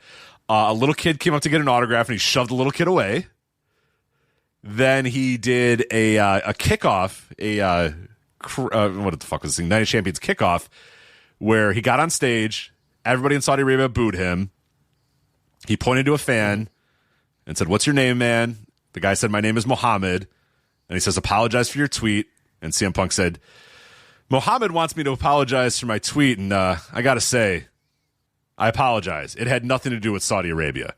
I woke up in a bad mood." I'm kind of paraphrasing here, but I woke up in a bad mood and I wrote a tweet that I wasn't proud of. And it had nothing to do with you guys or Saudi Arabia, and I'm really sorry, and thank you for having me here in Saudi Arabia. And I apologize to The Miz. Yeah. And now I'm apologizing to you guys. It had nothing to do with Saudi Arabia, even though he literally said Saudi Arabia. In Saudi Arabia. Go suck a blood money covered dick in Saudi Arabia, you fucking dork. So what do you think of the theory that was a plant? Oh, Muhammad was a plant? Muhammad. Yeah. At first, when I saw that, without knowing what was going on, I just saw the quote of CM Punk, Muhammad, I apologize. And I'm like, what is going on in Saudi Arabia? But it's not that Muhammad. It's a man named Muhammad. It's not. I was like, oh my God. It's like, geez, did they kidnap him and force him to apologize? Oh, fuck. Get Punk out of there. He's like doing one of those, a speech from Osama bin Laden's like bunker or whatever, and I'm like, oh God, you're like the guy. You're like the guy's a hypocrite, but he doesn't deserve this. Yeah, get him out of there. Good Lord, come on, somebody get this guy extradited out of there. But no, it was a fan named Muhammad, not the God Muhammad. But do I think Muhammad was a plant? It seemed all too perfect, convenient. It did seem a little convenient, yeah. Because look, they're booing him because they know, and they were booing him, and they still booed him even after he apologized too, because they know. But do you think that they set up a plant to try to turn the tide and not only that, but like make it safe for him? Because I asked you the last time we did a show, would he which be feels safe? like a month ago, and I was being dead serious. Do you think he's safe going over there? Right. But look, I don't think Saudi Arabia would want an international incident. No. With an American, especially, you know what I mean? But it's like not a star of that level either. Yeah. It's not like, you're right. run-of-the-mill journalist or something like that. But no, this is a star in America. Run-of-the-mill journalist. Those, whatever. That's fine. Oh, God. They just offed one like 2 weeks ago. Yeah. Right. Yeah, they did. About a week before the show, in fact. Yeah. So anyway, I think it could have, because you want to turn the tide for the rest of the weekend, right? Like, at least, like, maybe some of the fans are going to see through him and still boo him for what he said, but at least turn the tide and get some of the people behind him. And he's a worker and he knows how to cut that kind of promo. And I don't know. I think there could be something to it, right? It was very convenient, I'll say. It felt like he wanted to get that out of the way. Even if it wasn't that guy, I think he was going to try to do something. He was going to figure out a way to – look, he was going to cut that promo. Yes. That promo was going to happen. It just so happened that he could point out a fan and say, all right, that guy right there wants me to apologize. So let me tell you, I'm going to – What's your name, sir? Yeah. Like, yeah. I think that it seemed a little curious because he's getting booed and he addresses the boos by saying, you guys don't like me. This guy here is, you know what I mean? That seemed and I'm going to walk down and I'm going to point to you. What's your name, like kid? This guy here, what's your name, sir? Yeah. Or, Muhammad. And then he cuts his promo, which he clearly was going to cut regardless, and that he was workshopping on the 12-hour, 14-hour flight over there. I mean, I just, from that standpoint, no matter what, we were getting the promo. The question is, did WWE set all this up? And who could put that past them? Maybe the Saudis had something to do with it too. Maybe they're like, look, you got to do damage control. Right. But, what I think is interesting too is he wears his little Bret Hart shirt over there because his whole thing is he's a Bret Hart guy and he doesn't like that Goldberg took the big money from the Saudis to work those shows. And he has that famous quote that Bret Hart should have made that money. Bret Hart shouldn't have gotten concussed by Goldberg and all of that. And he wears the Bret Hart shirt. But what's ironic about all of that is he didn't make any extra money for going over there. Goldberg got extra money because it's like he was requested specifically and wasn't on the roster and all of that. Didn't have a downside or any kind of contract to speak of. So they paid money for people like Goldberg to come over or for whatever other special guests they've had over the years. The fake Yokozuna, whatever. Punk just went over there and made his fucking pay. Like he didn't even get. He made his downside. I don't know what would have been like worse in this scenario, that he took a payoff from the Saudis or that he didn't end up getting a payoff for humiliating himself. Yeah, it's almost like if you're going to bend the knee and eat shit, put a couple zeros in that bank account at least get the money, right? But then you're taking the blood money. Yeah, it's a balance. It's a delicate balance. But yeah, if you're gonna eat shit no matter what, you're sucking the proverbial blood money covered dick in Saudi Arabia if you take their money. So I don't know but at the same time, you just totally got forced into a corner by your employer to look like a massive hypocrite and go over there for nothing. The same money you would have made if you stayed home. So I don't know. What do you think is worse? Like, what's more embarrassing? It's really tough. I'm thinking at least in the one scenario, I got some more money. You know what I mean? My dignity is lost both ways, but at least one way I have a little bit more money. So at least get the money. Right. Yeah. Because everyone thinks he's a hypocrite anyway, so you may as well just get the money. Yeah, I might as well suck a blood money covered dick then and get it. Right, because you're going anyway, and everyone thinks you're a hypocrite anyway, so just get the money. Right? So, look, I think people were expecting us to really cut amazing promos on this guy, but it was so long ago now that I don't even know if I have it in me. Like, you wrote the article. I mean, it's there. What else do you want to say? It's there. He's just laid it all out there. There's nothing to do. You weren't even the only he got it from all sides. Oh, that Brandon Thurston article was just like, oh my God. There was some mainstream stuff. I think Defector had something. Defector just mutilated it. It was like every day I'd wake up and there's like a new, this guy's a fucking massive hypocrite prick. Here you go. And it's like, oh God, another guy he got death of 1,000 cuts over that last week for Punk. I mean, just got massacred.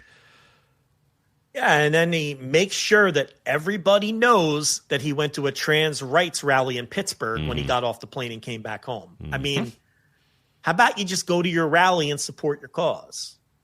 Right? I mean, that looks a little suspect. No, he's got to do photo ops at the Chicago Teachers Union anytime you have an opportunity to. But. Yeah, but doesn't he know that people are going to roll their eyes specifically in this case because we all know he just got off that plane? This is one time where, look, people are proud of the charity stuff. People are proud of the causes that they fight for. I understand that.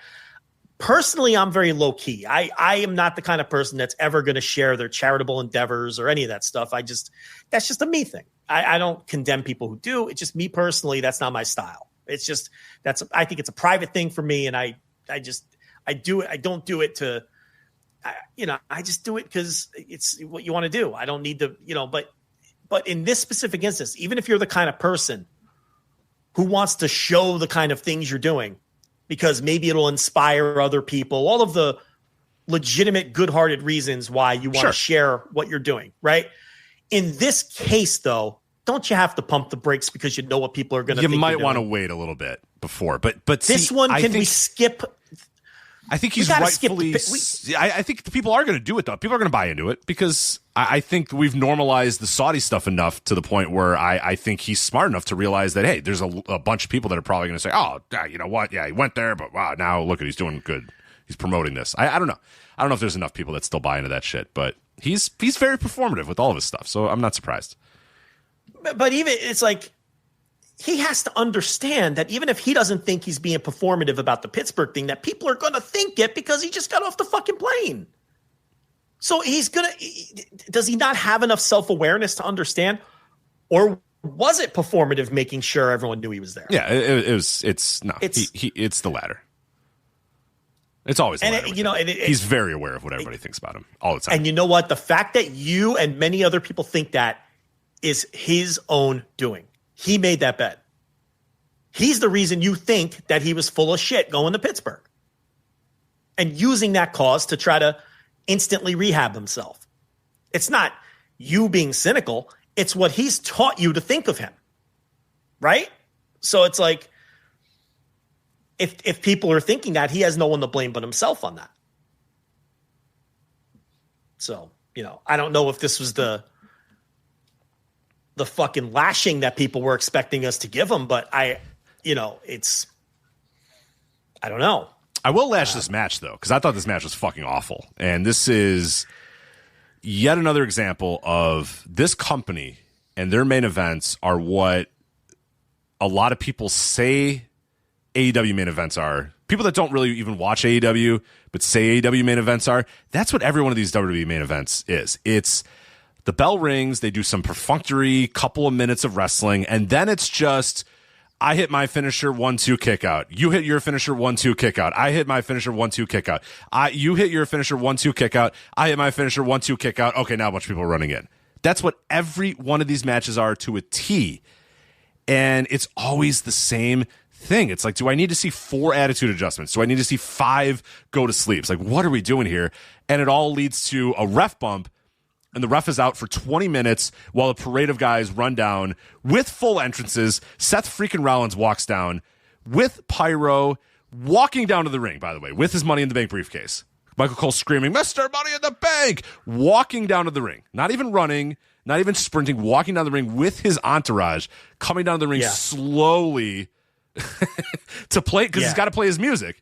He's got to get his, got to get the music. Can't just walk down, can't run down, got to get the so he walks slowly down to the ring, teases he's going to cash in Money in the Bank. This has already taken like 5 minutes, by the way, for this to happen. Then John Cena stops him from doing this, and then this guy runs in, and then Penta runs in, and nobody even gives a fuck about Penta. It's just like, what is happening? What is this? Just a stupid. Sami Zayn runs down. Penta runs down. It's just like, what is fucking happening here? All this is going on. It's like 20 minutes of the ref being down. And the end result is John Cena just wins anyway. So CM Punk lying next to the Rehab season logo. Done. Well, I think when it comes to John Cena, especially when he's in there with a guy like Punk, who also is not at the Cena level at this point, but not at his physical peak. This is what Cena matches have to be. The guy has nothing left. Nothing. So at least you get bell pops. At least you get some excitement. At least you advance some other storylines, because you had people running in on this that really had nothing to do with the match at hand. It was other programs. So they're going to do what they got to do to survive, to ensure that these Cena matches get some kind of reaction. It's not going to be, again, Cena trading hammerlocks and doing mat work. He can't go anymore. So I kind of mentioned this in my piece, and I'm curious what you think. So if we admit that Cena's cooked and toast and done, and it's over for him, what is Punk right now? Well, what do you mean by that? When's the last time CM Punk's had a performance where you said that guy is really kicking ass in the ring right now? People would say the Drew stuff. Okay. People would say WrestleMania. Yeah. The 3-way. Now, the Drew stuff you were not as high on as others. The Hell in a Cell would be the one match that I think everybody points to say, yeah, that is CM Punk. That's what we wanted. But you weren't as high on that as other people were. I don't think that Punk is completely incapable of having good performances. Then why doesn't he have more of them? Well, because he's starting to decline. That's my point. I think they're fewer and further between. It's not that he's completely incapable. Yeah, I don't think he's cooked, washed, done, but I think we got to start having a conversation about where he is and his body is. We've been having this conversation. No, you and I have. At least I think everybody else needs to have it. Because you and I have talked about it for a while, but some people still think that this guy can go on the level, and I don't think he can anymore. Now, this was maybe not the right opponent, but it's been a while. Look at his WWE run in totality. Off the top of your head, what are the best CM Punk performances that he's had for 2 years now? He's been here since what? Survivor Series 2024, no, I hear you. Right? I get 2023. I'm not someone who even loved the Drew stuff. So, but that's what people are going to point to answer your question. If I'm being fair about it, that's where people are going to go. And people liked the WrestleMania match. Our boy, whichever guy in that fucking Yahoo thing, that's his match of the year. Yeah, I mean, look, the guy's 46, 47 years old, and he's had a lot of injuries. A lot of big-time injuries, yeah. He was never any kind of, great athlete to begin with. He was always someone who really had to work super hard to maximize what little he had from that standpoint, and combined it with his charisma and his effort and his just drive to prove people wrong. But eventually your body is going to start not cooperating. That happens to every single one of us. So, yeah, I mean, I don't see a lot of big-time performances in front of him. Of course not. It wouldn't shock me if he has another great match or two. I mean, I don't think he's completely incapable. I think the mind for the business is still there, but I do think the WWE match style is limiting him right now, too, because he's not really going to ever be able to go out there ever again and have his kind of match. I think he's always going to be limited by, especially if he's going to be in main events, he's going to be limited by the WWE style. And now they're putting him back into a feud with Seth Rollins, too, which is just the best. I think the WWE style actually helps him in that regard. Does it help him have good matches, or does it help him have matches where he does 6 go to sleeps and they kick out and then a bunch of guys run in. It helps him have good WWE style matches, because I don't think he would struggle much more mightily if he was in fucking AEW or New Japan, because there's a certain working standard and a certain match style where he really, really would struggle. He can get by in this style with Seth Rollins or Drew McIntyre and have a good match in that house style. So that's what I mean when I say I think that this house style. I get that. I just don't think he's had many good matches in that house style. And I guess that's where I'd be a little bit different than a lot of other people. I mean, I agree. Like, yeah. I'm not disputing your point, but I guess where we differ is I still think once or twice a year with the right opponent on the right night, he can still have a very good match. I don't think he's at the point where now Cena's just another level. That's not even. Oh no, that's totally that's a zero. That we're cooked beyond belief with John Cena. Yeah, it's. I don't think we're at like John Cena, Keiji Muto territory. No. They're just that's all I'm trying to say. But can CM Punk elevate a lesser worker or carry someone to a great match? I think those days are over. I would be comfortable saying those days are over. Yes. So, yeah, he enters into a feud with Freakin' because Freakin' cost him this match. So he can't. He wants nothing to do with the charm bracelet, and he wants nothing to do with Freakin'. So Paul just gives him charm bracelets and Freakin' every single time. So I mean, several years ago in AEW, he would have matches that were complete clunkers, where just that night it didn't work and he looked awful. Mm-hmm. The Ricky Starks match on Collision in the Owen tournament, which was like they just didn't work well together. He had the Hangman match where he kept trying to do the flippy-do clothesline and he kept falling on his ass. Broke his leg, it broke his foot eventually. Yeah, you can point to several Punk matches, and that was he was 3-4 years younger at that point in time. And a couple injuries ago, a couple torn biceps ago too. Yeah, exactly. And the Drew match, I mean, a lot of people think that's a 5-star match. You even thought that match was really great. And that was only, 6 months ago. Now it's Hell in a Cell, and you have a lot of shortcuts that you can take in a match like that. I think it was October. I think it was we're approaching a year, I think, on that one, right? Wasn't that Hell in a Cell? Yeah, it was October. You're right. Yeah. So it was like, all right, it was 9 months ago or something. So it's a long time. It's a long time to have your last good match. Yeah. I got the Mania match people like. People like the Mania match too, so I get it. People like the Mania. Yeah, I mean, people like the Chamber match too, but I don't Elimination Chamber. You can miss me with all that shit. I don't count those. I don't know. So that's why I'm saying, like, I think once or twice a year he could have that makes sense. A match in that style. But listen, as the years go by, it's going to be we're going to continue to be fewer and further between. Yeah. So you're not wrong in that he's declining. I just think the decline is a little more rapid than people want to admit. And I think maybe it's not been rapid, like as you're pointing out that there was signs of it, having 4 or 5 years ago. But, yeah, I actually think it's a pretty natural decline. Yeah, maybe. It's happening almost the way it's like a Daisuke Sekimoto kind of decline where it's like gradual and then you turn around and you're like, wait a minute, is this guy good anymore? Right. No, I don't. That's kind of, I think after this match, I was just kind of thinking, I don't know if CM Punk's good anymore. That's exactly like you said. I think I had that revelation where I was just like, I don't think Punk's good anymore. He could still be good, but I don't think he is good. Does that make sense? Like he can still have a good match, but I don't think he's good anymore. Right. Is kind of where I land on that. But there you go. That is Night of Champions. We had to discuss it at some point here. So, all right, real quick, let's get through our last few topics here real fast. G1 Field, we'll talk about that next week. That's July 19th. It starts. No point. We basically did the G1 Field. I guess, need to tell you that Hiroki Goto is withdrawing from the field. We'll talk about why and the match that happened here in a second. Taichi won a gauntlet, so he qualified, and he is in. Also, did you see the gauntlet? I did not watch the gauntlet yet. No, I've heard it was really good though. What do you think? All right. Okay. Well, the first 2 legs were Chase Owens, and there was absolutely nothing to them. People really liked the Taichi Tomohiro Ishii leg, and it was really good. But I'm seeing like 4 3/4. I'm seeing 5. And I'm pumping the brakes on that. I thought it was, if I had to rate it as a singular match, I'd maybe go about 4. Okay. It's good.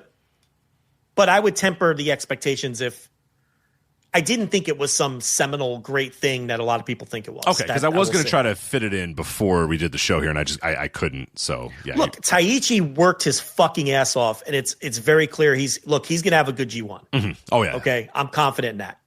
And he wasn't even going to be in it. And Tomohiro Ishii is Tomohiro Ishii, and they had, there was a lot of near falls, and it was very exciting and dramatic. And Taichi really, I credit him for putting in just an exemplary, hardworking performance. I hate doing that based on what other people thought. I should just tell people what I thought. I just thought it was very good. But if you're grading the whole match, I mean, everyone would agree that the first 2 legs were just there. They just existed. So other play-ins, Joe Maloney beat Tomohiro Ishii. So Joe Maloney is in. Callum Newman beat Taichi. So he was in. Obviously, Taichi got in because of Hiroki Goto. Rohei Iwa defeated Satoshi Kojima, so he is in. And Yoshihashi defeated Chase Owens, so he was in. So Don Fale had, I think it was a death in the family, so he left the tournament, and Chase Owens lost to Yoshihashi. So we were spared Fale, and we were spared Chase Owens, so I'm feeling a little bit better about the G1 for sure. A couple breaks. Yes, we did. Yeah, yes, we did. I think Fale may have ended up in it, right? I mean, I didn't think it was impossible. People thought I was being wild and crazy by saying that, but I don't know. I didn't trust them all the way. I did not trust them all the way. Yeah. So anyway, those guys are in the G1, and we'll do a bigger preview, I think, for the G1 next week or the week after. I think we can do G1 stuff because it doesn't start till the 19th, so we got a little time. For the G1. But I do want to talk about Zack Sabre Jr. and Hiroki Goto. So obviously there was a title switch. IWGP World Heavyweight title. Zack Sabre Jr. defeated Hiroki Goto by referee's decision to become the champion once again. Hiroki Goto is now out of action. He's got an elbow injury. Do you think it's a kayfabe injury or a real injury? I haven't decided where I'm at with it just yet. I think he's hurt. Okay. Why do you think they're? I just don't know if it's the actual elbow. I just wonder if he's got another injury. And they're kayfabing the elbow thing. Because like a match where a guy just pulls on a dude's elbow the whole time and then we say, oh, he has a hurt elbow. I tend to side-eye that a little bit. What would be the advantage of pulling him out of the G1 and everything, though? Maybe just to sell. That, or you want him to not win it and you want him to kind of get the momentum by going away. Like, you don't want him to... Well, he just lost the title. Do you want him to go into the G1 and then go 4 for 5?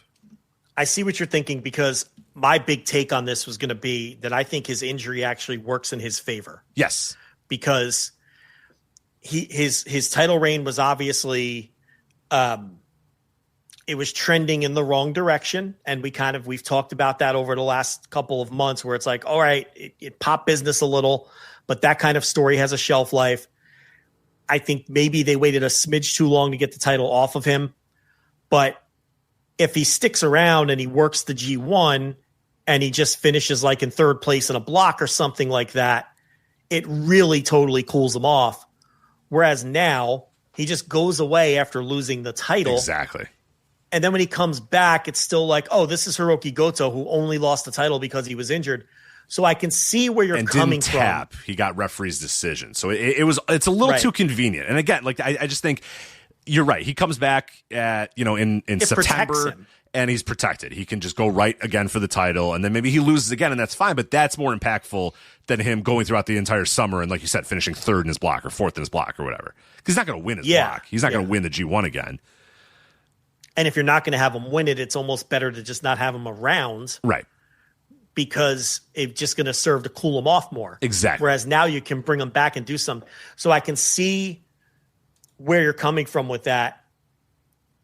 But I don't know if I want to go as far as to say that this is all a work. It could be. You could be right. because I do think it absolutely works to his advantage. Yeah, I think he could be one of every wrestler ever that could just have an injury. His knee hurts or whatever, so he wants a month off or whatever. You know what I mean? Is whatever hurts. But yeah, they're saying elbow because that's what Zack Sabre Jr. was pulling on the entire match, and when he eventually wrenched back to get the referee to finally say, no, this match is over. But I thought it was a great match. I don't know if you had a chance to watch this one from Tanahashi Jam. It's not very easy to watch because it's still not on New Japan World for us in America and us overseas, not in Japan. It's been pretty tough to watch. There's ways that you can go find it, but I thought it was a phenomenal match. I thought it was really good, no bullshit, great work on the mat with Zack Sabre Jr. just wrenching at Goto's arm the entire time and really having a focused attack the entire time. Goto fighting through it until he just couldn't fight anymore. But I loved it. I really, really enjoyed it. I'd have to go back and watch the other ones and watch the one in February. I think the one in February I had a little bit more emotion, so I did like that a little bit more. But I thought this is really fucking great. It's one of the better matches you're going to see, really all year. I think you need to go out of your way to watch this one. I was blown away by the work in this match. Yeah, it was really good, and I think it's a clear case of a match that I really would have liked a lot more if I watched it unspoiled, because I would have been very surprised by the finish, and that would have enhanced it.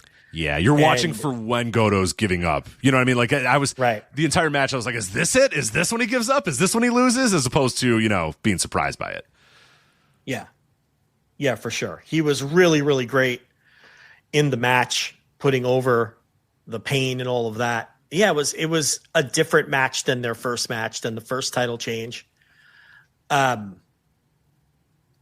yeah, I don't know which one I prefer. They were both just really good. So. They put the title back on Zack, which is, by all accounts, was the plan all along, was to go to Goto and then go back to Zack. Maybe thinking Goto can just give them the short-term burst doing the, emotional title run. If that was the plan, it worked. I guess they figure with Zack, it doesn't matter because G1's coming and that's going to be the draw coming up. Now you're going to have to, draw some fans after the G1 with Zack as champion, and that didn't really work out in his first title reign. He didn't move business really at all. Didn't move it at all, and but the G1 will take care of itself, and from there we go. I mean, we talked about this a little bit, but I don't really think it matters all that much who you go into the Dome with as champion, because Tanahashi's retirement is going to carry the Dome, so you do have an advantage there. To where I don't know if there's a ton of pressure in terms of who's carrying that title on January 4th, whether it's Goto's or Zack, and now I guess it'll be Zack. I really don't think it matters all that much. Or is going to make that much of a difference, with the Tanahashi retirement and whatever value Aaron Wolf has, that's going to carry the show. So,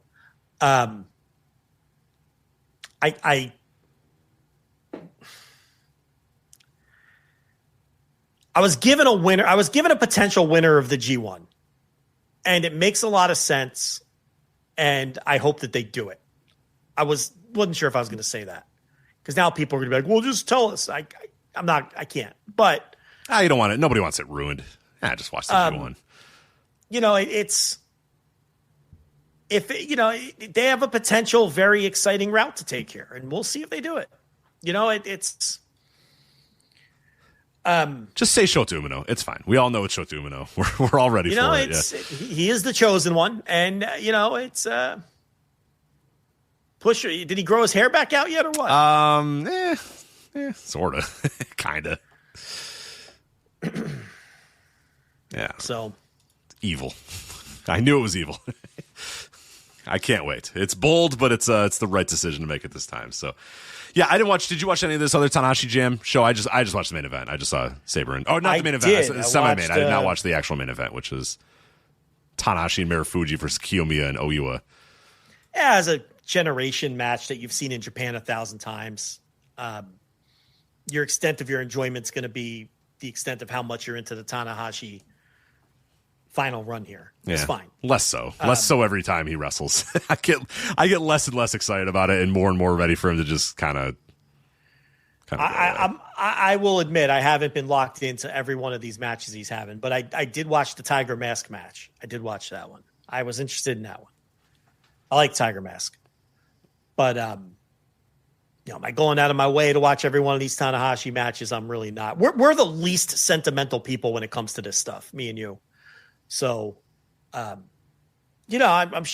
not trying to piss in people's court. I'm sure there's a lot of people really enjoying this. Tanahashi, man. I'll be into it on the 4th. That's a matter. Oh, yeah. I'm into it on the final night, but I don't. Yeah, the retirement tour. I'm less. I'll be wrapped up in it on the 4th, especially as his body's breaking down, and it's just he's getting his hard knee. To watch sometimes. Yeah, his knee's all hurt and stuff, and it's just like, man. He dug deep a couple times in some of these matches. But then you have like the Tiger Mask match, and he wins, and he's using the ropes to pull himself up like he's Andre the Giant in 1993, and it's like, it's kind of sad, to be honest. Pulling his pants up too, it's like using the ropes to get up and then pulling his pants up, and it's like, oh man, coming out all bow-legged on Dynamite. it's tough. It's tough. Yeah, it's like, I don't know. I'd rather not. Not. Leave the memories alone. Right? Exactly. Leave the memories alone. Well, you mentioned Tiger Mask, and we are going to have to leave the memories alone with Tiger Mask, because I don't know if you saw this, Joe, today after New Japan Seoul. Tiger Mask number 4 announced he is calling it quits in July of 2026. So get the calendar out. You got one more year of Tiger Mask 4. Let's go. Let's do the retirement tour with him too. Let's have him go through the whole roster. What we got to do right now, and we all have to do this, we got to get Tiger Mask versus Dynamite Kid Tom Billington on Forbidden Door. Oh my God. I told you I pitched that to the big C. I know. It's now or never. I'm saying we all have to do it. It has to be done now. It's now or fucking never, Tony. This is it. I mean, he didn't say no. We have to all annoy him about this. Well, you might be annoying the wrong guy. You might have to annoy Tiger Mask 4. That's true. Yeah, he's got to get on that plane. I'm sure Tony would love to do it. Yeah, he's got to get Tiger on that plane. Billington would love to do it. Yes. Tony would probably love to do it. But who knows if Tiger Mask 4 wants to do it? Like, Tommy who? Nah, fuck that guy. Right, I don't know him. Yeah. Can he work? Sort of. Kind of. The flight is how long, right? Yeah, so I think we looked this up recently. Tiger Mask doesn't come to America too often, so. No. So, I mean, that's the guy you got to talk to, I think. Yeah. I'm sure Tony would love to book that match. Oh, wait, Forbidden Door's in the UK, right? Yeah. Still a long fucking flight, though. It's still a long flight. I think he's gone to the UK more often than he's gone to America, though.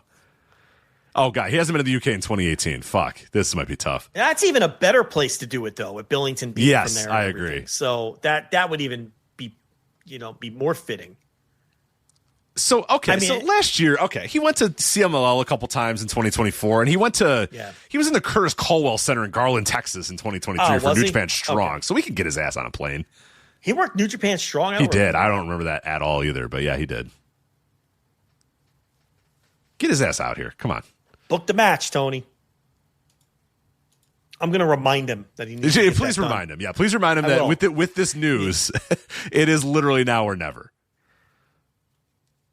Yeah, I'm going to do that. Because we got to have that. We have to have that, man. We cannot let Tiger Mask 4 retire without doing Tiger Mask versus Dynamite Kid one more time. Because I don't know if we're getting another Tiger Mask. And this is my question to you, and we'll end the show here. Should there be another Tiger Mask, or you think we're good? Sure.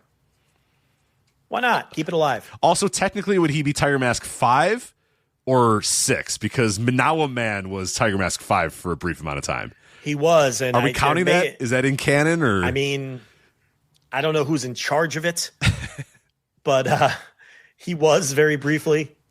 There may have even been another one for a night or two. I don't remember. But there was Tiger Mask W, of course, the not Kotobushi. Remember? It was like, I want to come back to New Japan, but I'm not going to be Kotobushi. I'm going to be Tiger Mask W. And they're like, sure.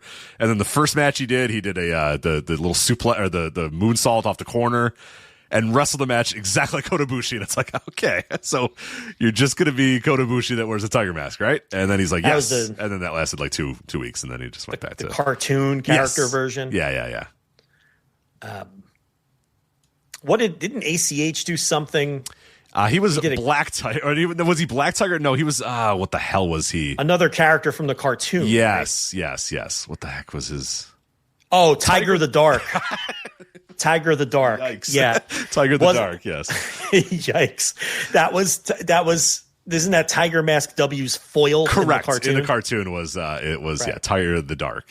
Yeah. Tiger of the Dark. Yeah. All right. But this is we got to get this. I mostly wanted this segment so I can remind you to get in the DMs and just let them know it's literally now or never. We got to get this done. Yeah, I mean maybe he hasn't heard the news. Maybe you got to make another big push. Yeah.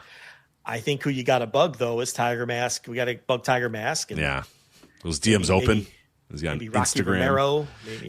Maybe start with Rocky. Yeah, maybe start with Rocky. And get it in. Tanahashi's not going to care. Rock will care.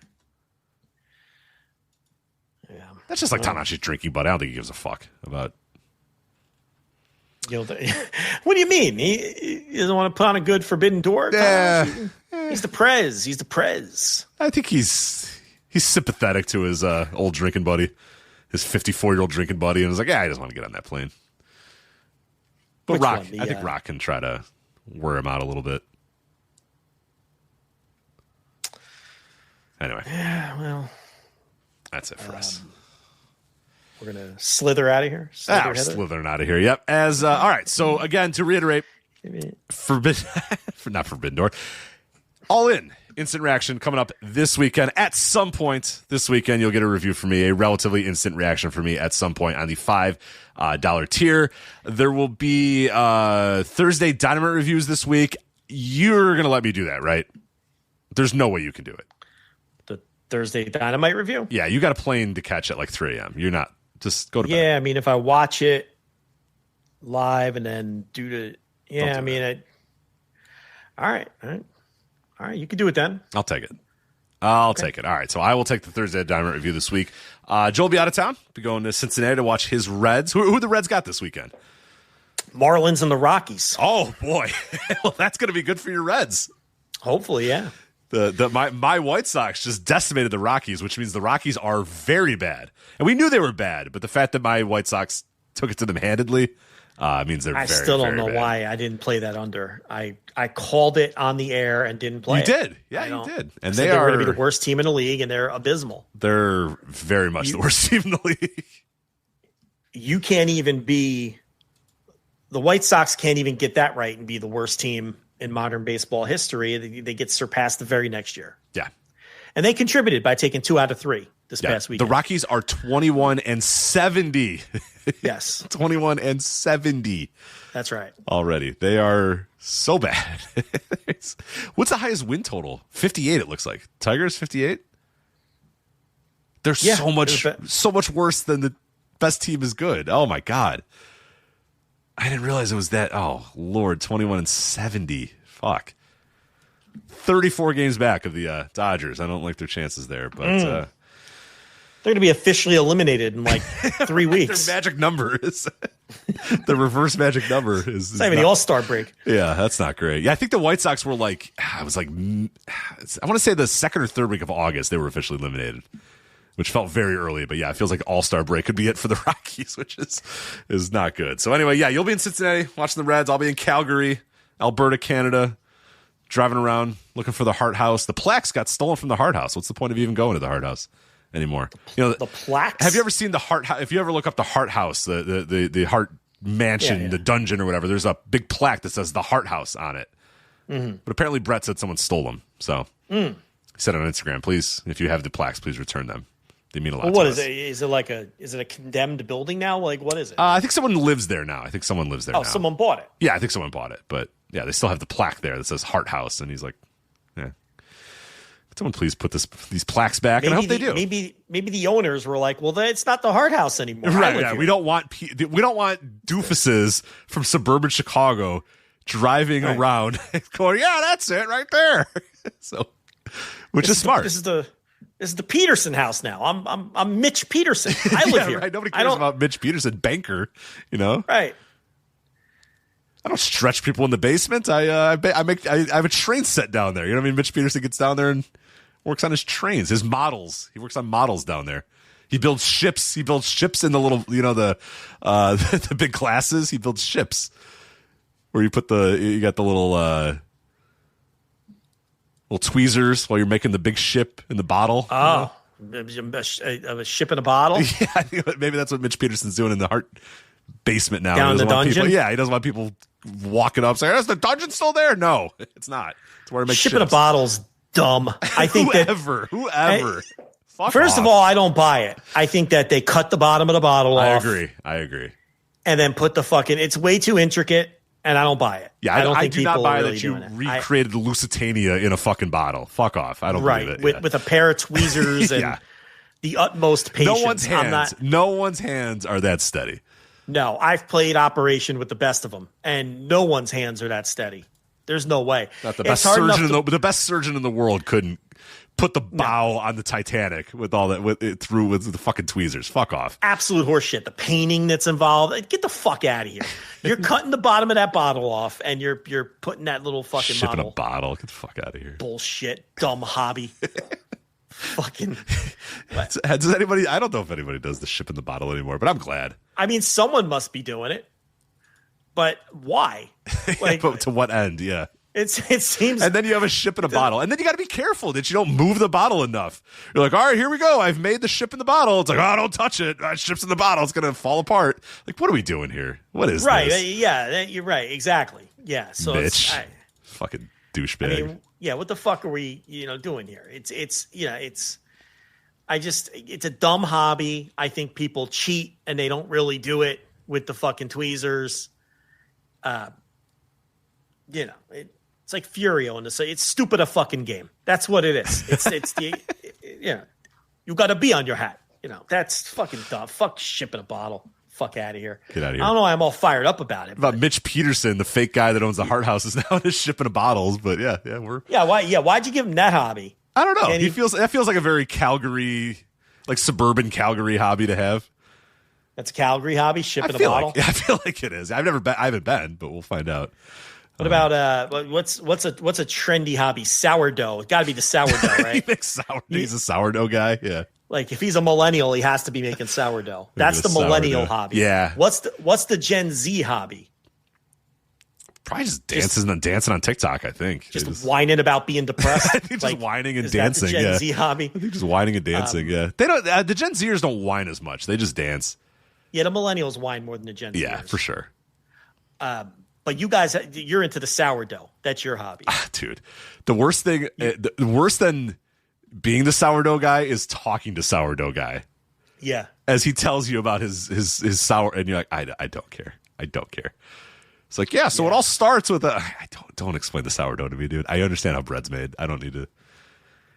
See, now, the irony is I cannot bake, but I'm not impressed by your baking. That's the thing. Like, it's very similar to me with dancing. I recognize that dancing requires a lot of rhythm and it's a skill, and you can be great at dancing. I am never and have never been impressed with anyone's dancing ability, though. I don't care if you dance good. I am not impressed by it. You cannot serve me because I'm not impressed. I will not be served. Yeah. I will not be served. I'm never impressed by dancing. Even though I recognize that it's a skill and something I'm terrible at.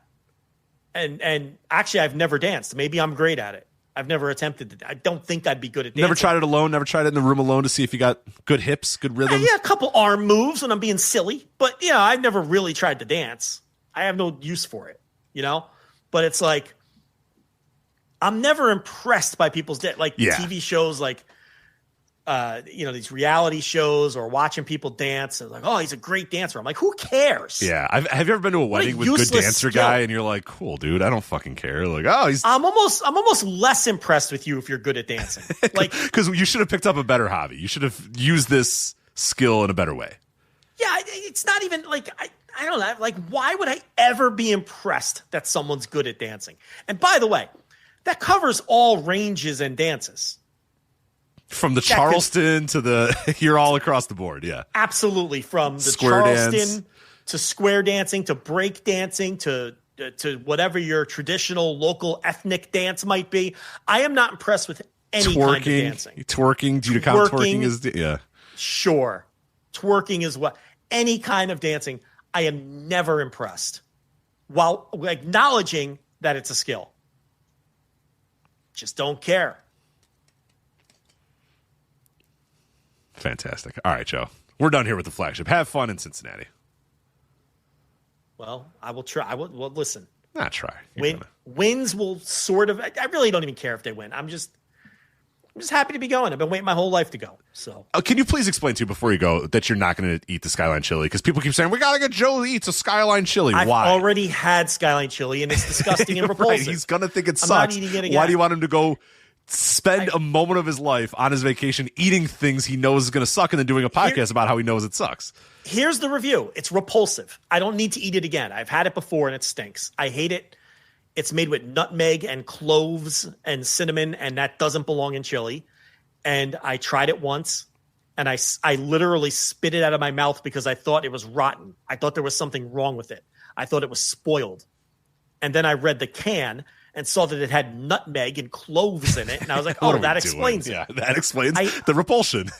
It's disgusting. And this idea that, well, if I go to an actual Skyline and not eat it out of a can, it's still gonna have nutmeg and cloves in it. It'll probably have more authentic nutmeg and clove. Yes. I'll probably like it even less if I eat out of the. So no, I'm not going to Skyline. I don't want to come within a mile of a Skyline. I don't even want to smell that cinnamony, nutmeggy smell. It doesn't belong in chili.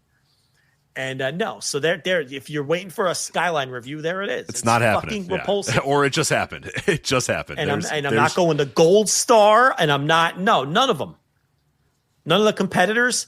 If it's chili made in the city of Cincinnati, I'm out. They can't. Yeah, they clearly cannot be trusted to make it. So. Look at them in the chat. I didn't know there was competitors. Eat the fucking chili. I ate it. It's not good. What do you want from me? You want me to eat it again? Like I've been down the road. Yeah, there's others. Skyline's just a chain. So I thought that was like their thing, and nobody thought to compete with them on that level. But there's other. No, Cincinnati chili is the thing. Okay, so that the whole thing is they're all that. Skyline makes Cincinnati chili. Got it. Okay. I thought that was like their thing specifically. But they're just the most popular of the Cincinnati chili style. Right. Exactly. That's exactly it. It would be like whatever local Chicago restaurant you might have that's kind of a chainy kind of thing that just makes a Chicago thing. You have something like that? Like Portillo's would be a good example. There you go. That's perfect, actually. Or like Nando's in fucking London or whatever the fuck. That's it for us. That's Joe Lanza. I'm Rich Craich. We'll talk to you guys next time. Take care. Bye.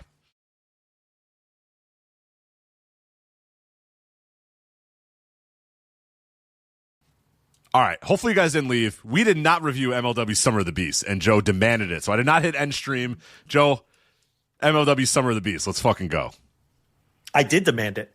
I don't know why you thought we can get out of here without reviewing MLW Summer of the Beast. I mean, I watched it. I did too. As you mentioned, I was like, who cares? But I was like, I did watch it, and I can't have just watched it for no reason. So how are you even going to edit this thing? How are you going to even do that? Oh, I got it. Oh, you got it. Okay. Smooth operator. So MLW Summer of the Beast, I have to say, I enjoyed this show. It was a very good show. I enjoyed it too. I think they did several things which have taken what had become a pretty mundane promotion and spiced things up, right? And I think the skyscrapers are one. That act works for me. I love this. That was going to be a hot take. I was hoping you loved the skyscrapers. I fucking love the skyscrapers. I apologize for my Bishop Dyer slander that I used to give. You always knew. Always knew. Always knew FKA Baron Corbin could deliver, and you were right, in a tag team with Donovan Dijak. Yeah, because I never want to see a Dijak singles match ever again, but I want to watch all the skyscrapers matches forever. They're the new champions. They defeated Magnus and Rujito. Easily, too. Just fucking decimated these guys. And it just sometimes something just works. Dijak was not working as a single. I don't know if Bishop Dyer would have worked or not. But putting them together and calling them the skyscrapers, it works. They had good skyscraper music, too. They just had like generic rock music as they came out. It was so good. It's perfect. Yeah. Great act. So you also have a new look women's division because you've got Shotzi Blackheart coming in. And she is going to have a match and is going to start a feud with this Ava Everett, who I thought it was funny because Ava Everett's like, who do you think you are, Shotzi Blackheart? I've been here all this time. Yeah, I'm like, and then who I'm like, are wait a you? minute. I've never seen you. Then I looked it up. She's had like one match. Yeah, she said she has a horrific voice too, but she was like, Shotzi, if you're going to come here, you got to go through me. I run this division. And I was like, who the fuck are you? You run this division. So like me, you immediately ran the cage match. And I was like, have I missed every Ava Ever match that because I didn't recall a single Ava Ever match. And there's a reason why, because she never fucking wrestles. She faced Delmy Exo on that one-shot show, and then that's it. Yeah. That's like all she's ever done. Well, she had like one match, maybe two. I think one match. So anyway, no more Delmy Exo, which is a net positive, right? No more Janai Kai. Her contract ran out. Now, hopefully, there's no more ever this Wakana Uehara. How bad was this? Wakana Uehara, quite honestly, is one of the three most off-putting and worst wrestlers I've ever seen in my life. She was horrible, yeah. I never, ever, ever, ever, ever want to see this person again. It is everything I hate in pro wrestling was this Wakana Uehara. She's the little one doing the idol gimmick, right? Correct. Not the one that's doing the... Not the tall one that walks like a giraffe and can't move without falling down. No, yes, this is not the one doing the cocky model gimmick. Yes. This is the one doing the idol gimmick. Yes, correct. Wakana Uehara. Spins, points to the camera. Stupid frilly dress. Yep. How many fucking Joshi have the same, I'm 4'10", I weigh 78 pounds, I wear a frilly dress, I come down to the ring and give a peace sign, and I'm doing an idol gimmick. Are there 1,000 of these people? Can we please do something different? You can't tell me there's less than 100 people with this gimmick. They're all the same. 4'8", peace sign. Spamming meteoras. Doing meteoras and screaming.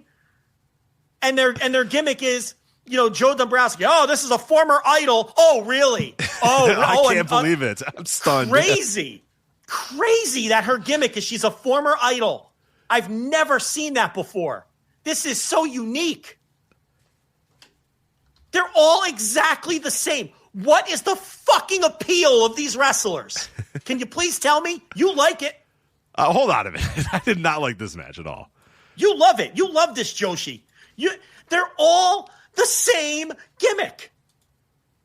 There's 1,000 of the every time I try this, or they come into a show that I'm trying to watch with the bows in the hair, the bow in the hair too. The same frilly dress outfit, the same peace sign when they enter the ring, the little wave with the fingers, and they're a former idol. And they're all under 5 foot tall. And I'm supposed to want to watch this person in a simulated fight. I'm supposed to want to watch someone who's 4'9" and doesn't weigh 100 pounds and doesn't look like they can beat up my 9-year-old daughter. I'm supposed to want to watch this person in a professional wrestling match. I'm supposed to take this person seriously. And it's an epidemic. There's thousands of them. What is interesting about it? Unless you're a pervert, what's interesting about it? And I'm not a pervert. I have no interest sexually in any of these people. What's interesting about this same gimmick over and over and over? I demand an answer, Rich. I cannot help you with this one because I thought this match was awful. But the other one wasn't much better. Yuki Kamifuku, she just kept falling down all the time. She's tall, which means she's probably like 5'5" or 5'7" or whatever. And every time she did a move, she just fell down. She kept doing like big boots and kept falling down. And I'm like, what is this match? Can we get out of here, please? This obviously wasn't a great advertisement for for Tokyo Joshi Pro. Not like any of these matches I've ever seen are, but especially this one. I mean, when I say that I never want to see this person again, I can't stress it hard enough. Wakana Uehara absolute bottom barrel drizzling shits of pro wrestling was this. So bad. I would rather watch, and I mean this in all sincerity, 1,000 Brock Anderson singles matches before I ever watch Wakana Uehara ever wrestle. Well, now hold on a one minute, because I thought this match was awesome. Brock and Anthony Green. It was better than Wakana Uehara versus Yuki Kamafuku. I can promise you that. It was. Now, what I mean by awesome, Brock's terrible. Okay, Brock is not good at all. But Anthony Green was really good in this match, and he made this into a very good match. Like, I actually enjoyed this match while also understanding that Brock Anderson is horrible. Like, he can't do anything. He can't bump. He can't move. He's in awful shape. He's worse than everything at pro wrestling than his father was. But they ended up having a pretty okay match with this Anthony Green, Brock Anderson. I'm thinking, why I don't know if this guy needed to not be in a singles match ever for years before this, because they just worked a hard hitting match with Anthony Green. You know, what's his new? He's not the retrosexual anymore. What's he now? He's got a new gimmick. MLW calls him something. I forget what it is. They call him something else. I can't remember. But I thought he was great in this match. I saw him here and I was like, yeah, this dude should be in a major league company.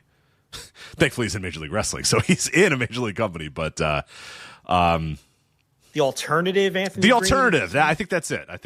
The alternative. Yeah, which is not. It doesn't have the snap of the retrosexual, but yeah, I thought he was phenomenal. Alternative. What was he? An Alice in Chains fan? The alternative. Right, he really loves.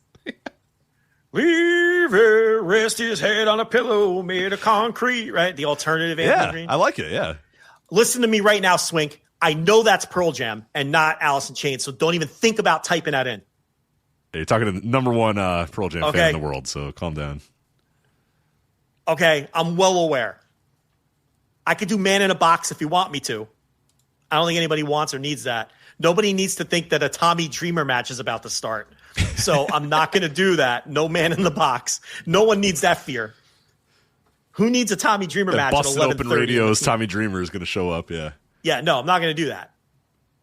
But the alternative, a different kind of alternative, I think. Right? I think, yeah, not the alternative I grew up on. Yeah, not the meat puppets. None of that. It's more. Yeah, this is not the Q101 was not playing anything that Anthony Green was listening to. I'll tell you that in the Chicago area. But yeah, so that was that. Kushida versus Diego Dive Bomb Hill. Now, okay.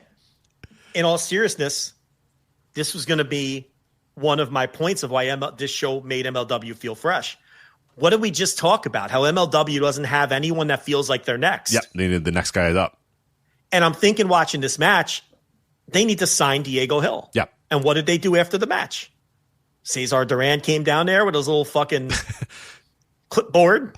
And do you want to be one of my luchadors? He did not say that. Right. And Hill signed the fake contract, which means he probably signed a real contract. And listen, I don't know if Diego Hill's going to, but look, he was impressive here against Kushida and impressive enough to where it's like, all right, this is the kind of talent that they need in this promotion. They need this very badly. And now they've got this Diego Hill, and the match is on. It's on New Japan World. Are we region blocked from that or no? I don't even know. Probably. Right? Well, they can find it on YouTube anyway. They don't need to go to New Japan World. Right. So they could just watch the show on if they want to check out Diego Hill. But yes, and between the Skyscrapers, new look women's division, you bring in Diego Hill, and now Hammerstone is all the way back because now they're starting to give him storylines, and he doesn't just feel like he's passing through because he doesn't have any other bookings. Like, he's all the way back, and Hammerstone's back. Really, the only thing holding them back now is you got Matt Riddle at the top, and it's just like, it's Matt Riddle, man, and he's just, I get it, but at the same time, I don't get it. Is he, do they really believe he's the one selling out these little buildings they're running? Maybe he is. Maybe I have a bad feel for it, but it's like Riddle's kind of feels like an anchor. Riddle is kind of indicative of this period of MLW that was very dry. Mm-hmm. Yeah, his main events come up, and I have a tough time really getting excited about them. Yeah. Because they're never that good. They're never that bad either. They're just they're just there. You know what I mean? They're done, and they're there, and then you're just like, all right, whatever. And then you move on with your life, and you never think about it ever again. Yeah, and I didn't even think this one was that bad in the No, pantheon of Matt Riddle matches. I mean, none of them are like, this is one of his better ones, I think. Yeah, I mean, he's got nowhere else to go. He's like Richard Gere and an officer and a gentleman. He's got nowhere else to go, so he's going to stick around as long as Court Bauer will have him. I guess Court Bauer is Louis Gossett Jr. in this analogy, which is weird. And, and they're he's going to stick around, I guess. But I would like to see him move on, but he's got nowhere to move on to. No, there's nowhere. This is it. It's, and I was surprised that Ultimo Guerrero retained the national title, but they're moving into a Hammerstone. What was the angle after this? They did something with Hammerstone where he was Matthew Justice. Right? Yeah, Justice. I think he was. They were in the match, but then eventually, Matthew Justice stuck his beak in. He wasn't supposed to be a 3-way. Yeah, but they are doing Hammerstone versus Ultimo. I want to say at what's the next show. So I do wonder if he's going to win the title there. Whatever that and. No, am I mixing it up? Fightland's the next show. No, you're right. Yeah. What you said was right. Exactly. It's Hammerstone and Justice. They're going to do their feud. Yeah, because Hammerstone was mad because it's supposed to be 1-on-1. Correct, and then Justice stuck his beak in, and then they didn't. Yeah, and then Hammerstone got pissed at him afterwards. Yeah, so now they're. So that's what I mean. Like they're working Hammerstone into storylines and stuff now too. So he's like fully back ingrained. Yeah, we weren't sure if he was just back on a limited date, but it looks like this is. Yeah, he's going to last in here for a little while longer. Look, he just works in MLW. It's like how Eric Young just works in TNA but doesn't work anywhere else. Like Eric Young anywhere else is like, ugh, I got to watch this guy. But in TNA, like it's Eric Young and it's TNA and it just, it's the same thing. Hammerstone, like he belongs. It almost feels like he belongs in MLW. That's where he belongs. Mm-hmm, for sure. He just comes across different here. So I thought it wasn't a bad little show. It felt fresh in a lot of ways. Yeah. It was a great reaction to your and our discussion last week that we had about MLW and their stagnant roster. And then in one show, they pretty much completely transformed that stagnant roster in some way. I mean, there's still some of the same guys are there, but they're doing different things with a lot of the same guys. So yeah, this is what MLW is. But man, you go and 2 hours of your life for a pretty high quality YouTube video that's free to watch. It's not bad. That's why we watch MLW. Because it's pretty, for the most part, mindless 2 hours of wrestling action. But yeah, I was getting to a point where I was like, dude, I don't know if we can keep doing this MLW thing. These are starting to get really boring and really mundane and stuff. But yeah, this show reignited my. Well, and MJF showed up. Yeah, that was a hell of an angle too. Yeah. So I mean, we almost didn't mention it, but that was on this show, right? It's so long ago that it's like it was a while. Yeah, we missed a week, and I'm like, wait, was this show or the show? Because they did tape Blood and Thunder as well. No, but that didn't air yet. Yeah, it didn't air yet. I think so. It's been a long night. This. Well, we skip 1 week and we're all discombobulated. Yeah, it's also I watched this show like 2 weeks ago. You know what I mean? I watched it like the day after it aired. Now I'm like, I don't fucking feels remember. Like I watched it fucking. So MJF showed up and did the angle where he attacked because they had the Mystico. Like Mystico's there because Mystico's in the Opera Cup or whatever. So right, and he was one of the like Contra goons, and then he unmasked as MJF, which was a really cool angle. Little things like that are cool. I saw some people complaining about that. Like, what? What are you complaining about? Oh, it's Brian Alvarez. He said, "Oh, why wouldn't?" Up. He's like, if you're going to do that angle, you got to do it on Dynamite. And it's like they do angles on Dynamite with MJF. This shows that MJF is like it enhances the feud if he's willing to show up anywhere to beat the guy up. Right. The feud is not just in AEW though; it's also in CMLL, and now it's also in MLW. Now it just it's shows MLW. You're not safe anywhere. Fuck off. That's a terrible complaint. I mean, it's fun. It's fun. How dare they do anything fun? Like, is AEW's business dramatically going to be altered by doing this angle on Dynamite as opposed to just... If you could show it on Dynamite if you want, just run the fucking tape. Listen, the next time MJF has an interaction with Mystico, they'll probably will run the tape. But even if they don't, who cares? It'll be fine. I can't imagine like being annoyed by that. Yeah, come on. That's wild. The Opera Cup's coming up. Yeah. What a loaded tournament. Austin Aries is in it. Yeah, coming off the commentator desk. Right. It's so fun. The best part about the Opera Cup every year is when they tell you about how this tournament's been around since like the 30s or whatever. When if you actually look at, I think we did a segment last year talking about it. It originated in 1948 and then never got used again until 2019. But they consider the lineage nonstop from 1948 till today, which I love. Oldest running single elimination tournament. Right. Which, I mean, technically it is. Technically, yeah. But yeah, it ran one time and then not again for a number of years. But isn't the story that like Davey Boy Smith found the trophy? Well, Stu Hart had it. Yeah, it's Stu Hart. Stu Hart won it, and it was in Stampede. Yeah. So I think the idea is that Davey was probably just cleaning out the fucking the That's dungeon. what I mean. I think he just found it, and they just leveraged that. And I think didn't he win the first one? Yeah, he did. Of course he did. Yeah. And he's a 2-time winner. He won in 2023 too. Court just kept that shit. Court's like, listen, I'm going to call it War Games until someone catches me, and I am going to just keep the Opera Cup. That's what I'm going to do. And that's what he did. And now we got the Opera Cup. Single elimination. Unique format. A unique format, yeah. You win and go home. You win or you go home. Mm-hmm. It's a long flight back to Brazil for whoever he said that about. Tay Mello, I believe. I think it was Tay Mello. Is Tay Mello? Probably, yeah, I think you're right. I believe so. If she loses, it's a unique format. She has to go back to Brazil. It's a long flight. And this too, unique format. It's if you lose, Rich, you're out. That's you're how done. this works. Yeah, it's a single elimination tournament. You are out. When you wrestle the next person. Correct. It's a unique format. Indeed, Opera Cup. Do you understand? You have the longest running single elimination tournament in professional wrestling history.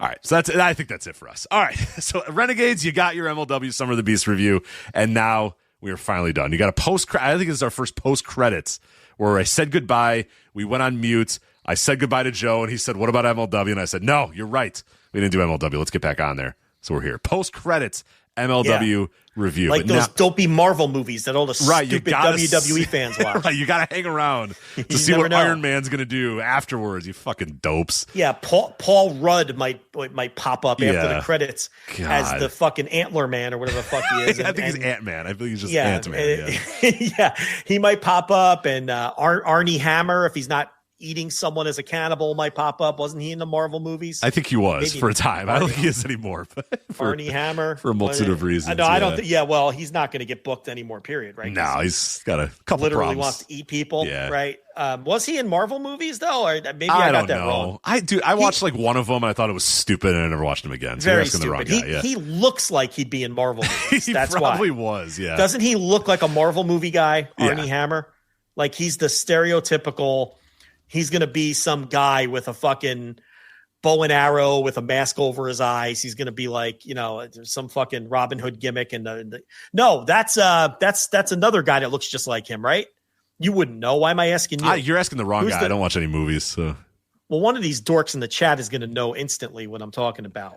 So you're talking about a guy who looks like Arnie Hammer, but isn't Arnie Hammer, but is also in. Yeah, there's a comic book guy who's like a bow and arrow, like an archer. Maybe I bet you his name's Archer. I think I just sorted that one out. But he wears he kind of looks like Robin Hood. And he wears like a little mask over his eyes. Are you thinking of Zorro? It's not Zorro. No, fucking Zorro. Hold on. Archer. Maybe he's a Marvel Archer guy. Hawkeye? Are you thinking of Hawkeye? Maybe it's Hawk. That's it. And he's played by a guy that looks like Armie Hammer. Jeremy Renner, I believe, plays Hawkeye. Jeremy right? Renner. Why do I know that? Like idiot. Those look like Marvel guys. Jeremy Renner and Armie Hammer, like these generic looking white guys. Like they love. They love generic white guys in these Marvel movies for sure. So Arnie Hammer, I don't think he's ever been in a Marvel movie, but if we could ever get past the fact that he's into cannibalism, maybe we can book him. I think it's in other things. It's not just I think Hollywood will let go of the cannibalism, but I think there's other things that Arnie does in his free time that I think has caused some issues. I think it's the cannibalism, isn't it? I think he's. He was sliding in the DMs and telling women he wanted to eat their beating hearts and things like that. Yeah, but I also think he. There was other things. I think he. What could be worse than that? Well, what could be worse? He was sliding into a lot of DMs and doing a lot of things with those. Yeah, DMs, like saying he wanted to eat people. No, that was one of them, but I think it was other stuff too. Yeah. I don't know what could be worse than Cannibalism is pretty high up there, but I mean, it's pretty brutal. They could just get Henry Cavill. They all look the same. Isn't that Superman? You can't have Superman crossover and be Hawkeye. That'd be crazy. Yeah, but who knows which reboot we're on at this point? Right. I know we're doing Superman again this time, and I'm like, are we really? Why do we keep doing this? We need the Sean Cedars of the world to stop going to these fucking movies. Like, how many Fantastic Fours are going to... How many times are you going to reboot? Why do we do the Fantastic Four again? Okay, it never works. They're always bad. They never make money. Let's reboot it again in 3 years and try again. How about people just don't like the concept? Yeah, or we can come up with some sort of new ideas in movies. It would be great. But I mean, how many Fantastic Fours? And we try everybody. We tried the fake Michael Jordan. We tried we tried the guy from who's the kid who played in yeah. He was in 8 Mile too. That's how I definitely remember it. That's who the guy you're talking about. No. I'm talking about the guy that was was in the new Top Gun with Cruise. He played the kid. He's got the weird nose, but women still want to bang him. What the fuck is? Oh, I don't know that. I thought you were talking about Anthony Mackie is who the guy you were talking about. That's who I had in my head. But who are you talking about? No. Hold on. Let me. Weird nose Top Gun. Yeah, I didn't watch the new. Yeah, Top the Top Gun fucking the new Top Gun. The fuck is that kid's name? Let me pull it up. Please, Top Gun. Please. This Top Gun Maverick. Yeah, is that the newest Maverick. one? Is that the newest one? Yes, Miles Teller. They tried him in the Fantastic Four. You're not familiar with Miles Teller? Yeah, I know the nose. From Whiplash. Yeah. Whiplash is a great fucking movie. Did you see Whiplash? No. You got to see. Listen, Rich, I never watch anything. You got homework. You got to watch Whiplash. Whiplash. You have to promise me you're going to watch Whiplash. Whiplash. Okay. I promise you're going to like it. You like J.K. Simmons? You into the J.K. Simmons? Yeah. He's always solid. Great actor. Okay. You have to watch. I'm not going to tell you what it's about either. You have to go in blind. Don't watch the trailer. Okay. Just don't jump watch into the trailer. Whiplash. It's on one of the streamers. You have them all. Just watch and if you got to pay $4.99, just fucking pay the $4.99. Okay. Don't watch the trailer. Just slap play on Whiplash. I promise you, it's not going to waste your time. I promise you. But how many Fantastic Fours are we going to do? 7, 8. We're doing another one. There's one coming out. Of course. It's going to fail, and we're going to reboot it again. Now we're good? I think we're officially good. So, all right. That is it for us. FlagshipPatreon.com for the relatively instant reaction, as well as the Thursday Dynamite review this week. And, that is it for us. So we will talk to you again next time. That is Joe. I'm Rich. Take care. Bye-bye. Hey kids, do you like wrestling? Well, we like wrestling too. We are Shake Them Ropes here on the Voices of Wrestling Podcasting Network. Myself and Chris Novembrino kind of doing a lazy river of wrestling criticism, going through the news and whatever happened in stateside television wrestling. And also, you know what? Sometimes we just like to watch old stuff and talk about that too. Love for you to give us a listen. If you haven't already, we are Shake Them Ropes here on the Voices of Wrestling Podcasting Network. Do you like wrestling trivia? Then check out the 5-Star Match Game, the Pro Wrestling Quiz Show. I'm Joe Gagney, and every episode, I grill 3 contestants with 5 rounds of power-packed wrestling trivia.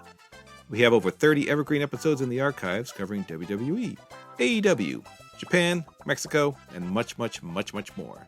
Play along at home and check it out today.